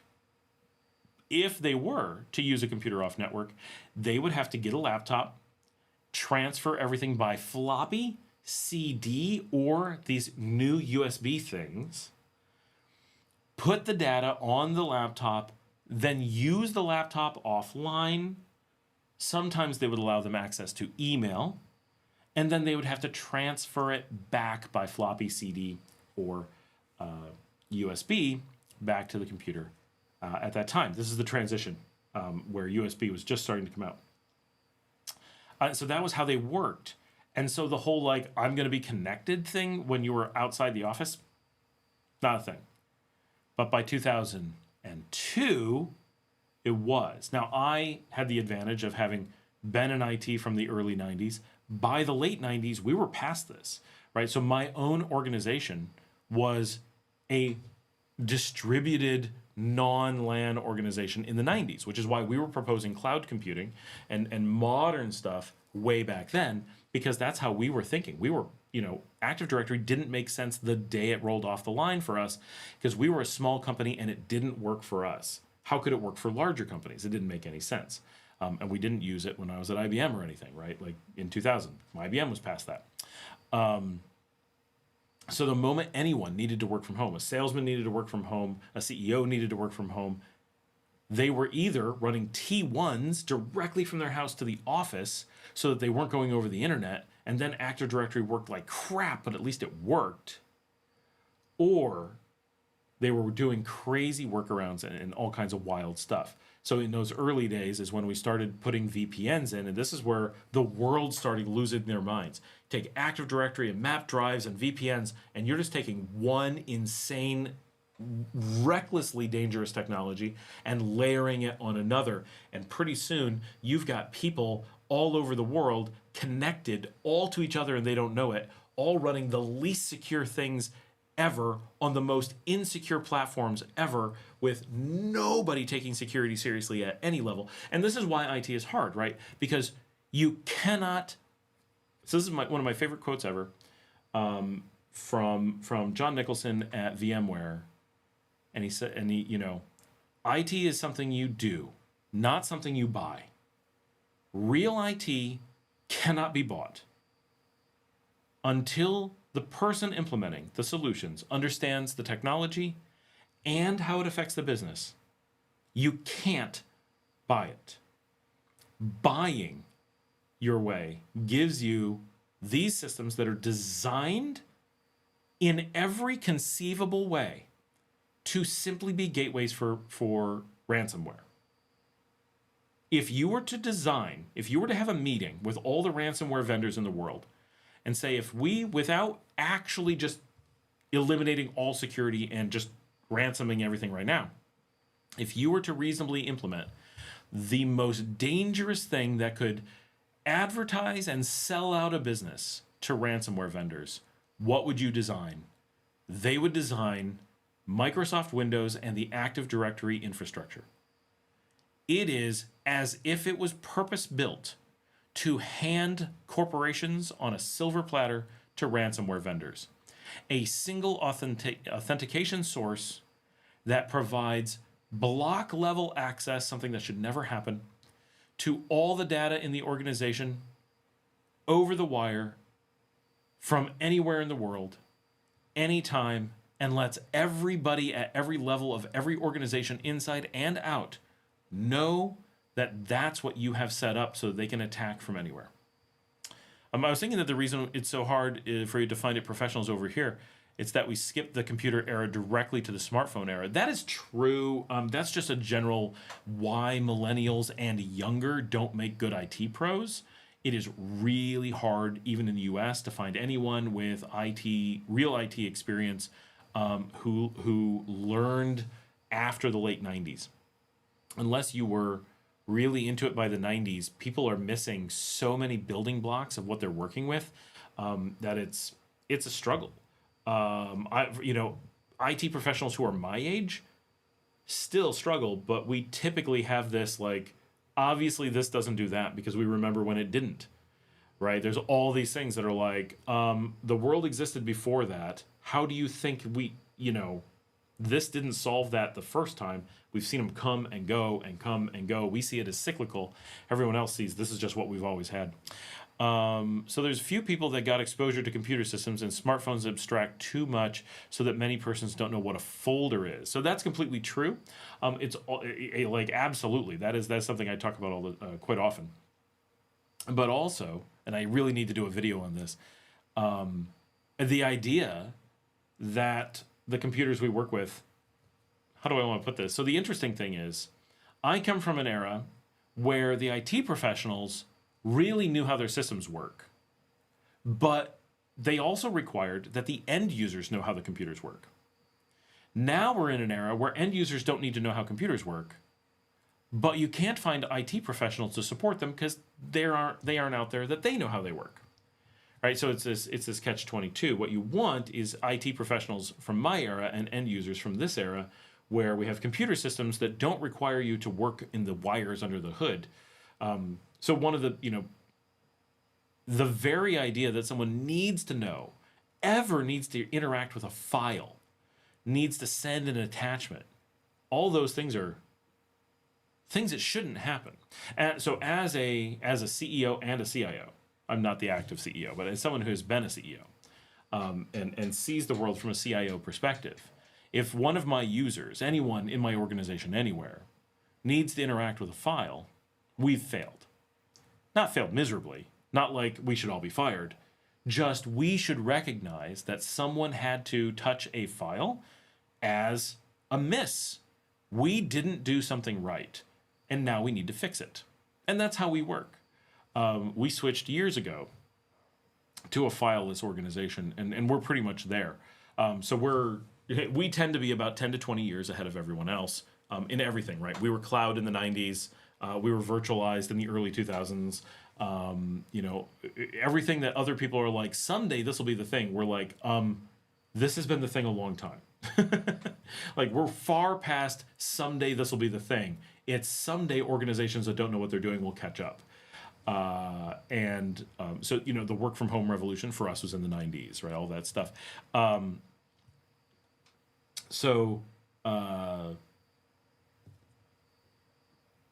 am I trying to say? So we see those things as a miss. Other organizations are like, of course you work with files. And we're like, what do you mean, of course you work with files? And end users should never have to be file aware. As IT professionals, of course we have to be file aware. But an end user manipulating a file, working with blocks on a disk, caring about storage space, these are not things end users should be aware of, right? It's cool that they know what files are, but they should never have to interact with them. That's not a useful part of an end user's job. They should be working with data and applications, and even that should be as abstracted as possible. They need to be working in efficient ways. And actually, this application that I'm building, even though it's for IT, it takes all these things that are generally very under the hood and abstracts them into a nice little interface where everything's just charts and buttons and lights, and it's very different. So what's a fileless organization? I'm going to skip back to your other thing. Meaning, so our end users, no matter what position they work in, they don't ever interact with a file. No one has to pass a file between each other. So there's an exception here, right? It's when we interact with outside organizations that they work with files. Sometimes we have to be file aware to deal with their failures. So that's different because we're an IT organization. But for example, if I'm going to, in the old days, let's say it's 1995, and let's say it's 1999, and you have a company and I have a company and we need to share a spreadsheet. You would have a spreadsheet, save it to whatever, a floppy, a CD, whatever, and you'd hand it to me, and then I would open that file. I would then have to save that file. That there's a file somewhere is something I have to know about, right? And manage. I have to save it, move it, make sure it's in a place to be backed up. Have you ever heard about someone having to put something in the trash? Ever heard about someone having to empty their trash? Ever heard about someone having to make sure that they didn't store something on their desktop and make sure it's on the server? Any of those things. Any of those terms. That's people dealing with files. And home users are going to deal with files because they make themselves. But you don't have to. If you have Chrome OS from Google, it's a fileless operating system. Unless you hack into it and like open it up and stuff, there's no file access for you. At no point do you deal with a file. So in our organization, Right. So PDFs and Word files, we should never see those. Right. So we don't work with Google Docs, but Google Docs are a good example of where that something like that would work. Google Docs, Microsoft Docs, what are they called? LibreOffice has them, Zoho has them, right? There's no document. So with Google Docs, Microsoft Office 365, Cloud Docs, Zoho Office Docs, even Nextcloud. In some cases, they're leveraging a file somewhere that you don't know about. It's abstracted away and you don't have to deal with it. But in other cases, like Google Docs, no file exists behind the scenes for that stuff. That stuff's being fed out of a NoSQL database, right? And so there's a giant database that's handling all that stuff. To the end user, it's an application. It's not an application that manipulates a file. It's just an application. And so for an organization like us, we never want our end users, even though they're IT professionals, we never want them, at least when working within our own organization, to have to manipulate a file. We should never have to back up a file. They should never have to know where a file is stored. That is a ridiculous thing to have happen in 2025. It was a ridiculous thing to have happen in 2015. There's just no need for that, right? Under normal circumstances. Once in a while, we fall back to files when no firm data mechanism exists, right? Files are unmaintained data. They are spewed content that we have to hope stays in some kind of format. Whereas databases give us file control and centralization and logic. Yes, OnlyOffice is another one that does very similar. So what about Windows makes it secure? I always thought that the thing that makes Windows insecure, it's the popularity, it's just a bigger target. So that does kind of, except it's only a bigger target with bad users. The thing that makes Windows so bad is that it's the worst group of users, right? So it's not the biggest target, right? Linux is the biggest target, but it's also the most secure. So obviously being the most used doesn't actually do it. Windows is just used the most poorly. So there's a number of things with Windows. One, it is made by a company that doesn't care about security at all. And it has a lot of insecurity by design. It's intentionally insecure because it's left open to the US government. You only, and I mean this, you only even discuss the possibility of implementing a Windows operating system when you are 100% willing to leave your system open that the US government can read it. Chances are, if the US government really wants into your systems, they're going to get in one way or another. They have a lot of resources. But if you implement Windows, you are advertising that you're wide open and it's super easy to get in. There's so many ways that they can get in, and Microsoft has always left backdoors open for them. It also calls home, does all kinds of things. You can't audit it, right? Implementing a core operating system that you can't audit is pretty nuts in this day and age. Even going back to the late 90s, it's pretty nuts. So that's huge. So first of all, it's closed source. Like, wow. Closed source in 2025? All right. 2, it's from Microsoft, a famously insecure vendor. They're just a vendor that doesn't take security seriously. The users of Microsoft then, by definition, are only people who are accepting closed source from a known insecure vendor. So you have a guarantee that your user base doesn't care about security. It then naturally has an ecosystem that is based around being insecure, encouraging insecure usage, even by already insecure users, and insecure support from its parent vendor. It is primarily sold through trickery. There's no one who implements it because an IT department did an honest evaluation of it. That really doesn't come up. And then you have that its core values, even when it's being taken well, is in legacy support. Everything about it is we have to leave in the insecurities and cruft of the past because allowing old, bad, insecure software to continue to operate takes priority over modernizing and security. So in the Linux and Mac worlds, old software is allowed to die. If you don't maintain your software, too bad on you. That doesn't mean that there's no accommodations for older software, but if it's going to compromise security, if it's going to compromise modernization, you need to update. And because of that, the ecosystems around Mac and way more around Linux don't allow for those things. So Linux is more secure because, one, it's open source. Like, out of the gate, now. So if you're closed, you can't say you take security seriously. Those two things cannot go together. You can be open source and not take security seriously, but if you want to take security seriously, you must be open source. They have to, right? Because the first thing you do for security is audit the code, or trust someone to audit the code.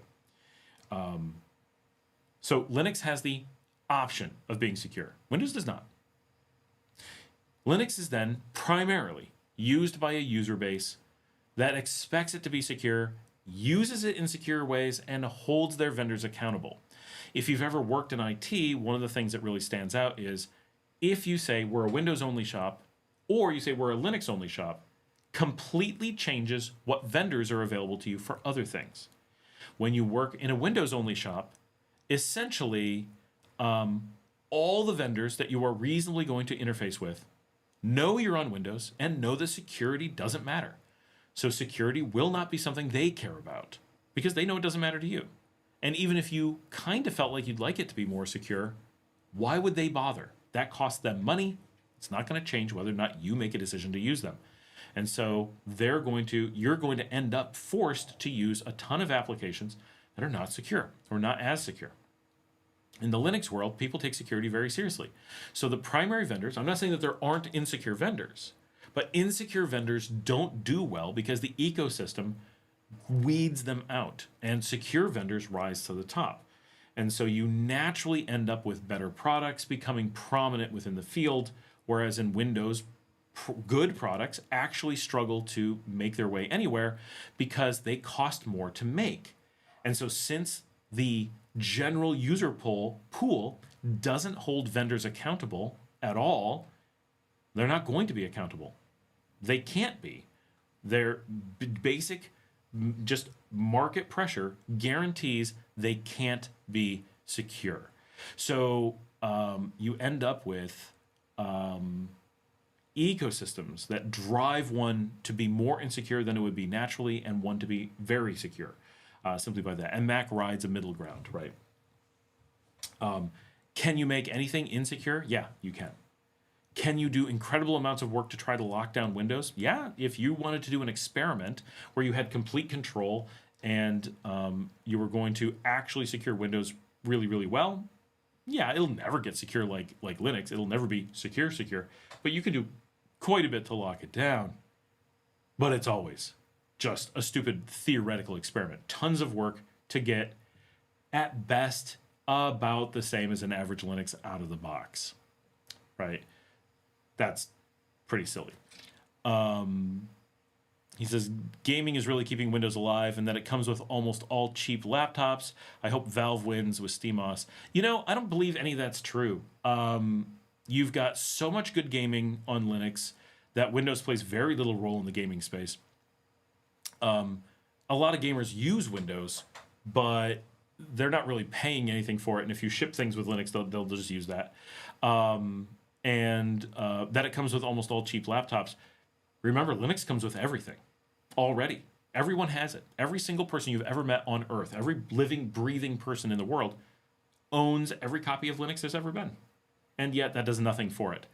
It's that people just give in to, one, people like being manipulated. They actually do. And two, they hate choosing, especially at the moment when it matters. And so people run Windows because they actually dislike the concept of making good IT decisions. I truly believe. It's amazing because Windows is slow and buggy. And I said this to Jillian, right? Jillian has a Windows machine and every problem she has with it, I'm like, nothing you do benefits from being Windows. Everything you do suffers because you're on Windows. And because you're on Windows, you need to know all these things that you don't need to know on other platforms. Windows requires a level of expertise to use that other things don't require. And actually, this harkens to the file world, right? So there's exceptions to this. But in general, if you wanted to,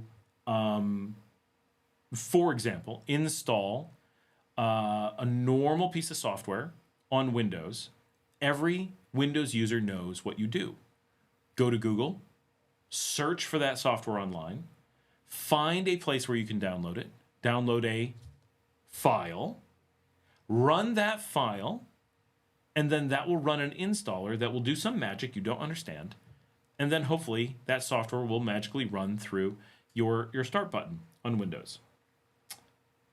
When you give them Linux, typically users are like, I really want to do, and they come up with all this work that makes no sense to people who aren't Windows users.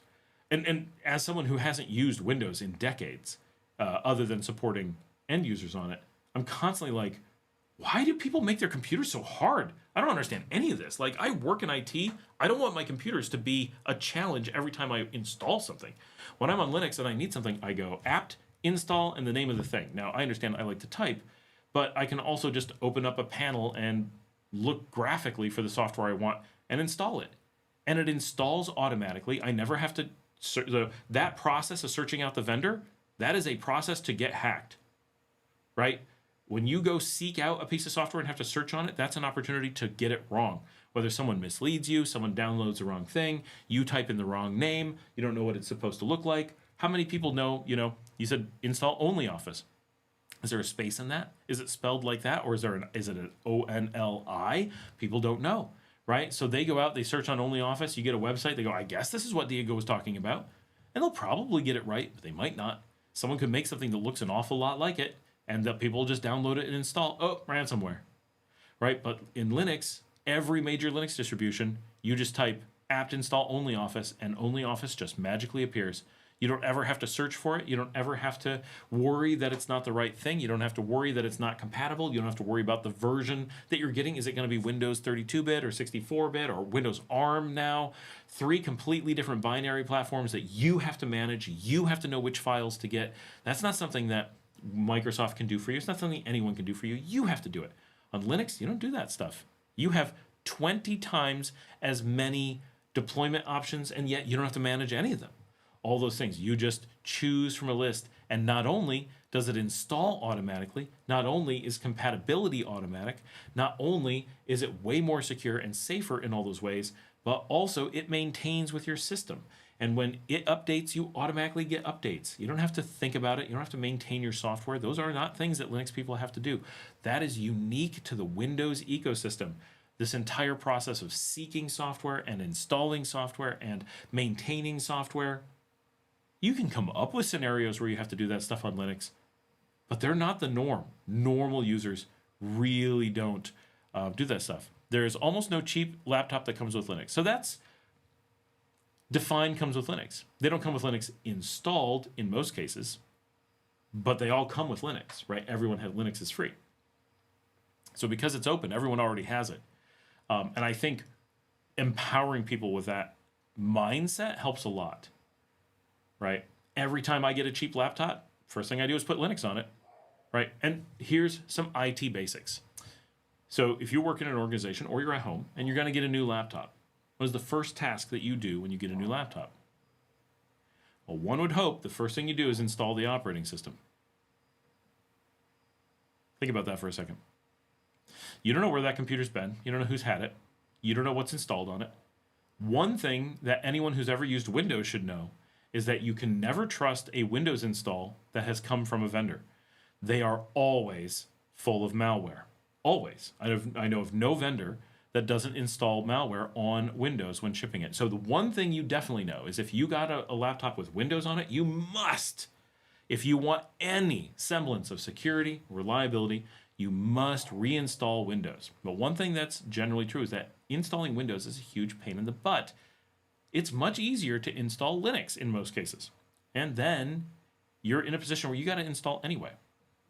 The only way that you can get a laptop and not reinstall something is by recklessly running in a situation where you're not doing basic accommodations for security and good caretaking of your device. You never use a device as shipped from the vendor, with the exception of Chromebooks, because they don't give you any other option, right? But Windows is not done that way. Windows is shipped in such a way that there's no protections that you're going to get a healthy system. You must reinstall from a known good source. So anyone who's choosing Windows is already in a position where logically the easiest thing to do is either voluntarily expose your system and make it just, you don't care, or move to Linux, which proves the point that anyone who wants to hack into a system, just look for Windows users, because they're all doing it. We both know that 99.9% of people don't reinstall Windows when they get their laptops. They're opting in to being ransomwared. Opting in, advertising that they want it. I don't understand why people do it. They all do, right? It's like when you drive a car, you got to adjust the mirrors. You're not, if the law didn't make you adjust the mirrors and make sure that you can see out the back, people would just drive and crash into things, right? It's only because they did that.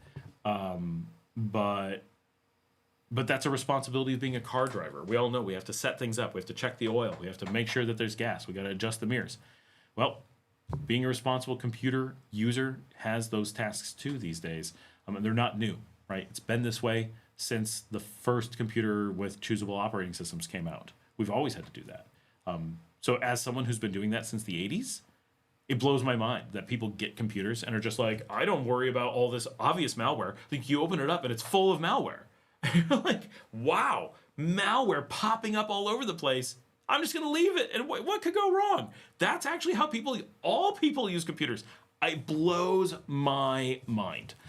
I was in Manjaro for a while. I really loved it, but my audio and microphone broke a lot. And I was tired of it breaking, so I just got a Mac. It's funny. One of the reasons I like to use Linux is because it doesn't break my microphones and audio. Though my biggest complaint on Mac is that the audio breaks every few hours. It's so bad with audio. I love the Mac for a lot of things, but its audio handling is specifically the thing I can't stand about it. It's a good platform for developing, and almost all things in front-end ecosystems come for Mac first. What the heck comes for Mac first? I don't know if Mac is good for developing. I don't agree with that. As a software engineer, I know that they sell that. It's fine for developing, but I'm here developing on a Mac. It is not as good as Linux, I'm telling you right now. All the best tools are like, whether it's VS Code or JetBrains, right? They're all on Linux, the same as Mac. Some things are Linux first. All things are at least Linux first, right? Nothing's Mac first. And all the serious tools, all the underlying libraries, all the everything, that's Linux. All your deployment is Linux. So this is specifically why, so I only use a Mac for development because I use a Mac for Final Cut, because of, obviously I do this stuff. It is definitely not in any way on par with Ubuntu or Fedora for development. It doesn't have the tools, and it does not match deployment architectures. And so unless you're making Mac desktop applications, which I do need to build ARM stuff because I am doing stuff that runs on Mac. So I have some benefits to having a Mac. And I love the Mac M hardware, the Apple Silicon hardware. Very, very happy with that. But if you want to develop, trust me, Linux is number one. And for our company, everything is Linux, right? Every deployment is Linux. Every server is Linux. That's what we want on desktops. Everything we provide is Linux, unless there's a special case. We will use Macs. Like, our CEO has a Mac. I have a Mac. Our head of help desk has a Mac. Like, they're out there. But for almost all of the staff, we use Ubuntu. Fedora is very good. Pop!OS is very good. There's a few that are very good. We use Ubuntu, which took us a long time to move to. We were on Fedora for a really long time, and I like it a lot.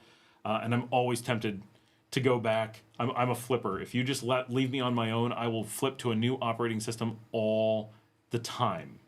But because of the company, because I'm being responsible, we standardized on Ubuntu 8 years ago or so. We moved over from Fedora, and we sometimes maintain other systems for testing. We play with different desktops, but in general, we're using Ubuntu with GNOME just because it's standard. It's what we're going to see everywhere. Every tool is expecting it. It works really well. I do love some of the new things like Cosmic and Budgie look amazing. You can get those spins on Fedora, and they're gorgeous, right? Like I love switching between. I wish I could be at an Ubuntu machine today and then have all the same tools on a Fedora machine tomorrow and use Mac sometimes. But Mac definitely is not as good looking as any Linux desktop. It says, well, maybe it's better to say that Windows is always late. Yeah, Windows is crap. Like the M chips are great. Just got a Mac Mini M4. It's amazing what little machine. Oh, I want one. I'm on an M1. My laptop's an M2. All my stuff here is an M1. I was gonna get an M4 and then decided to hold off. And now maybe the prices are gonna go up, which is gonna piss me off. Now I'm kind of waiting for like an M5, M6. Like I've waited long enough. I'm gonna hold out, but definitely gonna get a new one soon. The M1's getting a little bit old. I got it before I moved to Nicaragua. This thing's really holding on, but it's the maxed out M1, so it's not terrible. But yeah, the mini M4, very nice. I'm jealous. That's what Luke has too. But all right, we've made it longer than I was expecting. We're over 4.5 hours. Not bad at all. It's been a good discussion on tech. But seriously, if anyone is running Windows, move over to Linux. Unless you can define why you have to be on Windows, trust me. Moving on, I miss the automatic tiling on Mac. I don't use any of that. I find that stuff so annoying. I find the Mac desktop really, really bad from a performance standpoint. The amount that, because I use multiple monitors, it is the worst for that. You have to convince it you want to switch to a monitor. You have to click so much. It's actually, I consider it a security gap. It often sends data where you can't be deterministic where it's going to send a click. That stuff I hate. I like some of its rendering. I really like on Mac its keyboard handling. That's my favorite. But I think for look and feel, Budgie or Cosmic are probably my favorites. I really like the Graphite desktop. Cinnamon desktop was really good. I haven't used it in forever. I don't know if it's kept up at all. My head of engineering uses KDE. I'm like, whatever. I used to use KDE in the 90s. In 1998, I was on KDE. And I used to be very much, KDE was like, KDE's the way. And now I'm like, honestly, I would use XFCE before I use KDE. Oh, you missed the Linux automatic tiling when I use the Mac. Oh, yes. Sorry, that makes more sense. I'm like, there is no window handling on Mac that I'm happy with. It is awful. Yeah, there is a bit of stuff on Linux that I prefer a lot. And normally I keep a Linux laptop here, but Marcela stole it. And before she stole it, the screen died. So I have to hook it to the screen up there. And so I'm very sad that the screen died. It was a really nice, not expensive, but a really nice laptop.